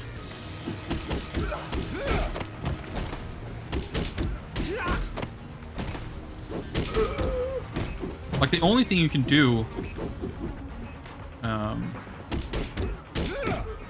is to throw. Like the throw is the only thing that doesn't have a massive vulnerable window at the end of it.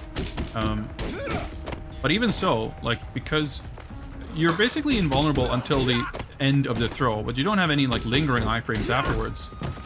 So if you throw someone and an enemy happens to time their attack, like if they do a meaty, basically, if they like do an attack before you can attack them, I guess technically you maybe can block, but blocking seems, I don't know, it's something I'll like try to experiment with. Oh yeah, see those knives flying over there too? Like you'll have dudes literally standing in a position where you cannot reach them. And they'll be throwing knives like from off screen. Yeah, the way the camera scrolls here, it's awkward as fuck. Yeah, I'm just gonna throw real quick before these guys. You see them like running on screen, that's your cue. See? Like, it's a good fucking thing I was in the middle of that throw. Well, some of the aspects are in isolation,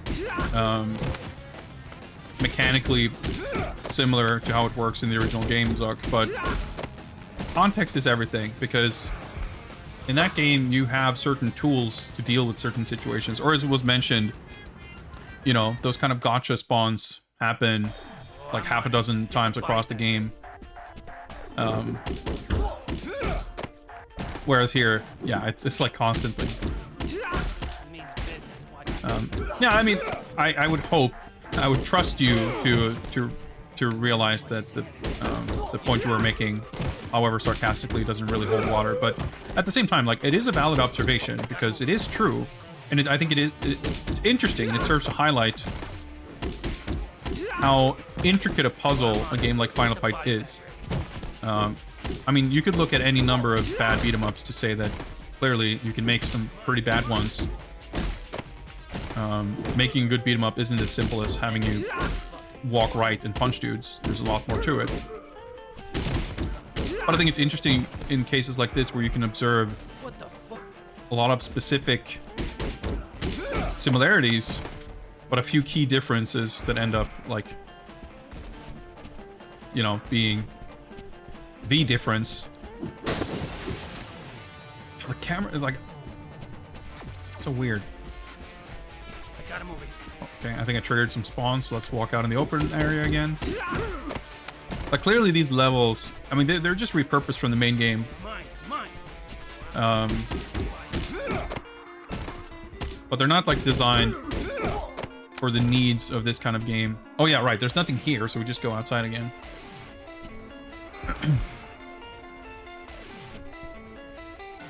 Bet your enemy attack animation active frames are longer than your recovery iframes. That seems likely. And I do agree, Zuck. I think a lot of the mechanical similarities are kind of incidental and not necessarily the product of a specific desire. I mean, looking at this entire mode, like it's like clearly kind of cobbled together from assets of the main game. I don't know why I'm taking money, because it's not like you get extends.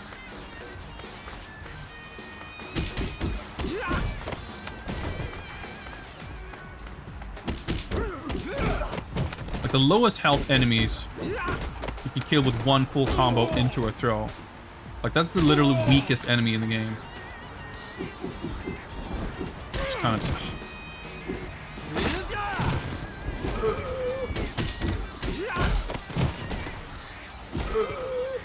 But you know, whether intentional or not, I think it's still interesting to observe like the differences and similarities between this and the real Final Fight.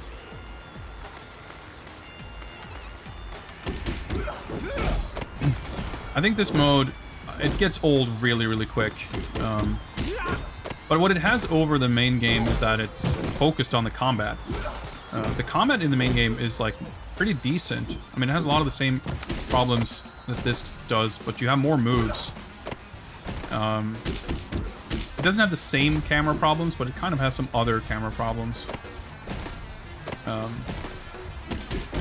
the lack of variety, like, it's a real killer for this, I think.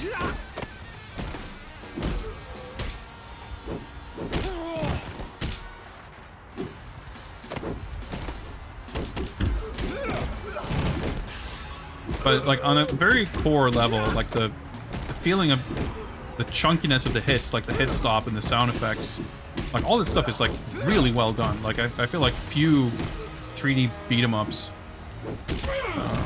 get that feeling down this well. So this game is definitely not entirely without merit. It's just mostly without merit.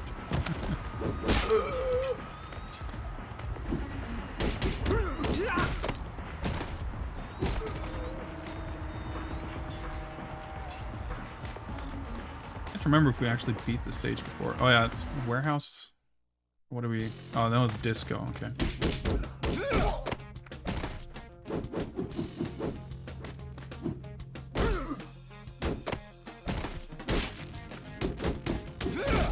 Crowd up on you so you can't see what's going on. It's also great. Enemies just take so long to defeat, and there's so many of them, and they're all the same. I guess it's totally not worth it to use Super Joe with die, because it just sucks.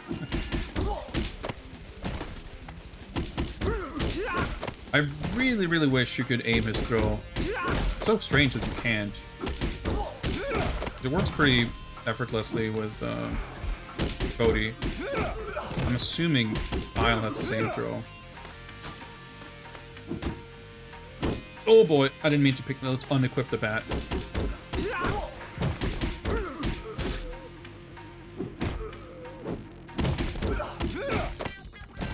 But yeah, it ends up being super hard to avoid taking damage. And the thing is, when you do take damage, you often take so much of it because you get you just get comboed. You get just like stun lock. The mob boss wasn't hanging out at the disco. So weird. Alright, well, let's run back out of the streets again.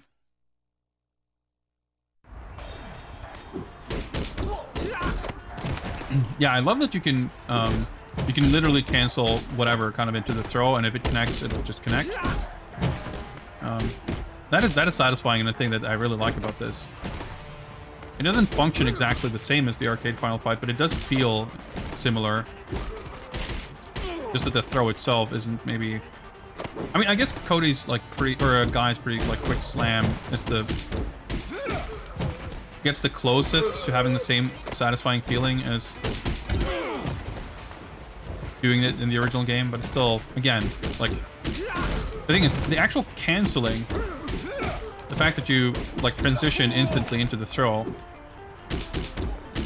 is like one of the only things in this that feels kind of paced, like on sort of a micro level,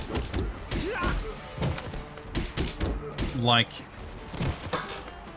it would in the original game or in an arcade game. Because every other move has like You know, even when it's like relatively fast, there's, I mean, Cody or Guy is a lot faster than the other characters, especially Hagar. But if you have like, so okay, look at this. I'm facing towards the camera, and I'm pressing the attack button, the light attack, although I don't think there's a difference between light and heavy. And I'm holding right as soon as I press the button, just so you get an idea of how long the recovery is. Like, he has to finish that entire animation. And until that animation finishes, he cannot do anything. I can't block, I can't super joy, I can't move, I can't attack again.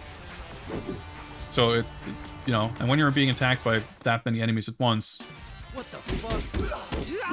Yo, it's a liability. And that's kind of how, like, most things feel like they sort of behave. Even that down attack, the little stomp, floor kick. Tell me what my fist tastes like. I don't know, it's weird because it doesn't necessarily feel that bad in the main game. I'm not sure if it's because the enemies are more aggressive here or what the deal is exactly, but...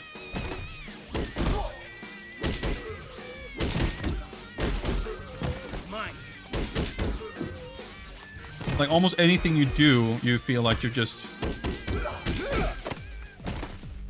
getting fucked for trying to do, like, having the audacity to do a move. Run a block, there we go. Can't fight us all, get him! Can't fight us all. Like, even those, like, slow-ass punches they do, it's like, it's a combo, usually.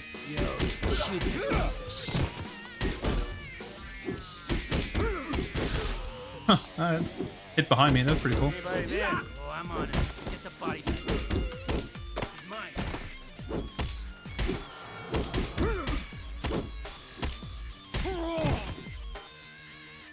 Hey, jerk, call for backup.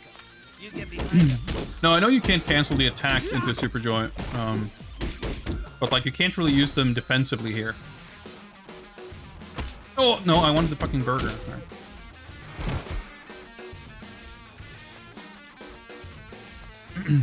No, I think that's true as well, Zuck. I'm just kind of...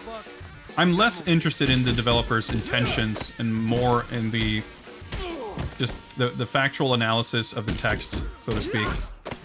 Although it's not like a narrative analysis or anything, but just like looking at what the product is. Oh, it's stiff. Okay. This is the boss, I guess.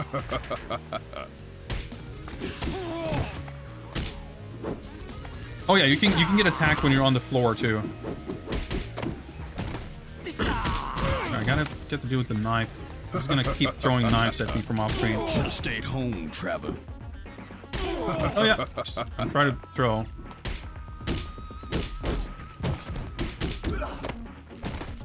Yep, got attacked. There was food there, but I'm not. There's no way I can get to it. Yeah. Like in Final Fight, if you get jabbed, you get jabbed, and like you get punched a few times like this from whatever enemy, you can super joy. You can super joy so you don't get punched multiple times. You cannot do that here. Like, if you get touched by anything, you're just gonna be like, you know, maybe technically you cannot super joy out of hit stun. I don't know specifically, but it feels like you can. At the very least, the Super Joy has like instant startup and is invincible. And hit stun doesn't usually last all that long. So, I mean, you can definitely get like comboed when you get hit by stuff kind of simultaneously. You can get hit, you can die super quick.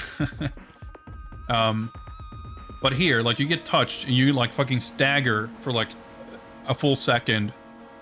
And when you're surrounded by 5 dudes who all jab at you during that stagger, you just will take... Like, it's weird because you don't get touched that often, and each individual attack, none of them do a lot of damage. But because the enemies pile up, getting touched once will often result in getting touched a whole bunch of times.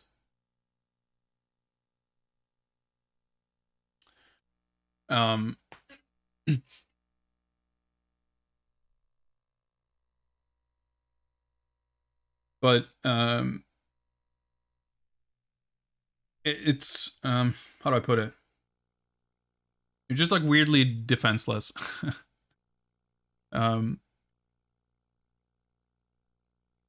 again, like regardless of the actual specific details of when you can and cannot do it, like you can. At least in my mind, when I play Final Fight, I don't feel like I'm. Oh yeah, that was 31 minutes, by the way, to game over on the second boss.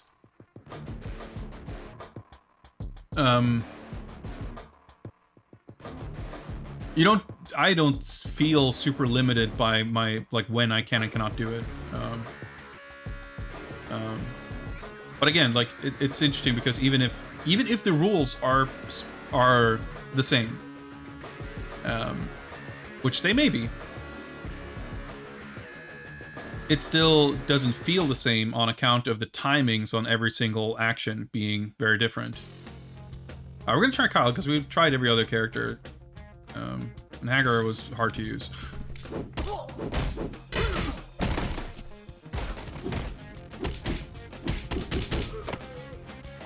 Alright, yeah, he's got the same throw as Cody, so he can actually direct it, which is quite helpful. Alright.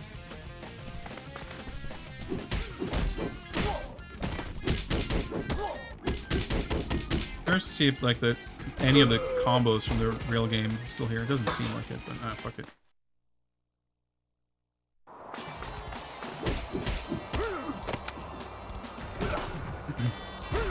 Yeah, as you can see, like that's gonna be a lot more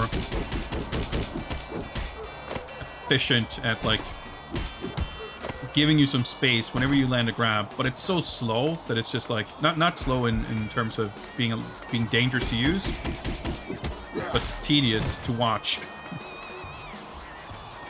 Like that was the nice thing about Guy's throw. It's really quick.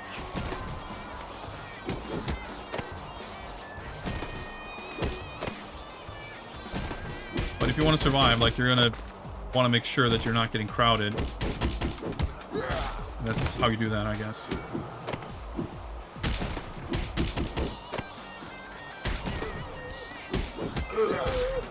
I wonder if there's any real difference between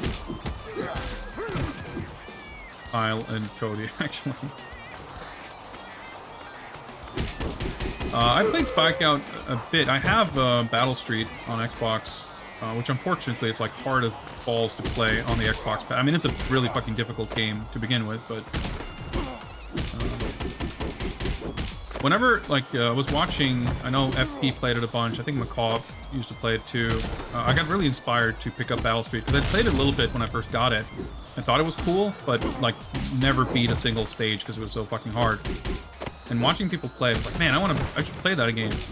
And I booted it up, and it's like, oh yeah, right, Xbox controller. It's like not a bad controller, but it's not, doesn't quite cut it for that game, for that type of game. Okay, I just whipped the grab.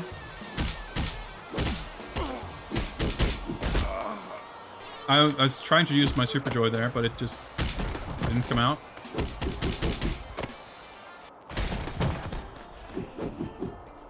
So we lost a life on this screen. That's great. Oh, that's his Super Joy. Okay, well, he sucks too then. Well, fuck it. We've seen enough of Kyle. Let's I guess Cody is like the only decent character. Because he's got like a proper Super Joy in addition to a directable throw. Let's start the timer again here.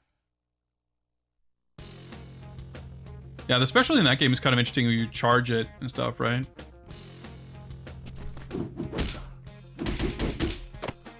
Yeah, so he's got the same throw.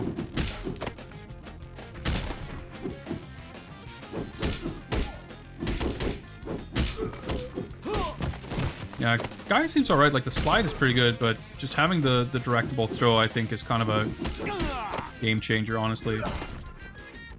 Because Guy's throw didn't even knock other enemies down.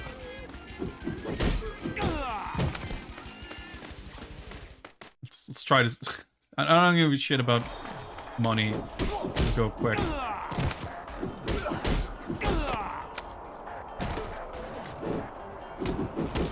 Yeah, also, enemies, like, beat 'em ups where, like, every regular enemy can block. It's also just some annoying nonsense.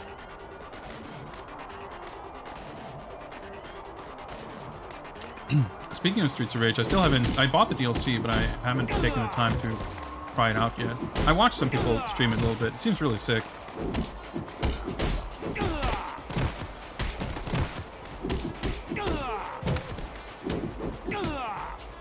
See, like...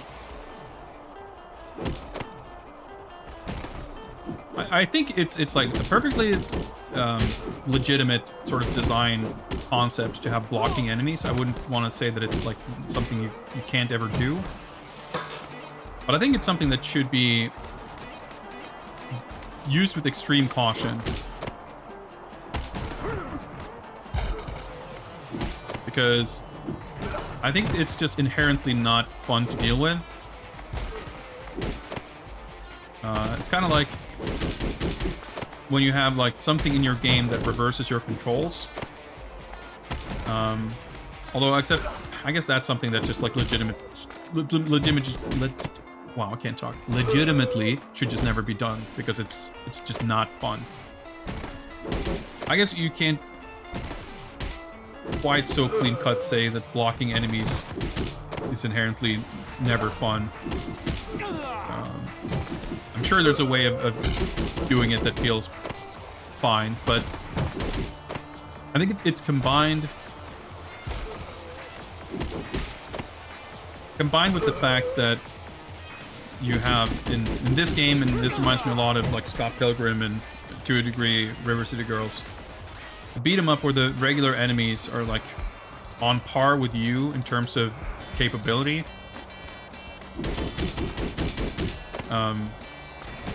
Like that just feels like shit. Like a beat 'em up game, you should be like, you can have strong enemies for sure. Like in Final Fight, you can get destroyed in 2 seconds. Enemies can deal a lot of damage to you, and that's totally fine. But in terms of like your ability, like usually in games like this, I think you should typically have the player character be just more powerful, whether that is through brute strength or just what's the word? Utility on moves or whatever. Like, you shouldn't ever feel like in a one-on-one situation with like a regular enemy, they have the upper hand. That's a weird feeling.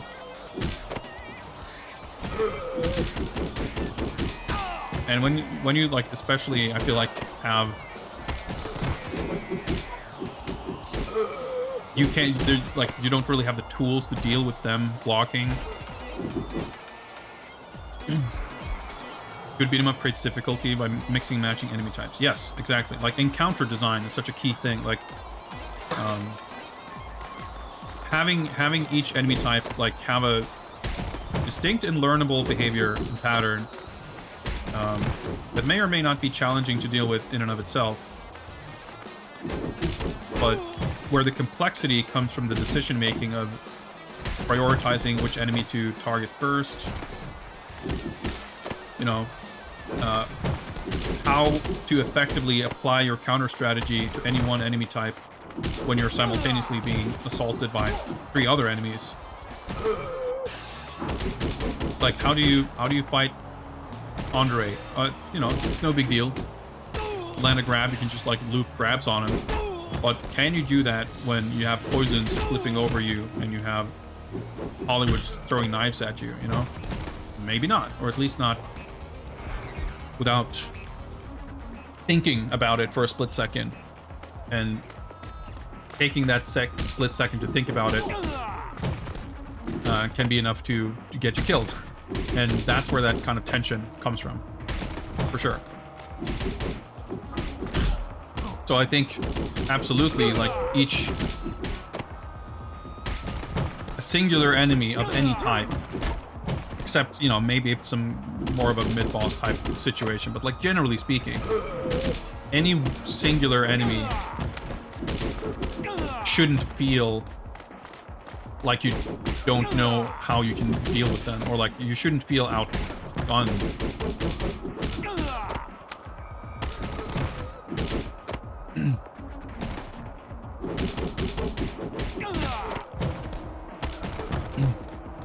One thing 90% of Western developed beat 'em ups fails is providing you with multiple options, which are shit. Sorry, I'm having some trouble parsing that. You mean they give you a lot of options, but none of them are good? Yeah, I mean, for sure. I mean, it can be really fun to have a large, varied moveset. Definitely, you know, as a kid, kind of, you know, I used to...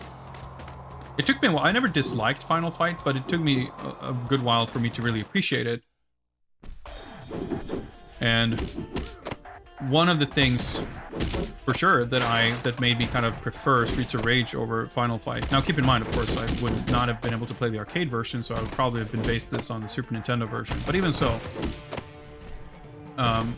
even playing arcade Final Fight on MAME in the mid-90s or whatever, I used to still feel like Streets of Rage is just more fun because you can mix it up more. You have more sick grabs and cool moves you can do. And I think there is a joy and a pleasure to that is not without meaning. But it's not a substitute for a meaningful move list. I think one of the coolest and, you know, singular innovations and changes to Streets of Rage 4 compared to its predecessors that I liked maybe the most is how they tweaked the moveset of every character. Like, the moveset is more expansive than ever, but they changed how certain things work to kind of explicitly give every move a purpose. Which I thought was really, really cool. Because I don't think that was really the case in the old games. And I think one of the things that made me appreciate Final Fight more is realizing that, yeah, you don't have a lot of different, you know, grappling moves or whatever. But the game is all about applying your very limited tool set in the correct way at the correct time. And the immense pressure of like being moments away from death at any second, pretty much.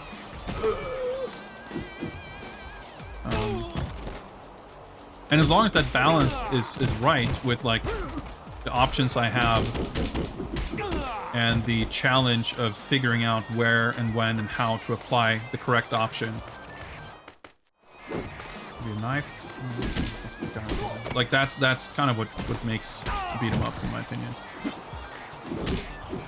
Dude, these fucking dudes throwing knives from off screen, it's such bullshit. Alright, can I spawn a food item here from one of these guys before I'm dead?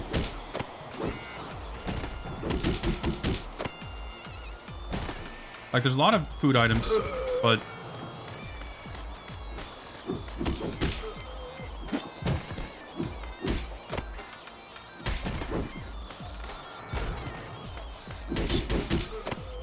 a lot of crowds to take care of. Okay. Whew. Okay.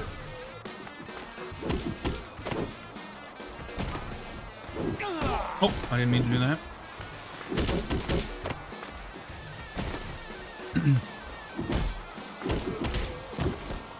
Can't see what's going on. Just jab into throw. Stomp. I wonder if the stomp has iframes, actually. This kind of seemed like I don't know, maybe he just missed me because of the animation, but...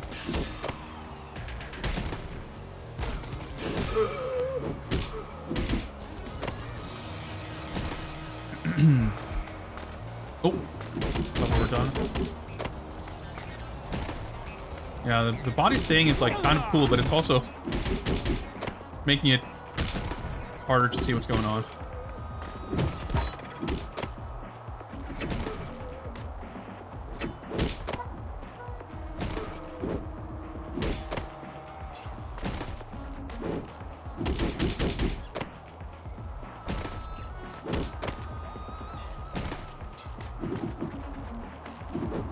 Fuck. Ah!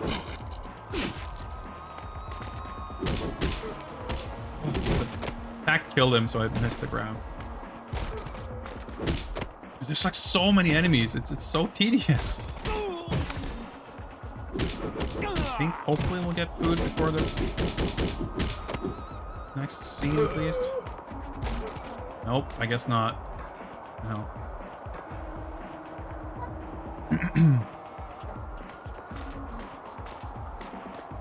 I think it's an interesting question, the opponent, with like, because that's something I've been thinking about a lot in recent years too. Like resources on beat 'em up design, because I think as a genre that I've always loved, but really only more recently have gotten kind of more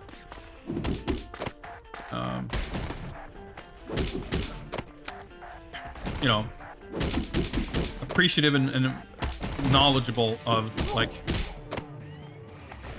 and with my frustrations with so many modern beat 'em ups, I've definitely felt like it would be nice to have like resources to point towards, because I feel like there's so much sort of oh, okay, yep, that's like 40% health. I was trying to walk into the crowd and super joy, but that did not work out. Well, the fat guys drop food, but yeah, see, I got like punished for using my super joy. Game just like doesn't really function.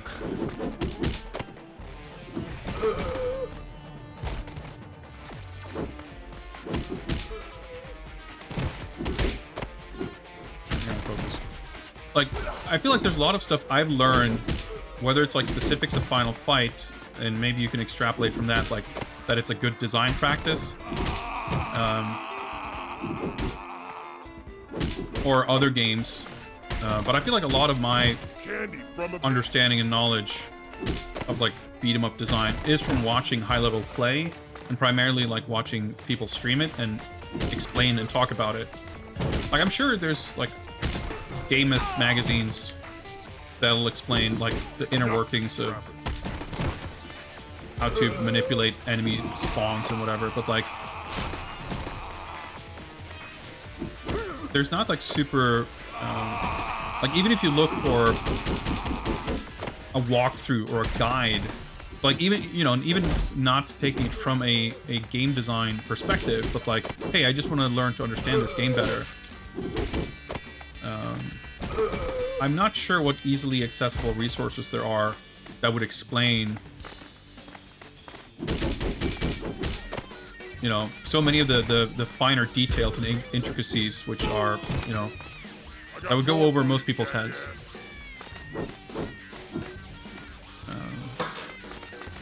And as someone who's like very much interested in beat 'em up game design, I have like my own kind of understanding of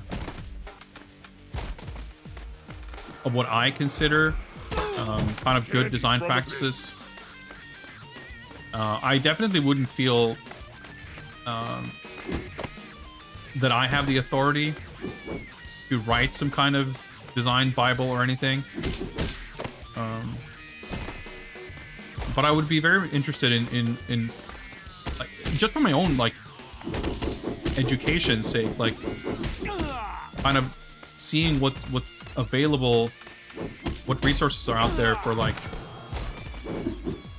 you know, I'm guessing it would be mostly like Japanese wikis and shit, but like, where can I learn about the kind of stuff that isn't just like, this is the mechanic, but like,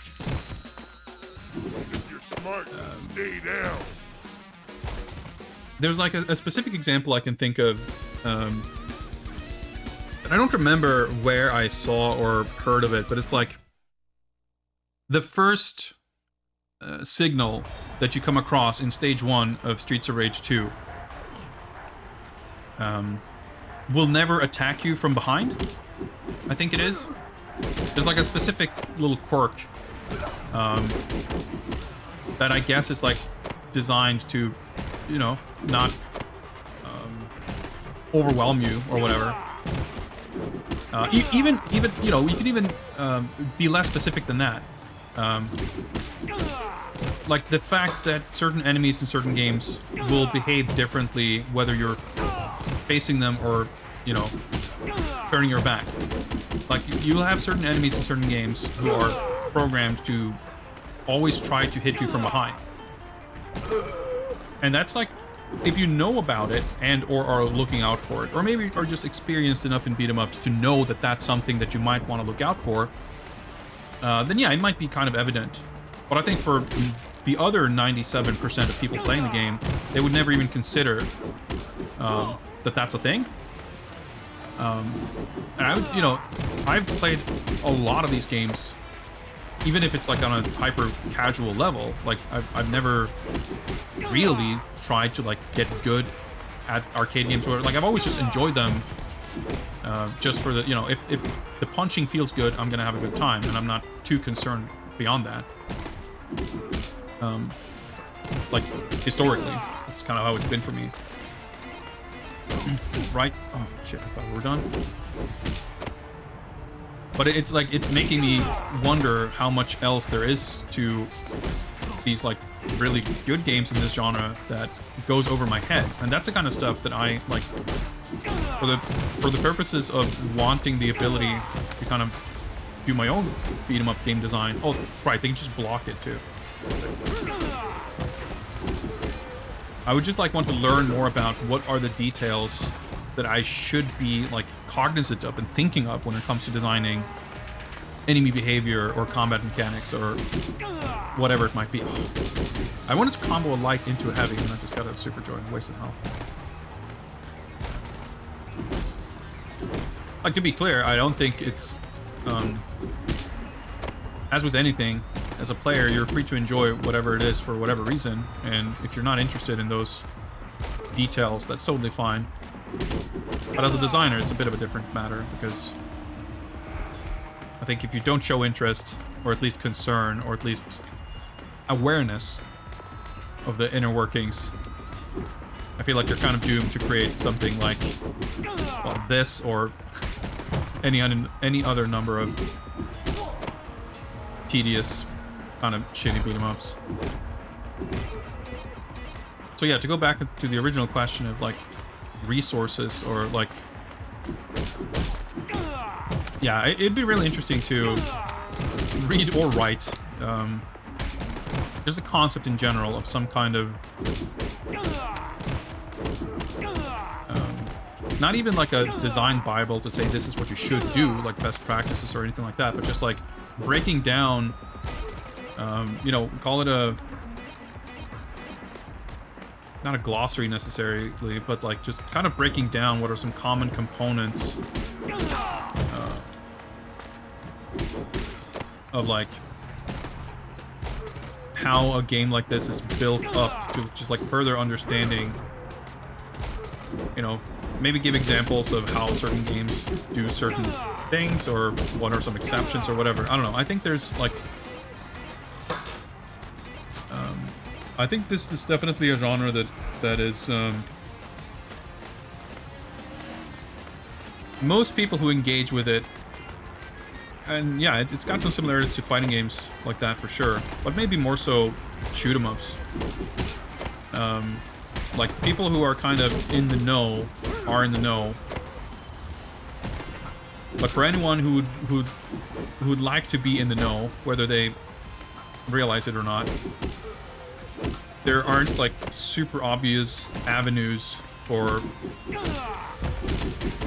taking that step towards understanding. Like, obviously, a lot of games themselves make zero effort to explain mechanics. You know, you could take a simple example of Final Fight Double Impact, which is, you know, as is typical for its time, it's a like arcade emulation kind of thing. It's got a how to play screen, because that's a thing that's like a requirement for an Xbox Live Arcade game.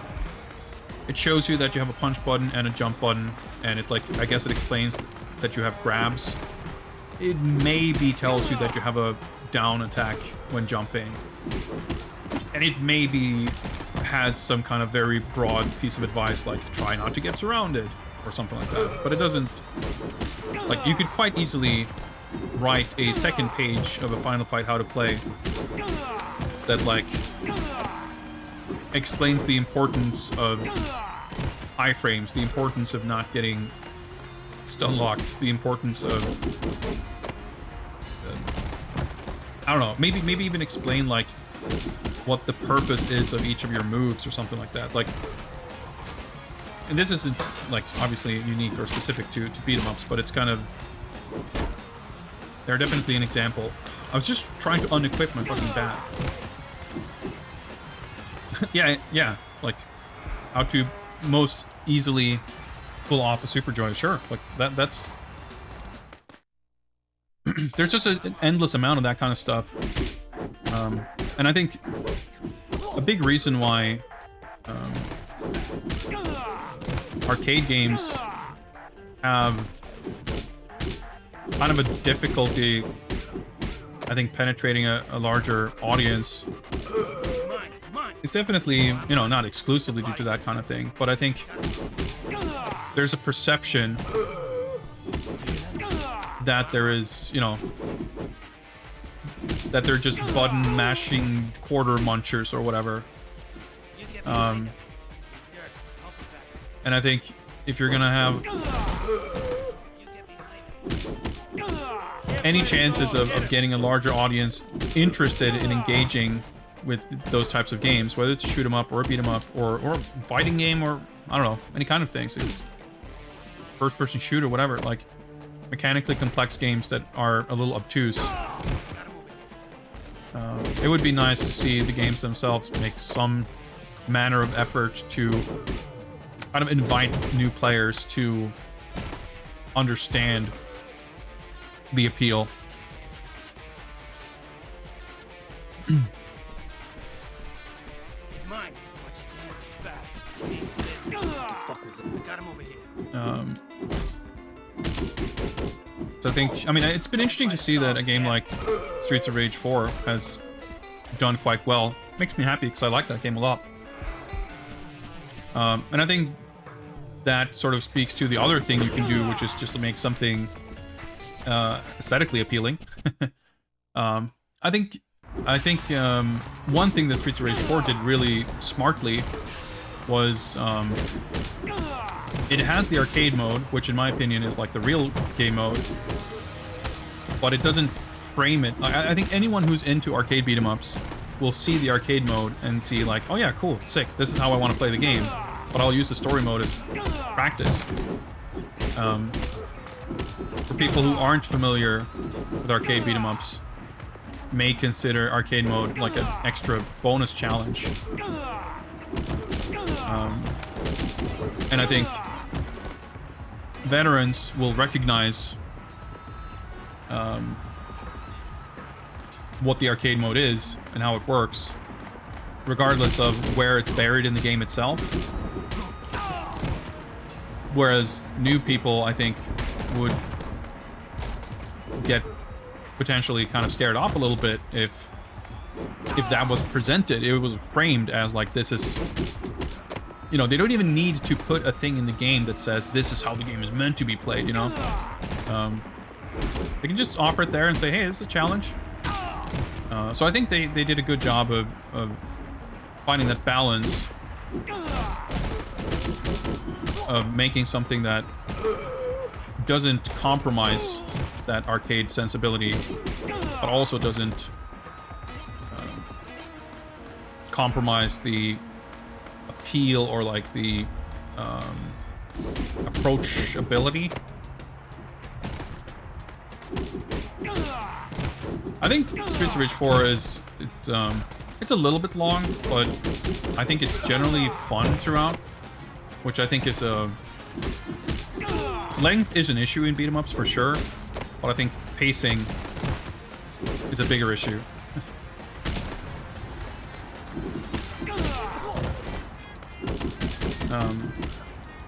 But I think for sure, like, I've seen so many countless, you know,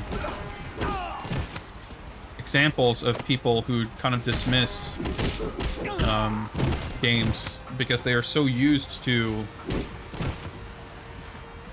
you know, the reward of unlocking the next whatever, like the concept of playing a game for the sake of playing the game is like foreign. Like for the enjoyment of the mechanical interaction with the game being like the driving force to make you continue playing.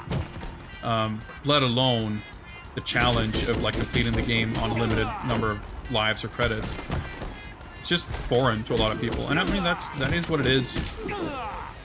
But I think you need to, like, if you want to make arcade games more appealing to a wider audience, which I think you probably should.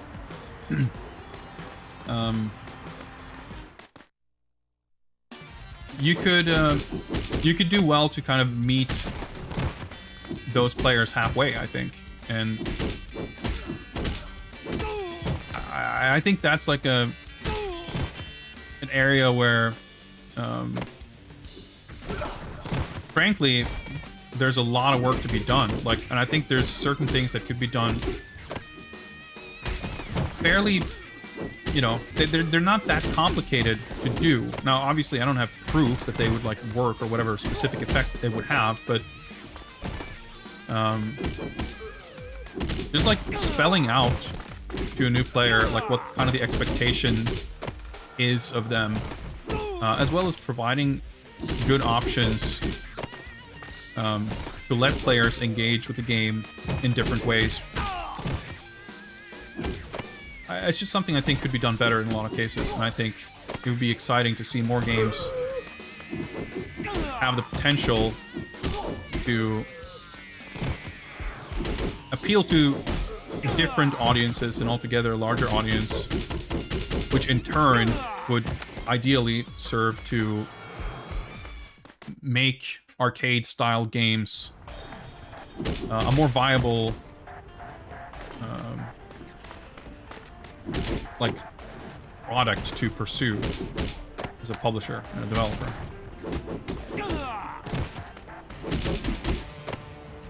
And I think, like, for sure, we talked about this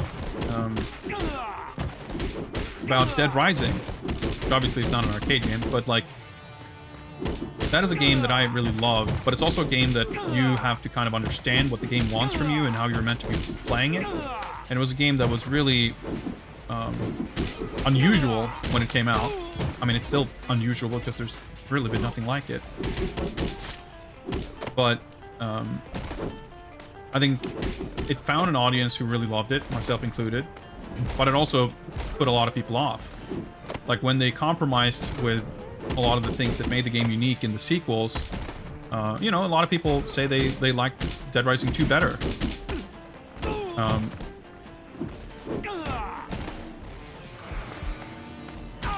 But I think today, when players are more accustomed to, you know, roguelikes and other things like that, where you have, you know, there's consequences to death, you can...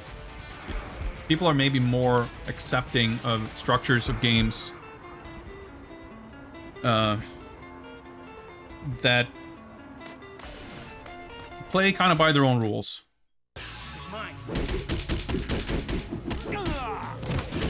Yeah, I think for sure, like, it's not an arcade game, but it appeals to me in some similar ways and for some similar reasons than arcade games do. But it's the same idea of, like, if you spell out how you should probably want to approach the game for your best chances of enjoying it, like, it's interesting that, like, I think that's a game that potentially could, like, if nothing else, if that game came out today, the marketing would have a completely different vocabulary to explain what the game is than in 2006, which is kind of interesting. And I think that carries over to arcade games too. Like, I like to think that you might have... I have to focus on this. A little more means of...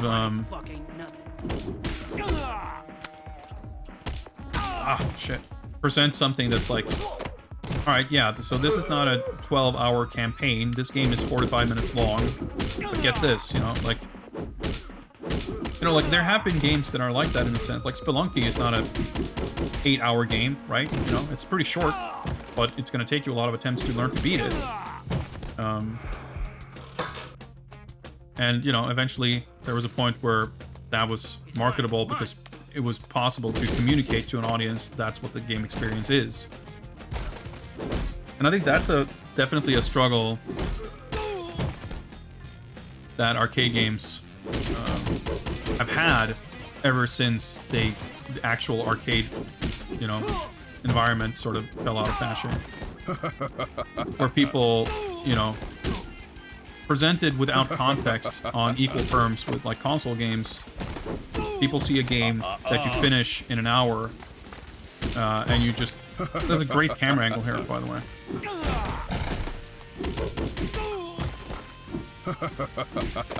And, you know, you just mash the same button over and over, and whenever you game over, you press start, and you do it all over again. And, like, yeah, that's not the most compelling way to play, but... Okay, can I pick up that burger? That punch combo is supposed to be a super joy, by the way. But...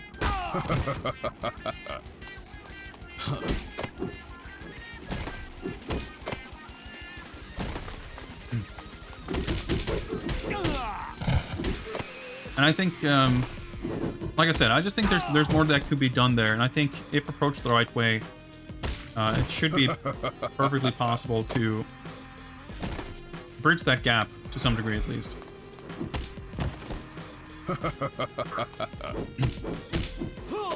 Yeah, I think that the whole obsession with length of games as having any relevance to a game's quality or value is utterly fucked and completely misguided. If you at all put any stock in the length of something, you know, having any relevance to its quality, I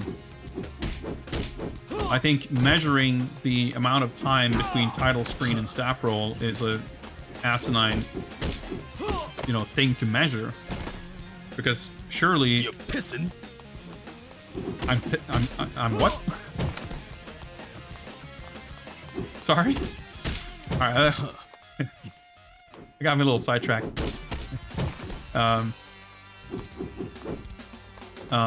Surely what should be measured is like how long the game will entertain you. And, you know, a lot of games can continue to entertain well past, you know, your first visit to the staff roll or whatever. Pier District saved. Mission completed. 34 minutes in, we've cleared stage 2.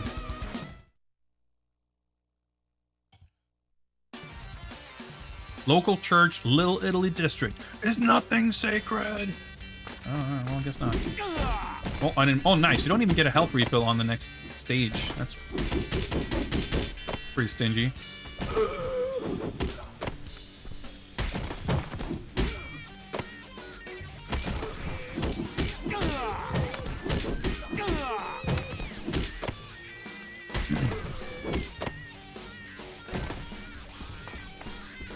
But yeah, I think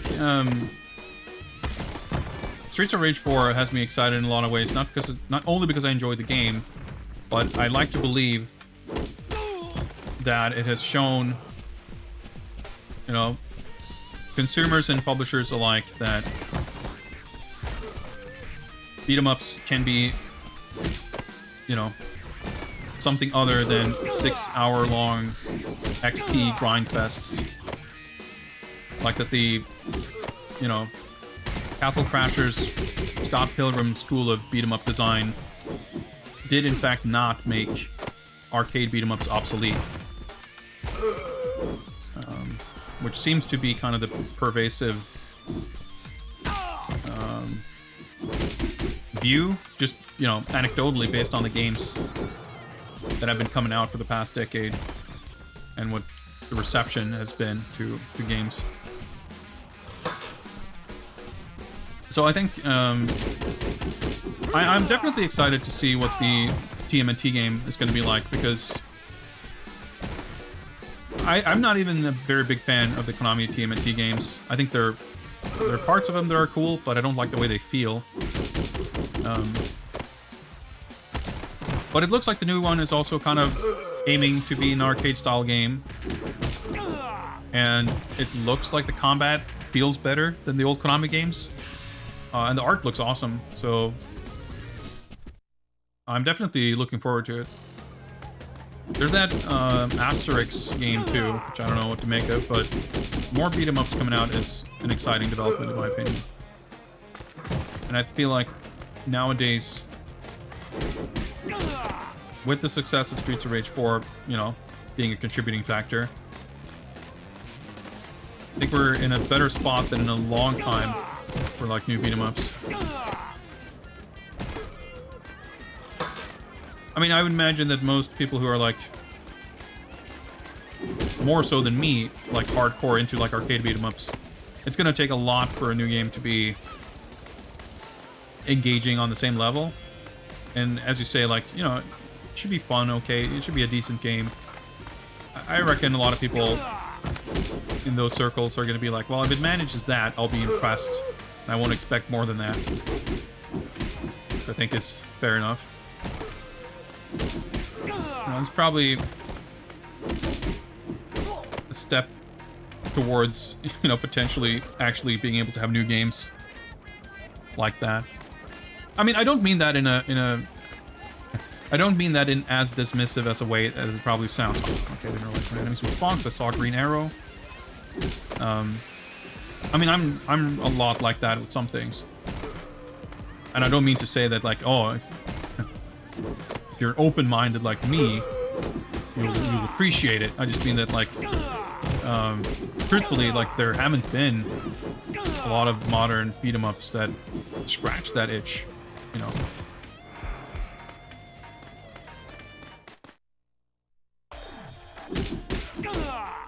And that kind of is what it is. I would love to see that changing, just because I would like, you know, I'm totally fine with the 6-hour beat-em-ups, story and shit. Like, I'm fine with them existing, but it frustrates me when it feels like they exist at the cost of, like, arcade beat-em-ups. But like I said, you know, I still think there's the issue of how you make an audience understand the appeal of those games, and, you know, how to make them more approachable. It's not exactly a solved problem. At least not, like, not to the point where people you know, it's not to the point where it doesn't continue to be a problem. Dude! Nice. 50% damage there. Okay.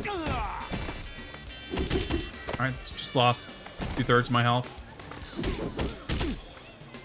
I'm getting touched once. I'm trying to aim my fucking throw, but weirdly enough, it's like harder to aim it when I'm in this top-down camera angle. Alright, okay.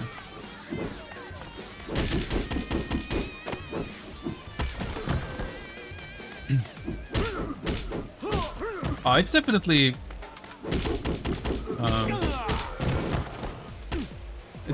a mechanically very complex genre to get right, and I think that what you're saying makes perfect sense, Zuck. Like,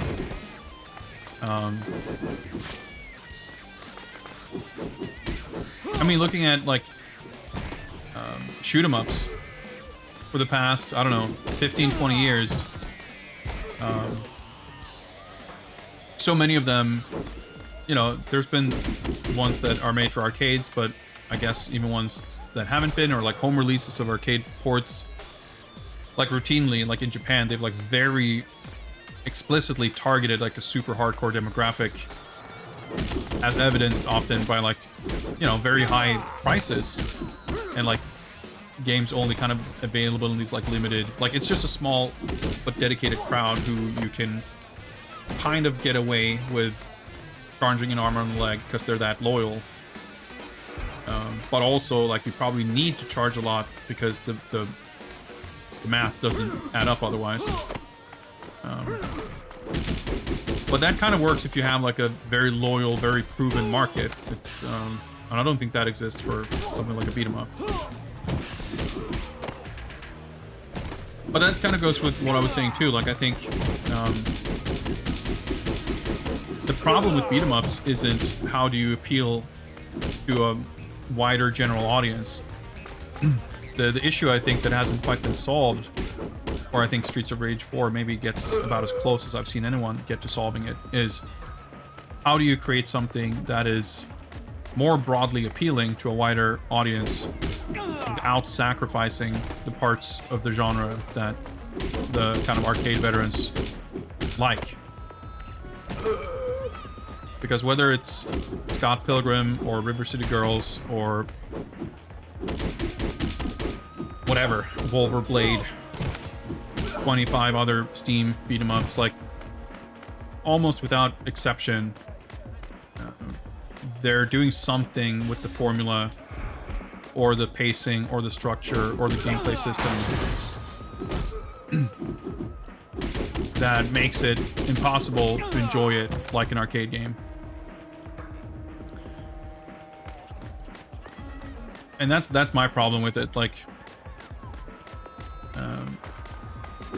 it's such a dick move. You see the arrow, and it's like, nah, no, just kidding. Can't go in there yet. And I like to think, as I said, you know, I don't think those things are fully like impossible to combine. Wow, I just realized those things, this dude didn't even get properly knocked down by my super joy. That's fucked up. And like I said, I think Streets of Rage maybe gets closer than any other example I can think of. So I'd like to see more kind of explorations of the type of approach that they took. And I think you could take it even further by... And I think that's something you could apply to re-releases of actual arcade games too. Like, encourage players one way or the other to engage with the game on a deeper level by incentivizing and rewarding it. Explain to players how to do it and why you would want to. I mean, for sure, it's still gonna be, it's still not gonna be for everyone. I think that's inescapable. But it would be interesting to see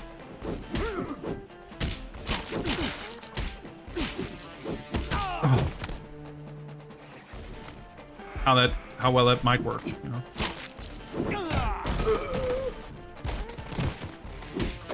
Alright, this is fucked.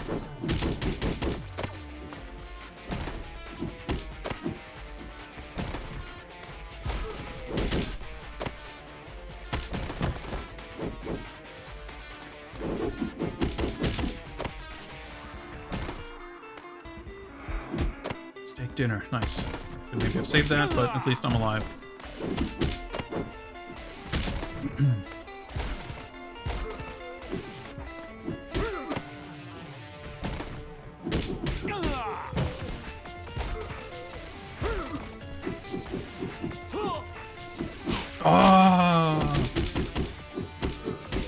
Sounds like more trouble outside. Like the stage progression is so dumb. Like you keep running into buildings to beat dudes up, and it's like, never mind.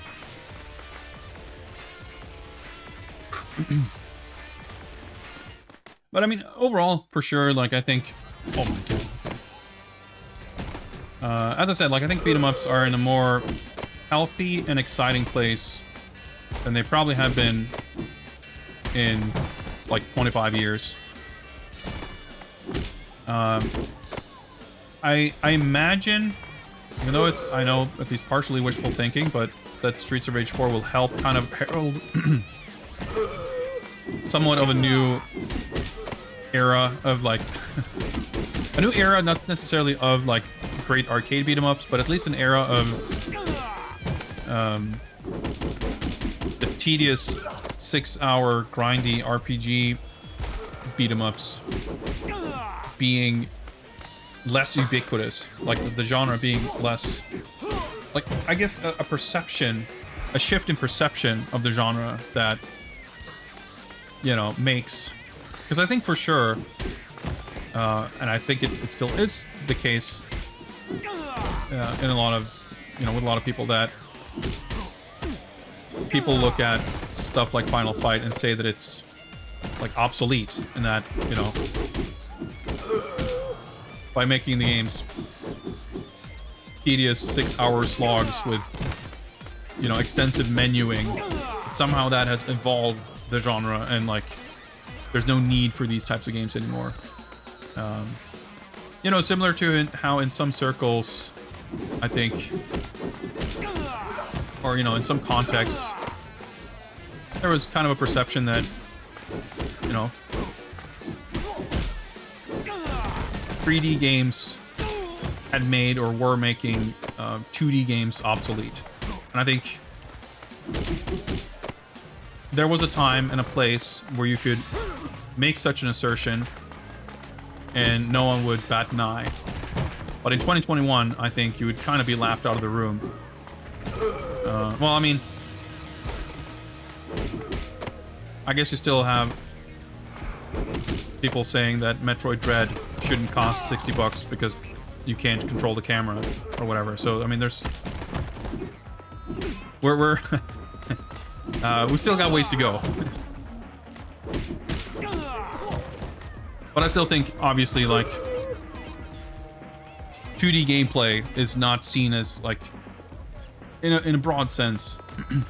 I think it's fair to say that 2D and 3D can coexist, and one does not, you know, render the other redundant. And I think, similarly, there certainly has been a time, whether we're still in that time or not, it's debatable, I suppose, but if we're out of it, there certainly was a time where general consensus would have been, at least based on what was released and what was selling, that arcade beat-em-ups were obsolete, and adding more crap to them is like the way for that genre to move forward. Well, Atomic Chrono, I'm pretty sure there aren't any extents in this mode, or are there? I don't fucking know. Maybe there are. Maybe I should have been picking up points. I've just been, it's so fucking tedious that I haven't been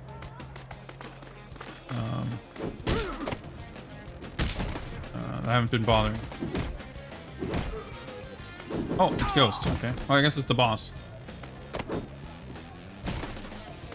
So, as with the other boss fights, I suppose I should be ignoring the boss. Clear out the crowd first.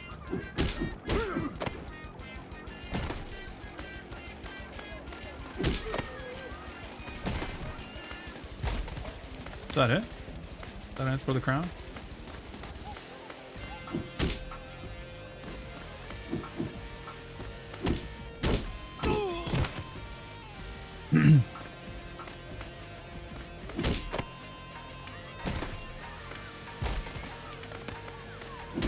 It's a burger at least.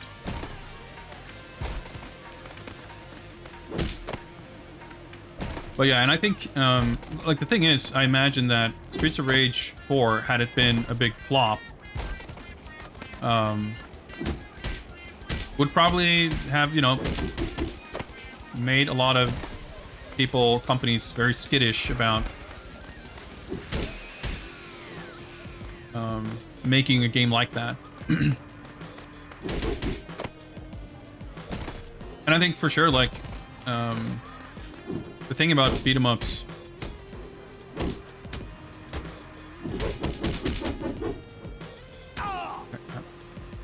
guard break? Yeah, the recovery on that animation, holy shit. I can at least block a few of this guy's moves.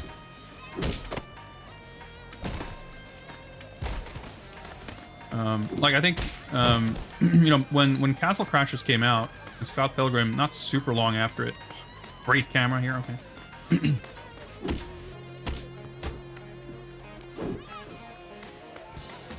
At that time, you know, beat-em-ups had basically been kind of dead because there weren't really any good places for them, you know. But with like Xbox Live Arcade, like suddenly there was a you know, it was even called the Xbox Live Arcade. You can put arcade-sized games out, and that was like one of the first big kind of beat 'em ups to come out there, and that happened to be a game that had a structure that was more sort of scaled and scoped for a modern console audience.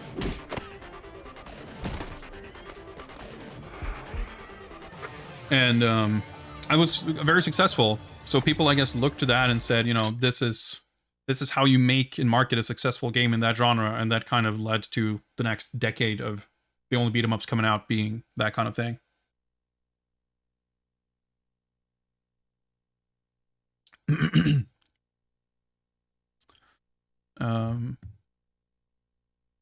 Yeah, 2D's in a good place, not going away for sure. Yeah, and we talked about this before. Like, I think we're gonna come to a place where like there's this like the passage of time, and when something is considered, you know, going from being dated to just being a thing that just exists and coexists with other things. Like you have like I said, the transition, like when 3D became more popular, 2D at the time to a lot of people might have felt like it was dated. This is like this thing that is distinct from what is current, and because of that is not current, you know, or at least it's like not the kind of cutting edge modern thing. But the longer, you know, time moved forward, like looking back to something that's from 2015 or 2012 seems like not quite current. But if you go a little bit further back, like say this game's from 2006, in our brain, it's not meaningfully that different from something that was from 2000 or even 1996 or whatever. And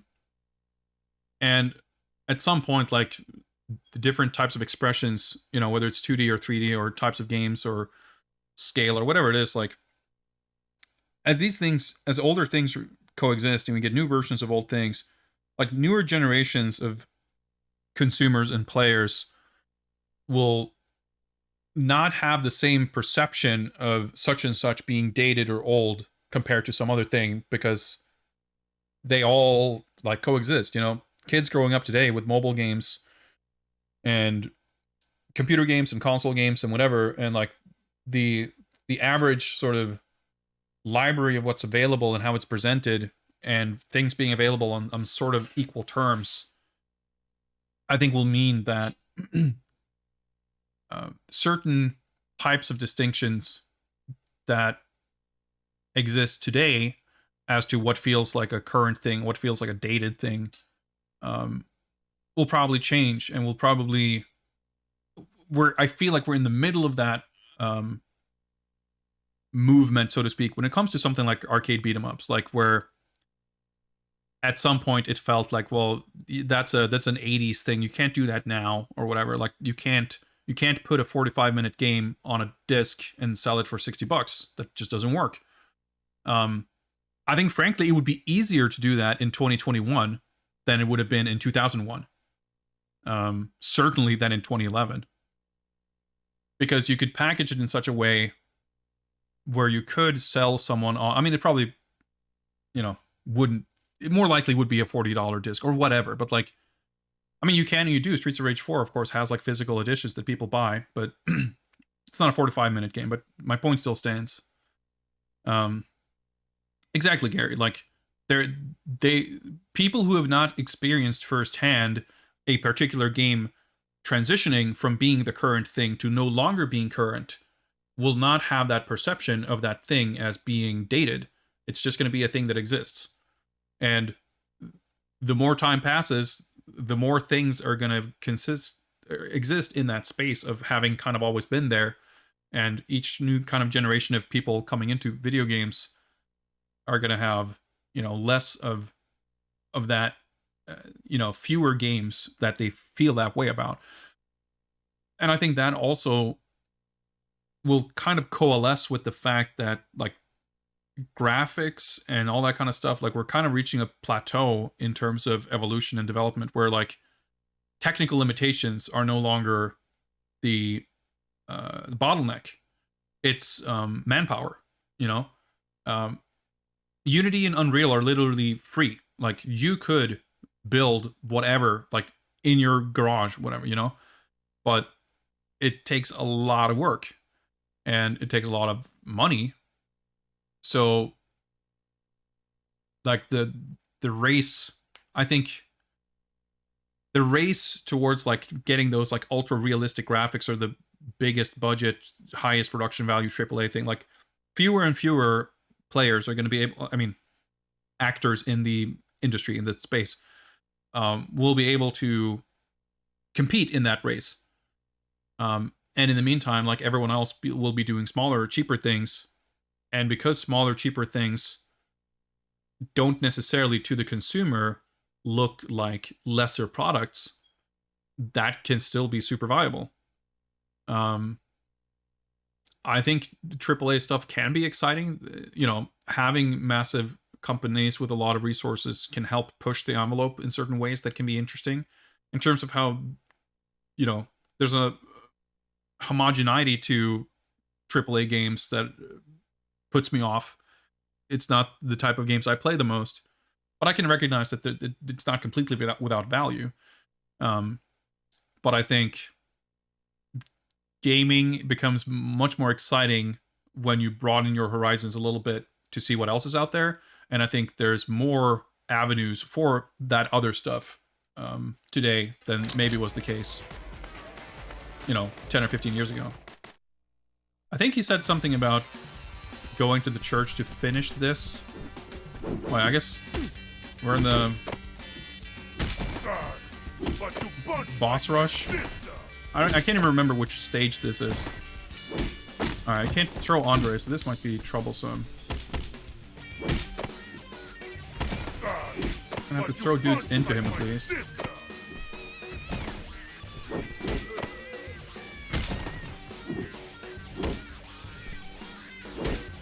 Grab him, please. Alright, I don't want to be stuck in this. Oh, that's a burger. Okay, that's good. We all want to fit. Oh, this, it's like such a narrow little belt.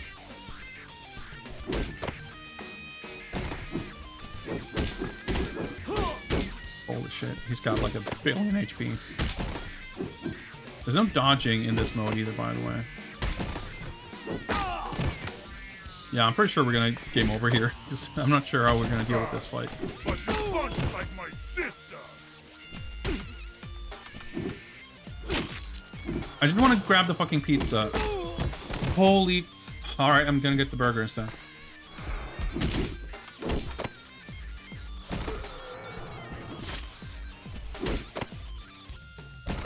Well, at least if he's on his own...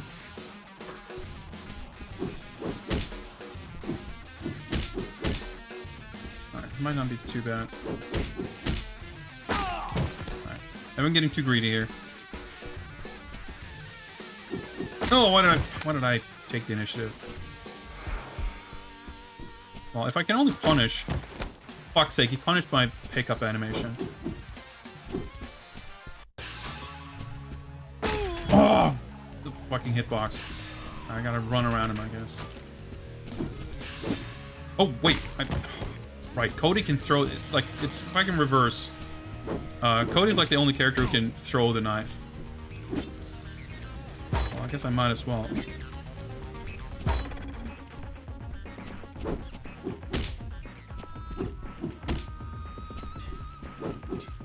Nope. Oh, that's fucking tracking.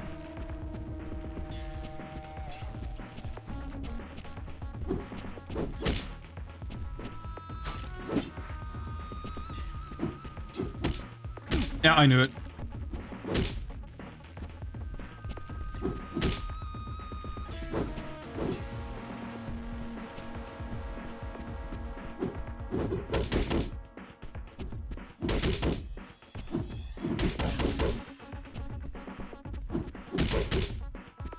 I guess doing multiple jabs has like more hit stop.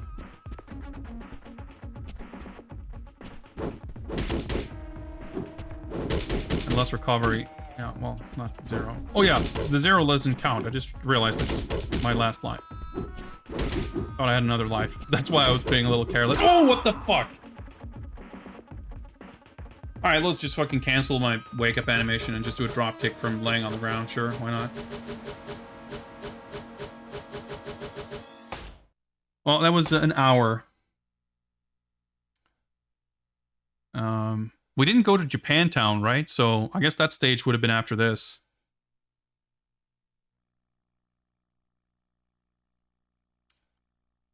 One hour, but that included, I don't know, however many minutes of just ranting about other shit.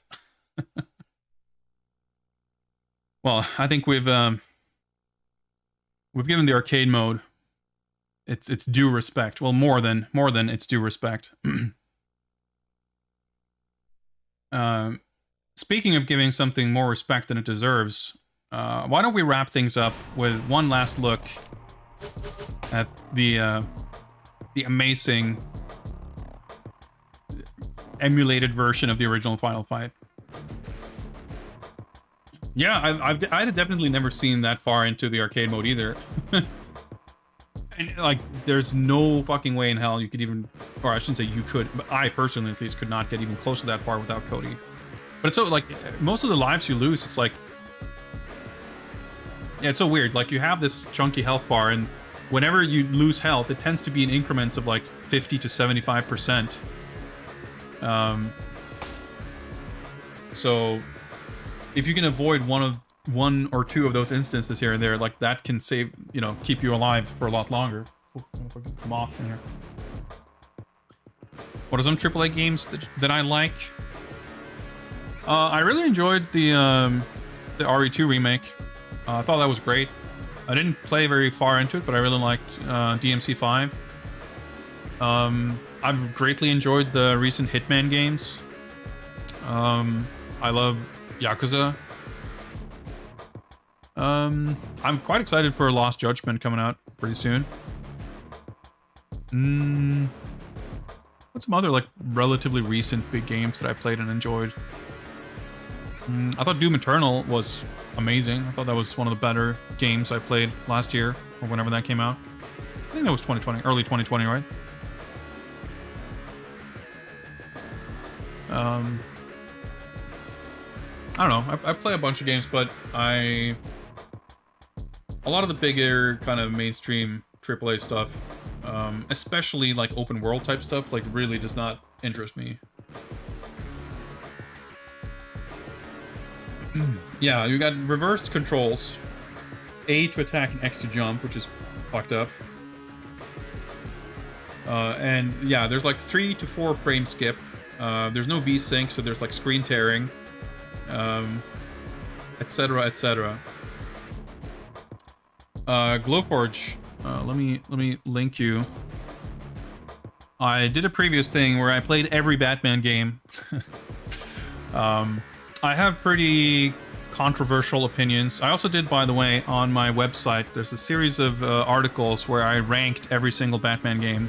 I think you can see the ranking on my spreadsheet there too. But I've written a series of blog posts on my website. You can check out if you're so inclined. I mean, short answer, yes, I like those games, but I have some pretty controversial opinions. I may be the only one in the world who thinks that Arkham Origins is the best game out of all of them. I think Arkham Knight is the worst of them by far.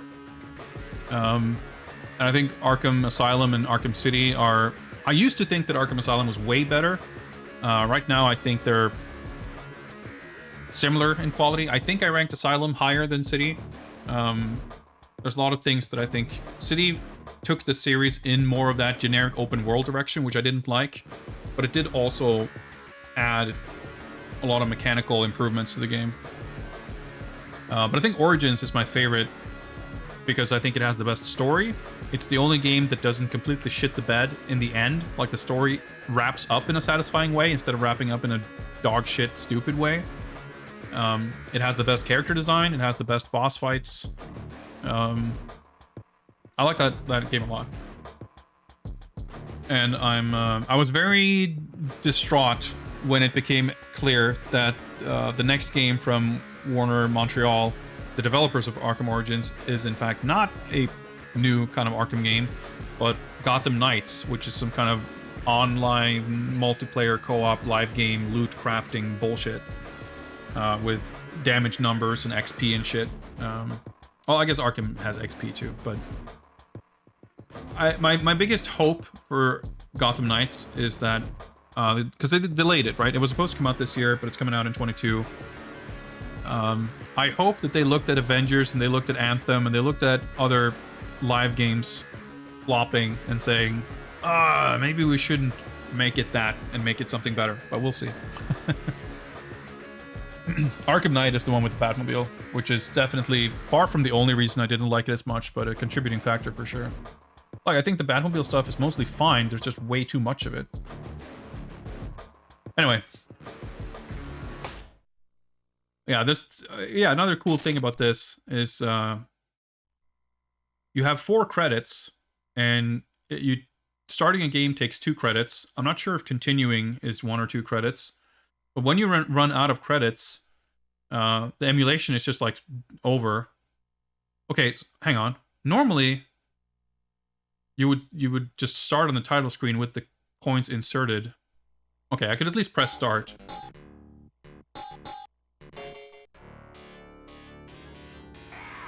Yeah, there's like missing sound channels. This one has it's got the works. So look at how beautifully this runs. Yeah, the audio is like delayed too.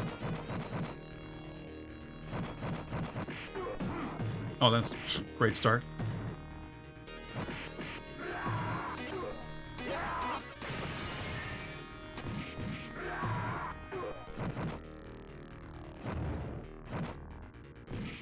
There's no dip switches or options, but it is running on some kind of easier difficulty level.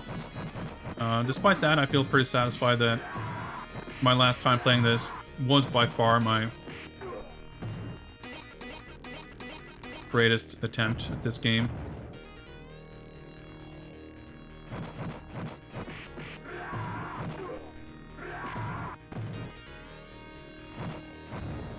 Alright, just empty trash can. Ah, drums who needs. All right, avert your eyes if you're sensitive to flashing. This room is quite something else in this version.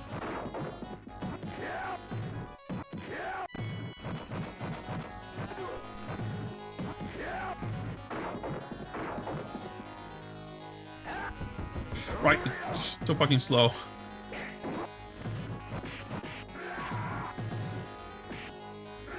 That was kind of weird.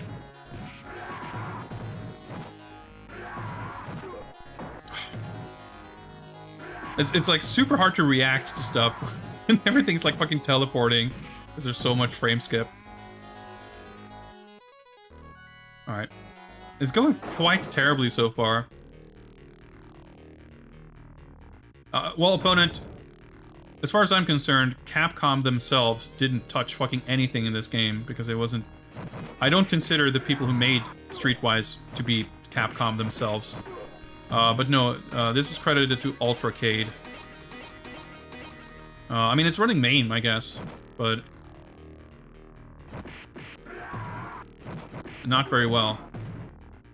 So I was told that you can infinite with Hagar if you like punch once and then turn around and punch and then turn around again. I think that would be quite difficult under any circumstance, but especially in this version. But I want to give it a shot. Well, that went excellent.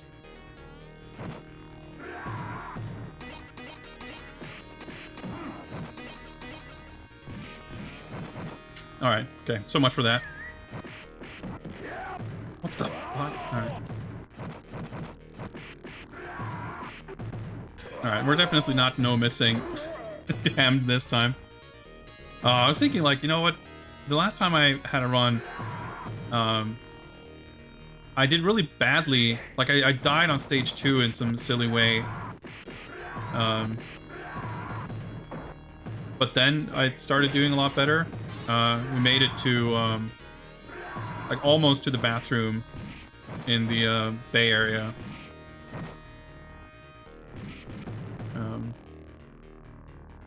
So I was thinking maybe I could try to get a better PB, but losing a life in stage 1 is not a good start. So on whatever dips we're playing, there are multiple extends. I'll get an extend every 200k. But obviously, you still don't want to lose lives.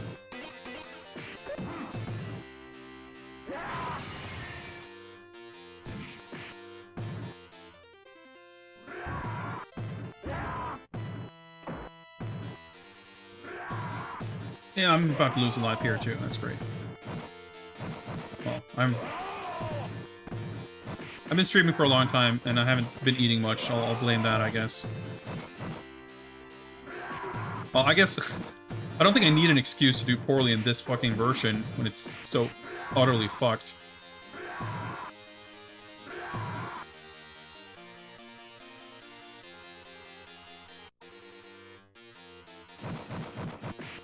Well, I don't think there's a good chance of me reaching the next food. Well, certainly not now.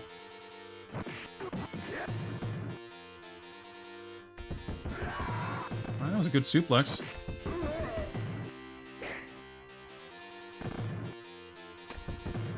It's funny, like, last few times I played this, I was like, man, I feel like I'm getting a lot better at this game just from having played it more, you know, over the last few weeks. You wouldn't know it looking at this performance.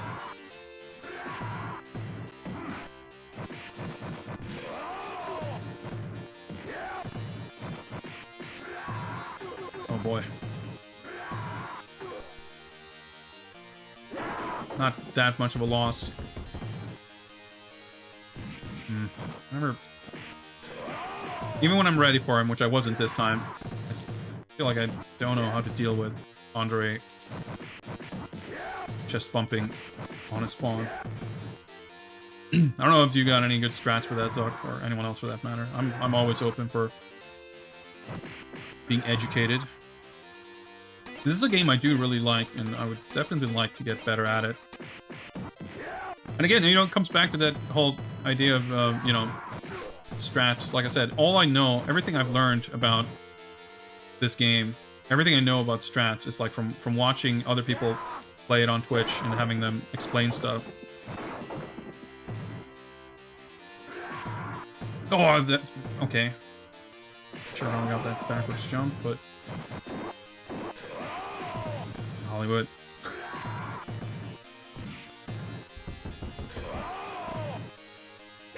Just falling apart.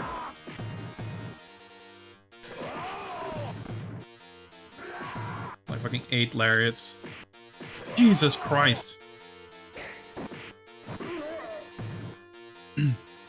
Have I tried the Capcom Arcade Stadium version of Final Fight? Nah, the only thing I heard about Capcom Arcade Stadium the day it launched, it's like that it's shit, so I haven't bothered with it. I downloaded the free thing for Switch. I haven't tried it yet, but...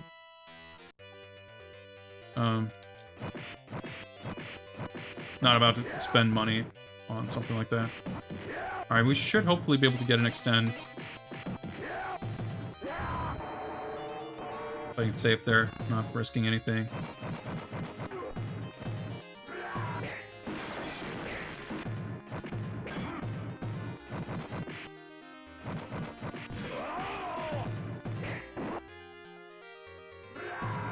There should be barbecue there, yeah. Wait, I gotta remember that, like, there's nothing left after this, so...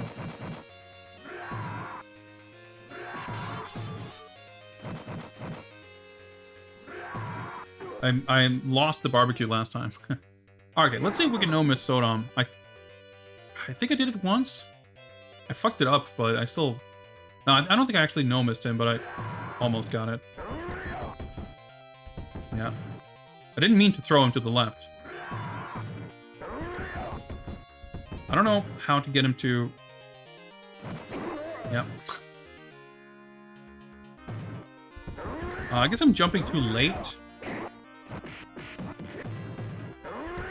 Too early? I don't know. You're supposed to make him not run. Or, I mean, the best thing is to make him run into the corner.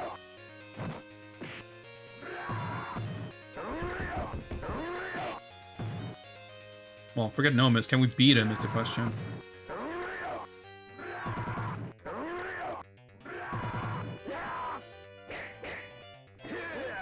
Okay. I completely messed up my inputs there, but we somehow got it.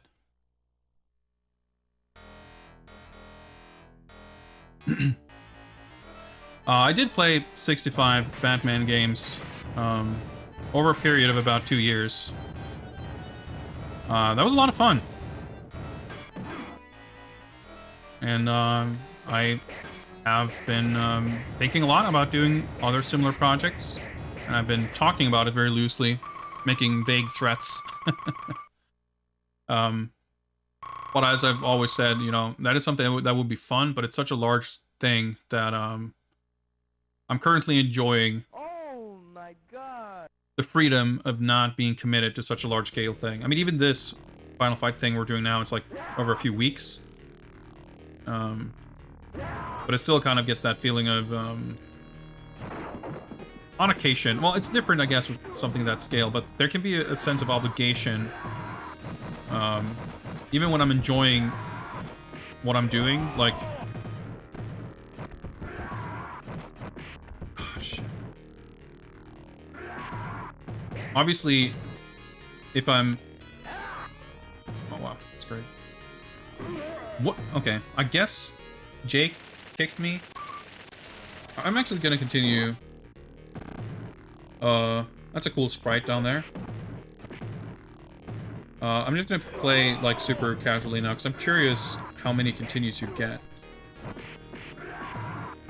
Whether you get 1 or 2 continues. But yeah, so like for this, I didn't want to get sidetracked with other stuff, so I'm like, alright, let's just do Final Fight games every stream until we're done.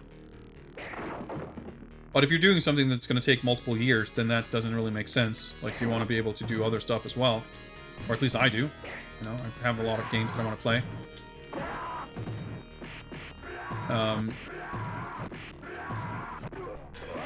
So sometimes you can kind of lose, you know, especially when you get stuck on a difficult, tedious, not very fun game. That was a bad time to pick that up, but whatever. We're super cash. Super cash here. And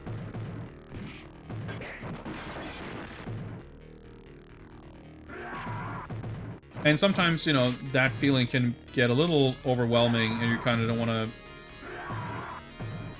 commit to this big old project that's going to take a long time, and you're going to, you know, find yourself having a sense of obligation of needing to play something that you're not excited to play.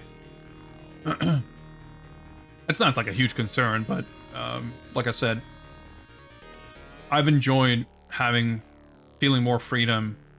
Yeah, these guys super fucked me up before.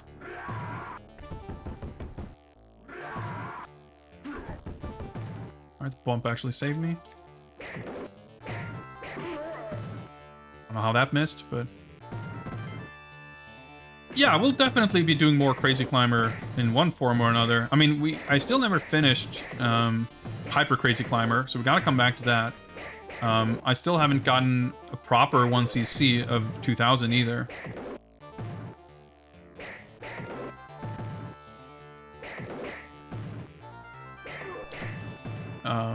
And there are Crazy Climber games I have not played. So, for sure. Whether we do that as an organized, you know, Crazy Climber Chronicles, you know, playing every game in succession, or just revisiting games, we'll see. Who knows?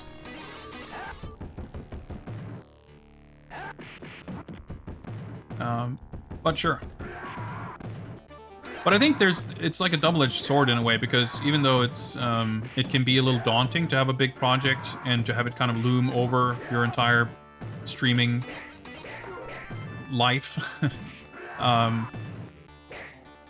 I think there is something very...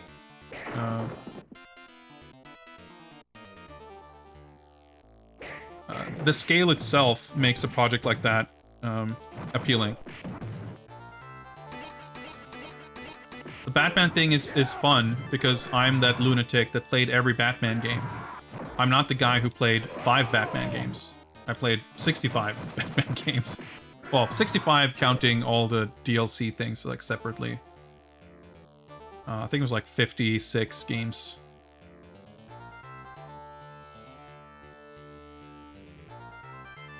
See if we can... Nope. Alright, you can't really approach him like that, I guess. I'm trying to, like... plane shift him.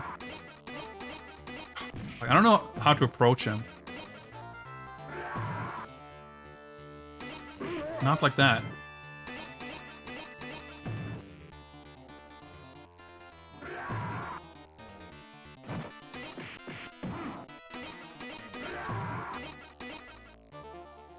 Alright, once you get him to the gun phase, it's easier.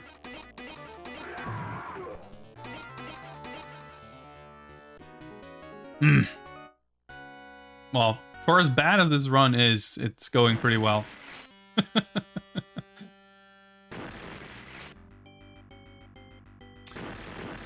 Oops, okay. It's a little hard to see the flashing.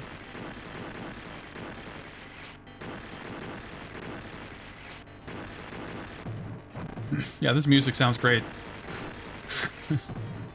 Music is 75% fire. And I don't mean like it's lit, just like the fucking fire sounds. Nah, but there are for sure series or like properties or whatever themes that would make for a project at maybe not quite the number of games as Batman, but similar, that I've been interested in thinking about and done some amount of planning for.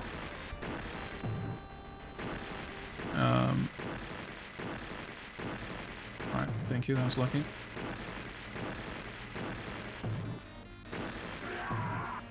And I don't know, maybe next year is when I pull the trigger on one of those. Maybe sooner. Who knows? We'll see. But Batman, you know, that was something that felt... I was really happy with that, and there was like a lot of reasons for picking that. I think...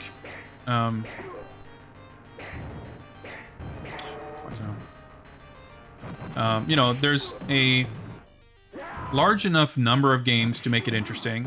It's a small enough number of games to keep it somewhat manageable. The time span that it covers was like ideal. Because it was from 1986 to 2016, 17, something like that, the newest game. And there was a pretty like even like spacing of games time-wise. Like there weren't any like massive lulls period where there were no Batman games. So you got to see like this sort of timeline evolve of what Batman games might look like on different, you know, platforms with different technology and different genres. That's the other thing too, like, because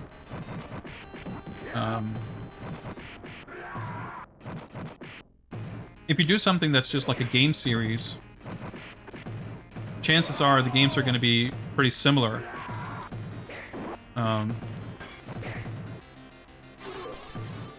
that was a timely extend.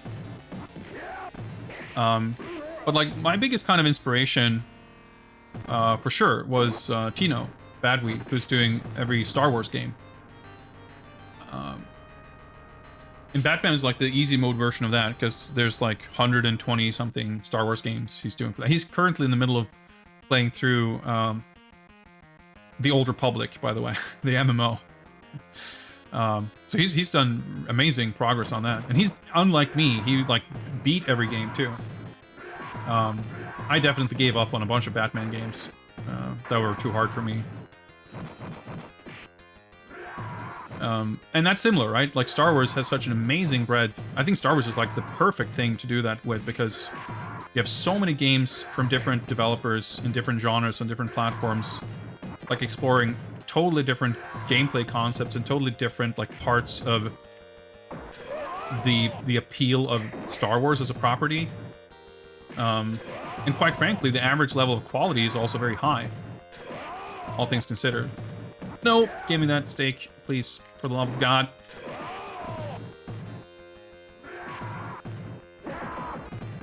Satisfying. And that was another criteria for sure that made me like feel good about my choice of Batman. Wow. Okay.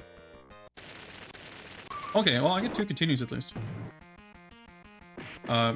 Batman is kind of similar in that it's a little less variety genre-wise for sure, but it's still a lot of vastly different interpretations. And the level of quality is in fact high. There are very few Batman games that I think are downright bad. There's a couple, but not many.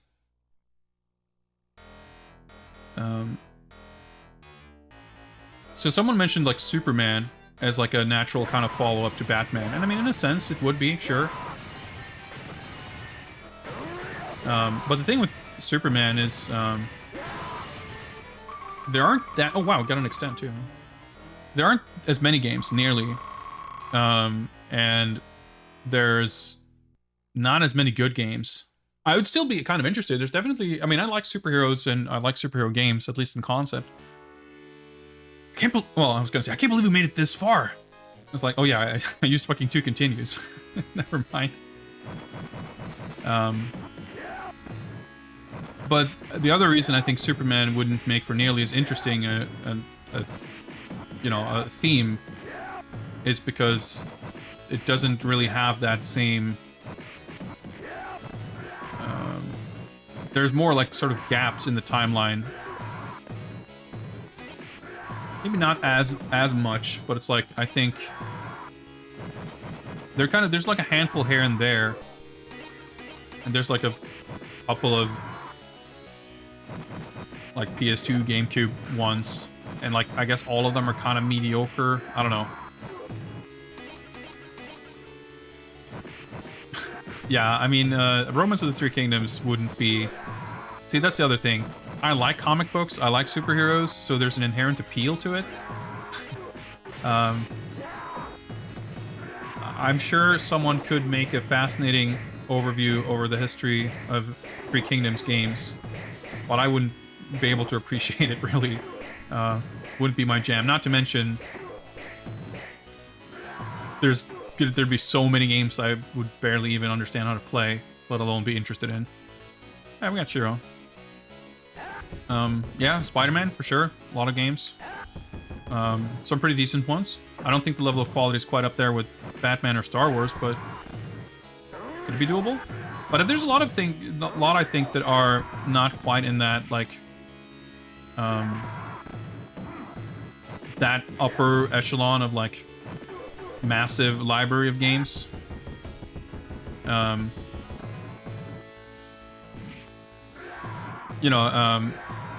I talked before about like certain movies like Jurassic Park having like a shit ton of games, even just games based on the first Jurassic Park, not just like the broader sort of series. There's a lot. Die Hard is another movie that has like weirdly many games based on it.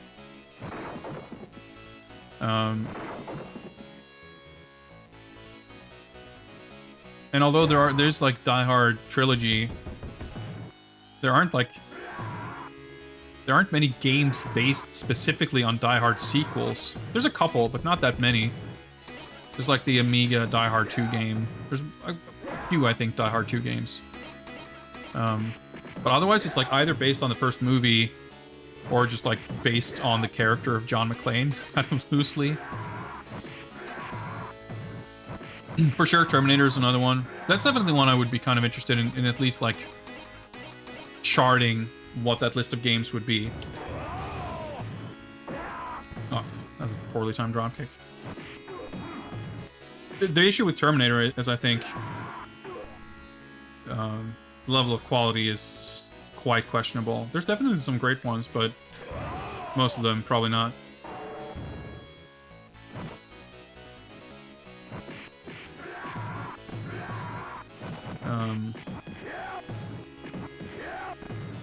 But I think, like, again, if I were to do something like that, I would probably stick to very much the same rules as I did for Batman, where I'm more interested in the historical exploration and experiencing the games. I would make an honest effort of beating the game, but I wouldn't commit to beating the games, because there's going to be some games that are just too hard for me, or too bad for me, even for me.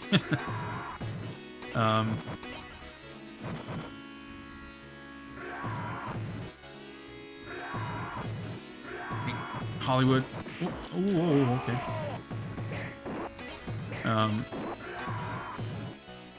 But yeah, Jurassic Park would be interesting for sure. The thing I'm more concerned with, like, would be once you get to the park building games, because that's so far outside my wheelhouse, and I'm not sure if playing any game like that to completion would be kind of interesting.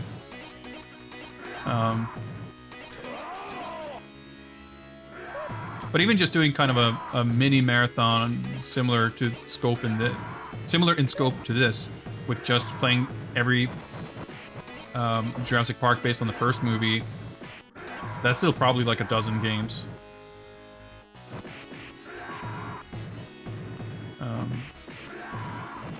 I think Disney would be a little too crazy, just because it's a little too broad almost. But I did, like I said, I've done some research for some, like, potential themes, and I looked into, you know, aside from Spider-Man, like X-Men and other Marvel things, because that also gets, like, X-Men alone, I think, is pretty sizable. There's quite a few X-Men games. But there's a lot of Marvel characters who had, like, one or few games here and there. And it would be interesting to kind of find a context to explore those. But if you also do, you know, every Marvel Comics game, then I would imagine that you're definitely approaching, if not exceeding, the scale of something like Star Wars. I would say, like, Spider-Man and X-Men are the big ones, for sure. But there was, like, you know, early on, there were a couple of MCU games. There's, like, a couple of Iron Man games. You know, there's Iron Man and Exo Manowar. There's a couple of Punisher games.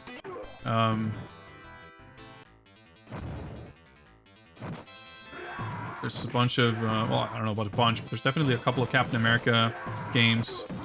Hulk. But even disregarding that, like, literally just Spider-Man and X-Men, I would imagine that you'd probably get close to 100 games.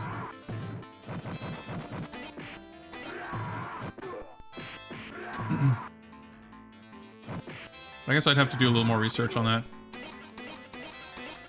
I mean, of course, you're gonna play the games you can play. There were Batman games we couldn't play, and there may have been Final Fight games we couldn't play that we don't know about, like mobile games and online games. Well, I don't think there's a lost Final Fight MMO or anything, but I mean, I would do some.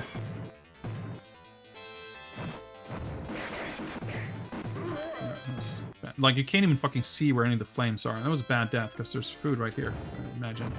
Well, never mind. I guess they're after this. Man, this stage is always longer than I remember it.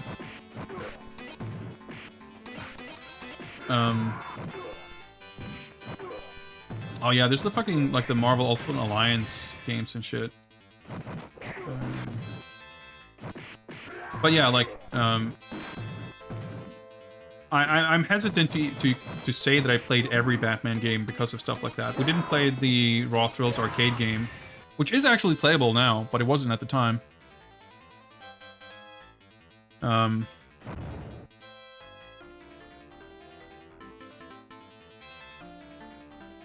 And again, like I would, right? I keep thinking like, oh yeah, that's the Abigail barbecue, but nope, it's the fucking Elgato Army barbecue.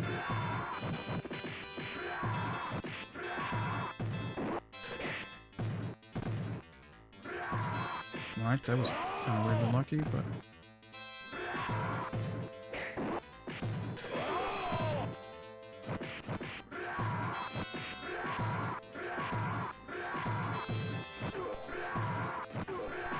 Alright, that one. Well, went. I should be careful to use past tense there, but. I was going reasonably well until it no longer was.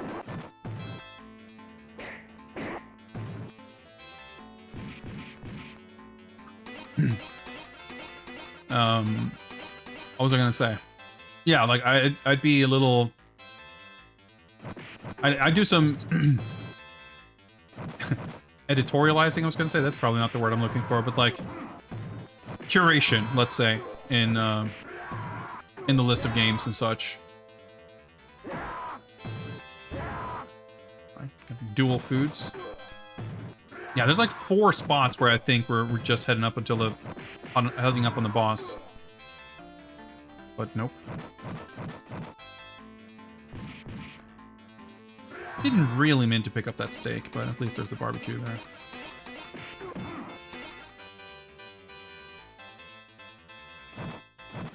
But that's true, like, with Batman, for example, you know, there weren't any, like, RPGs or anything like that. There was, like, the one point-and-click adventure with the DOS Batman Returns game. But really, it was only the Arkham games that were, like, any long... Well, I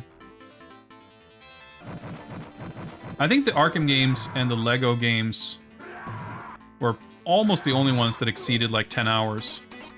But, I mean, that's pretty long for the types of games I usually play, especially on stream. Batman and Robin on PS1, I think we spent, like, 12 hours or something on before I just gave up on it. That game is fucking impossible.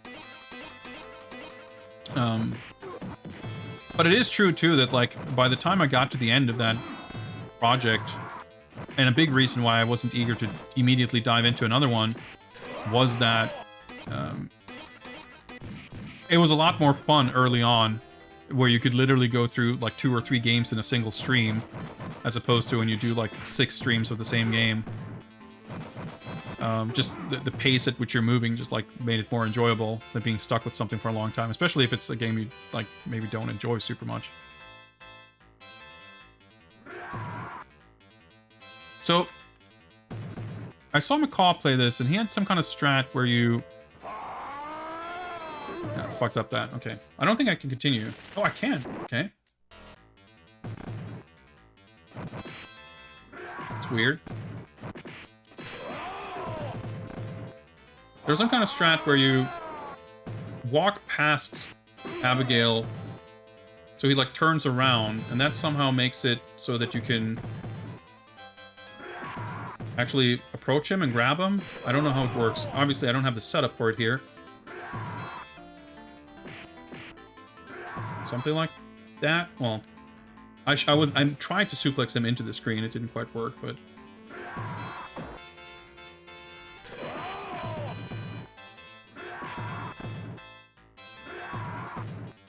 Alright, keeps walking off screen.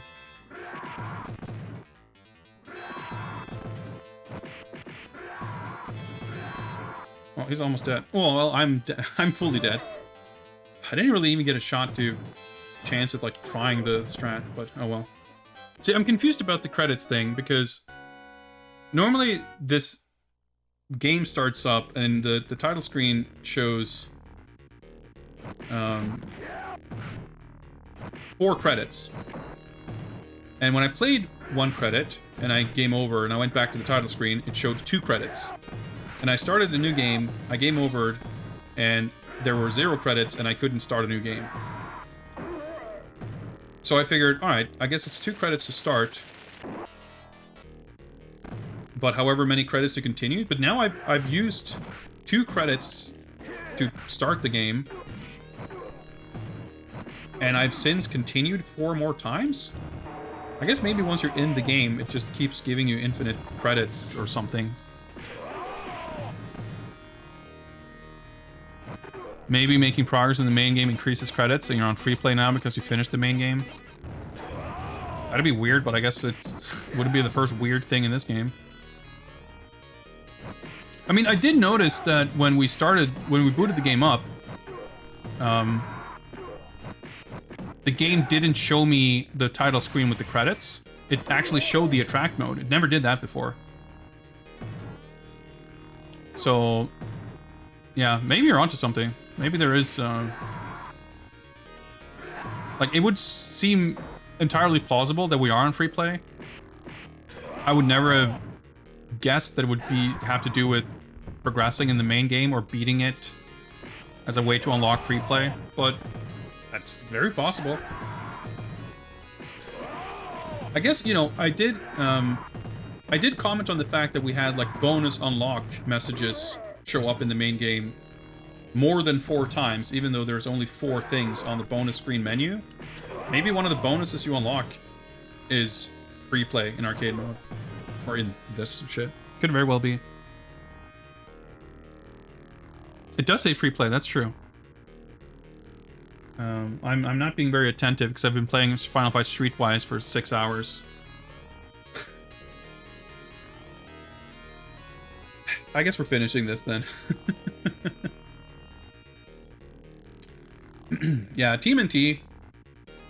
Can't remember if I ever did like any research into that, but for sure, there's a lot of TMNT games. And that would also make a pretty good project, given that it's...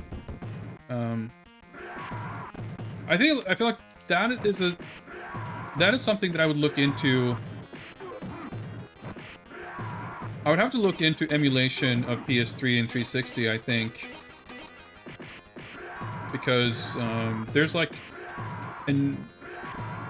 several TMNT games that are delisted that I think would be a shame to have to skip over. There's the Turtles in Time remake, which would be a shame to skip over, not because it's supposed to be good, but because it would be very interesting to look at, and it would be a shame to not get to play it.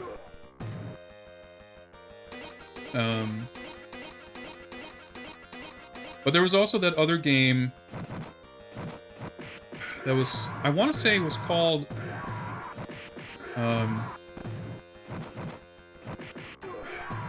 I get it mixed up because I think it has either a very similar title or the same title as the second of the more recent TMNT movies. Or like Out of the Shadows or something. And I remember that coming out at like a similar time as some other TMNT game, because I remember it having like a very weirdly kind of detailed, realistic look to the turtles.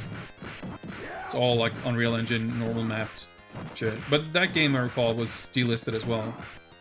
And I guess it's like some kind of your typical XBLA beat-em-up kind of a thing, as those games often were.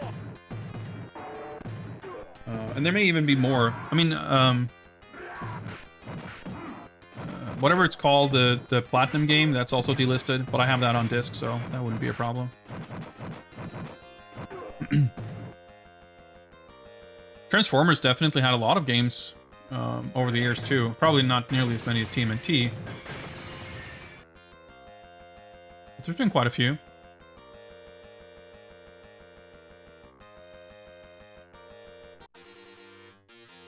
Yeah, Mutants in Manhattan was a big disappointment. As a fan of Platinum games, it was really weird how bad it was. It was weird how bad it was in a lot of specific ways. Like how poorly that game did things that Platinum games otherwise normally do very well. Yeah, I don't know what that sprite is. It just appeared after we cleared a bonus stage or something, and it's just been there, hanging out.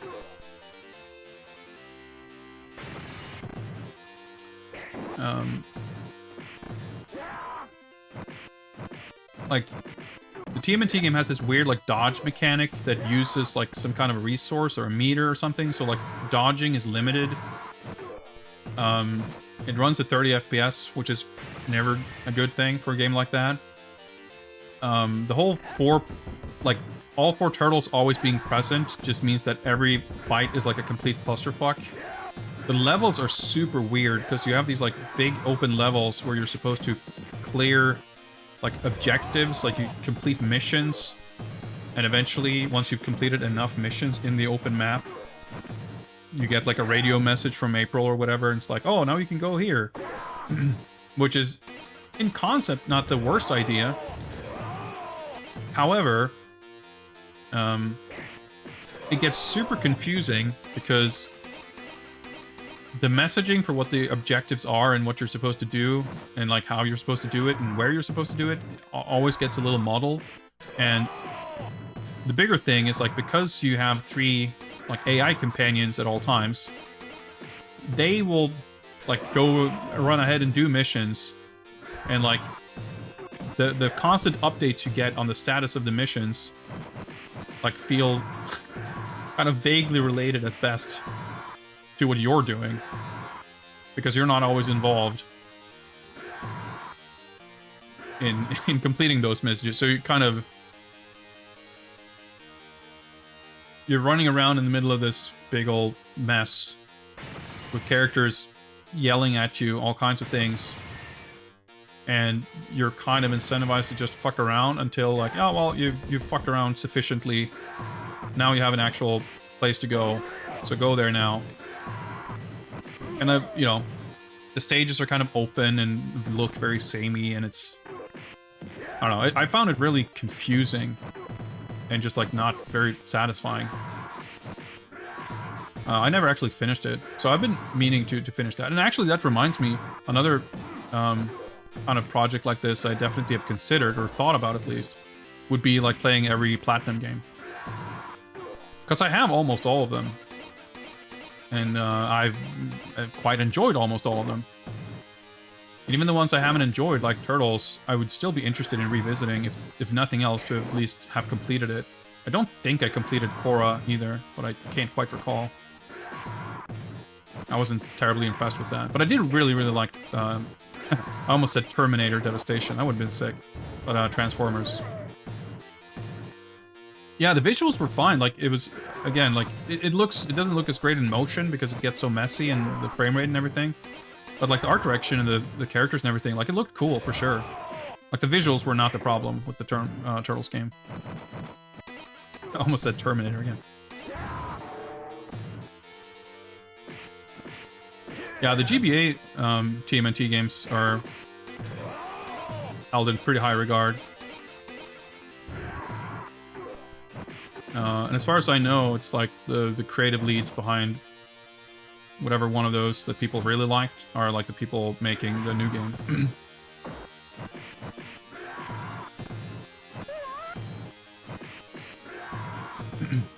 Transformers Devastation, I know, is a game that's like, it's definitely got some problems. I think it's a game that definitely suffers quite a bit if you try to like sort of min-max it, because the weapon system is pretty whack. The way you grind and level up gear, like the whole gear thing is not great. But I just like the aesthetics of it were great, and it was just fun to play. It felt like kind of a lower budget game, but I didn't mind. It was still very enjoyable.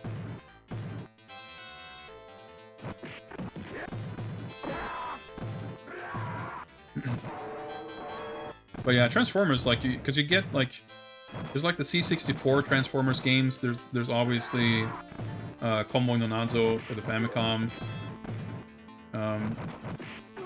I actually don't really know. Like, I feel like Transformers probably was in a big lull throughout like the early to mid 90s. But there's probably some Beast Wars game on PS1 though, right? And then you probably start getting more, like on the PS2 for sure, there was like the War for Cybertron and whatever else. Like, there's a couple of Transformers games for that. And then you start getting the movie games. I guess I guess I wouldn't be able to play it, but there's also the Chinese Transformers Overwatch clone. Just like pretty sick.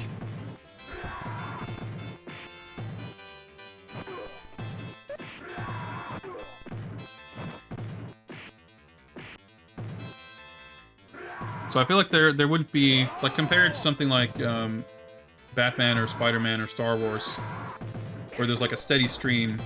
I feel like Transformers I mean, again, I haven't done any research on this, but I imagine that you get there's a few games like from when the original show aired. And then I guess Beast Wars was kind of like when Transformers kind of came back. I'm not very knowledgeable. I enjoyed playing with Transformers toys growing up, but that's kind of the extent of my connection to the property.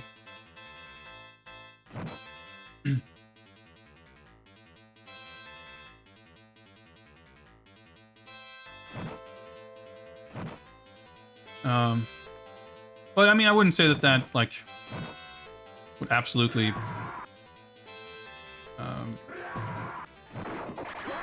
disqualify Transformers from being a product I'd be interested in pursuing. What's up, Easy8? Yeah, the emulation on this is like shockingly atrocious. It's like the worst I've ever seen. Like, at least for a commercial thing.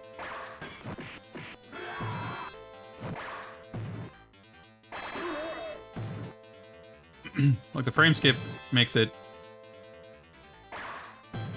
very hard to react to certain things. Wow. Nice. Okay, we just killed Belger primarily with dying. No scream.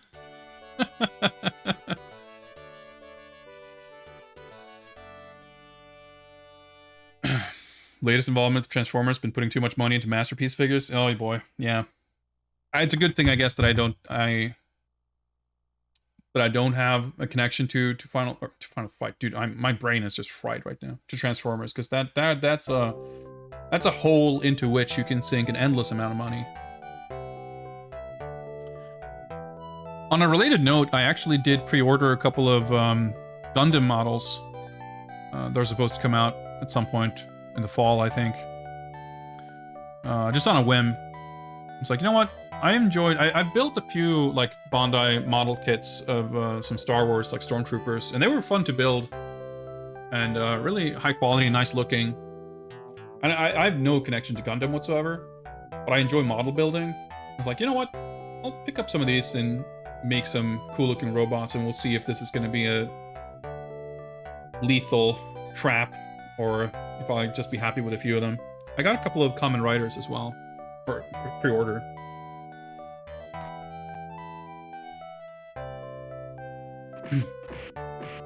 Yeah, like, there's like no excuse for how awful this emulation is.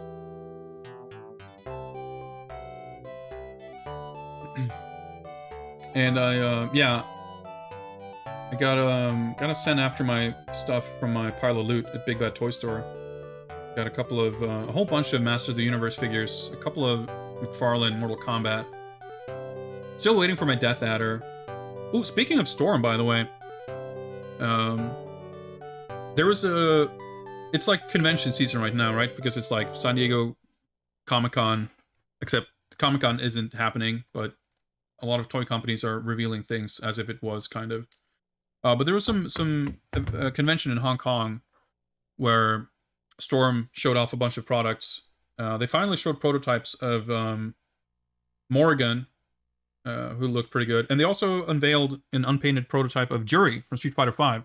And that figure actually looks really good. So now I'm like, do I want to get into buying their Street Fighter figures again? Because I have a bunch of them. I have Ryu, Ken, Dictator, Sagat, and Cammy. But I kind of lost interest in that line because they didn't really, I don't know. Just kind of lost interest. But Jury looks really good. They showed off Soul from Guilty Gear, who had been announced previously, but I think this was our first look at him. And they had some new, like, repaints and stuff, like Black Skeletons and Death Adder Jr. and stuff like that. I forget what else, because my brain is fried. But one of the most exciting reveals from that I was not expecting was that they're doing the next Golden Axe skeleton is I forget what it's called, the name of it, but it's the skeleton from Golden Axe 3. With it looks like it's mostly reusing the same body from the original skeleton, but it has like an animal-looking head, and I think it has like a tail. So I guess that's going to be a 2-pack too, so I'll probably get those, because they just look really sick. But it has me excited to see if they're going to continue the Golden Axe line with more stuff. I have both Gilius and Tyrus on pre-order, and they're both supposed to ship later this year.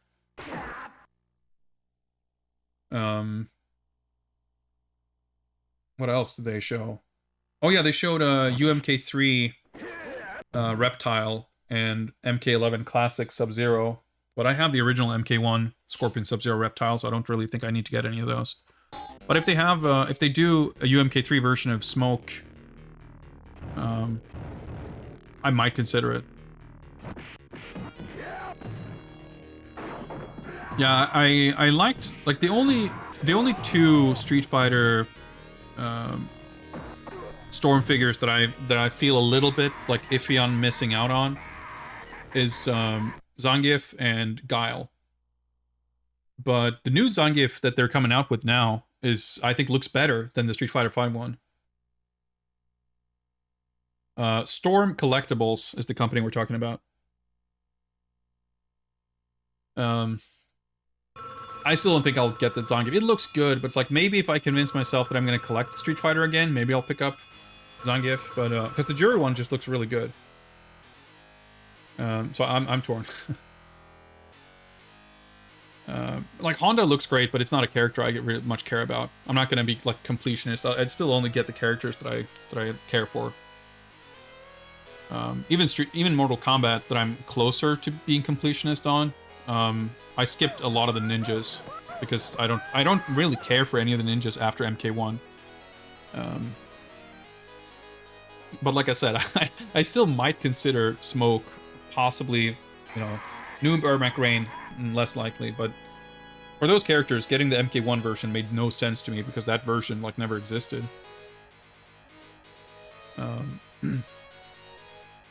Yeah, I have not a full collection of the Soda figures, but I have all of the first 4 like main waves that they released, and I have the Evil Ryu and Shingoki like exclusives that they released before, because they did like, they were called the previews or whatever, and they were supposed to be like a preview for their updated line that was called like Revolution, and I think Revolution was like Rainbow Mika, Honda, Dalsim, and was Zangief part of that lineup? I think he might have been. I don't remember if Zangief was part of the original line, or I think he may have been one of those last figures that came out. I don't have any of those anyway. But all the waves 1 through 4 regular figures. And I also have still in its package the original Comic-Con 2003, 2004. Evil Ryu and Psycho Bison 2-pack. Those went for like a couple $100 last I checked, like 10 years ago. I have no idea if there's any market for those. Not that I'm looking to sell it, but I still have it somewhere. I don't even really like those figures all that much, but they were cool at the time. But Storm apparently teased just today, I think it was yesterday or today, they posted a tweet that was like, I think it wrote like soon ... or something, and it had a cropped version of the Mortal Kombat movie poster, the new movie, where it's like the half and half like Scorpion and Sub-Zero face, which has me really perplexed, because it would seem to imply that they're doing movie versions of Scorpion and Sub-Zero, and I think those could be great looking figures, but I don't think I would be in the market for them.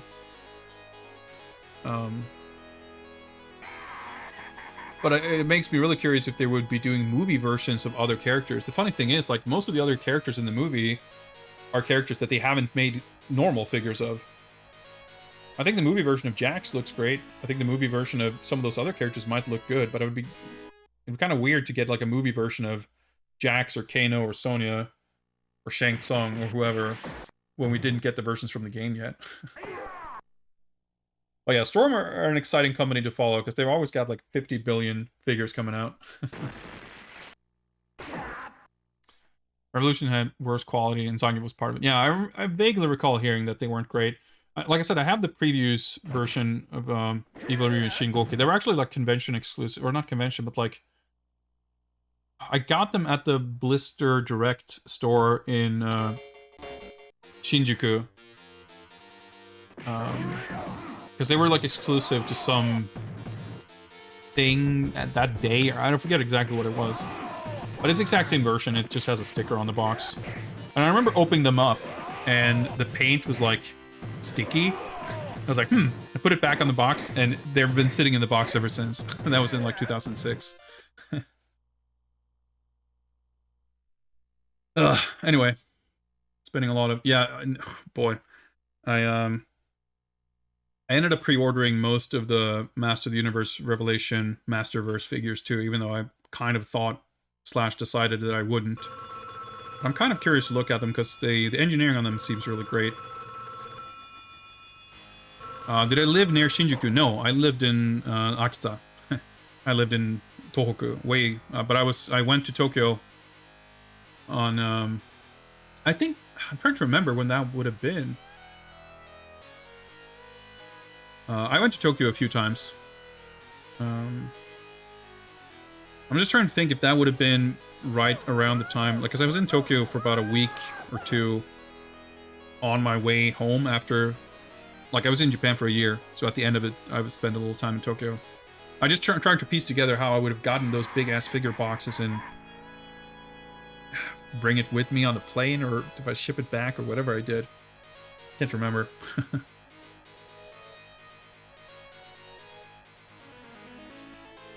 Yeah, you know, Transformers Masterpiece figures are an excellent way to sink an endless amount of money into a hobby.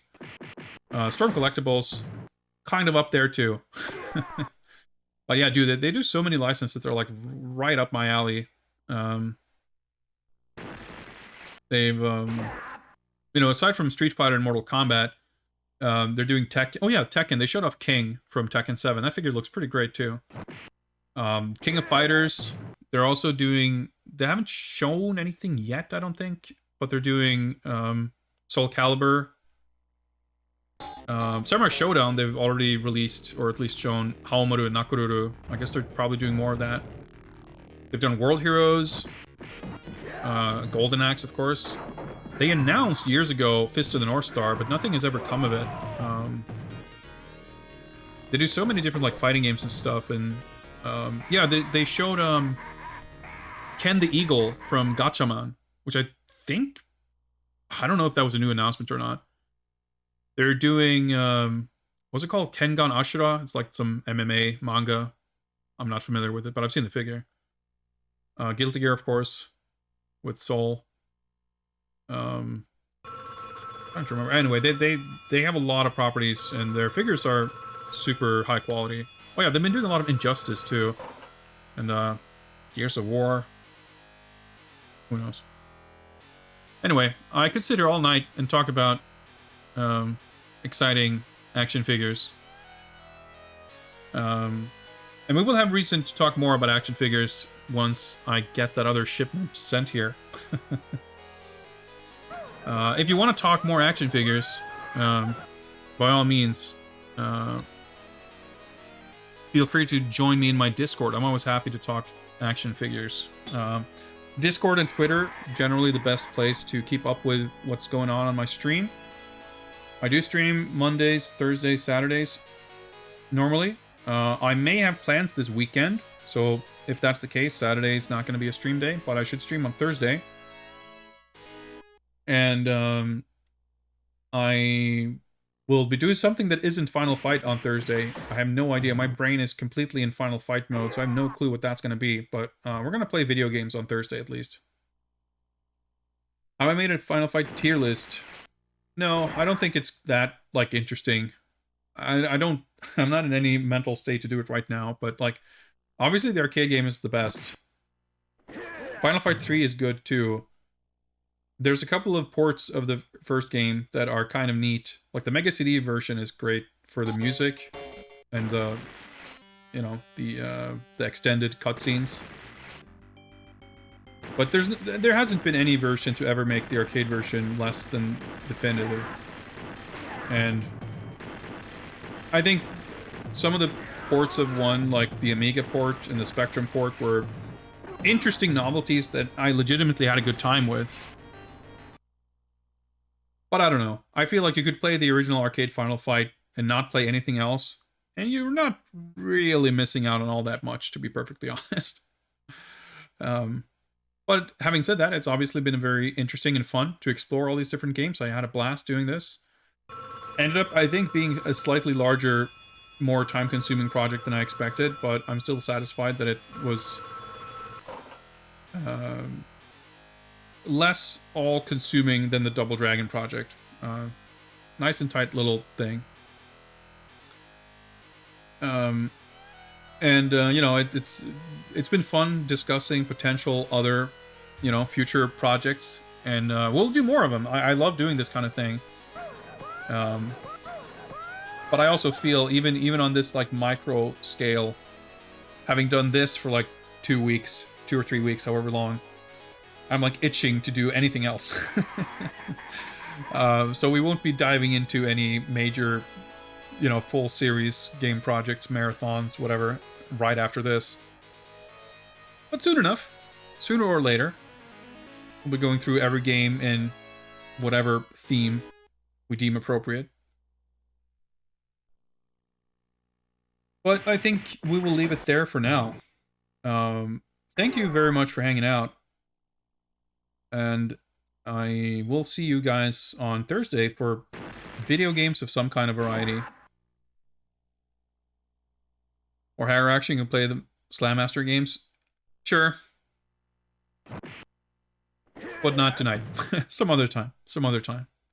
Although if I want more Hagger action, I'm also very happy to just play arcade Final Fight. Like, I don't think I can get tired of that game. I can long for some variety in playing something else. But this game is still fucking ultimate, and it's so much fun. Why don't you guys stick around for another 2 minutes or so, and I'll just see who else is streaming, and we'll organize some kind of a rate. What do you guys say? What's going on here? Who is doing something that we might want to crash? Let's see. Let's see.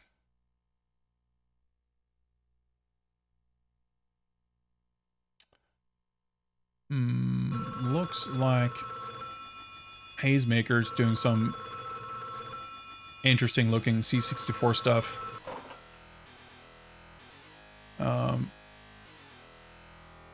I'm not sure if he's... Oh, fuck it. We're going to rate him. We'll see. Yeah. Take care, and see you guys on the next stream. Whenever that is, I was going to say. It's going to be on Thursday at some time. Take it easy, guys. And see you around. Thanks for watching. Bye.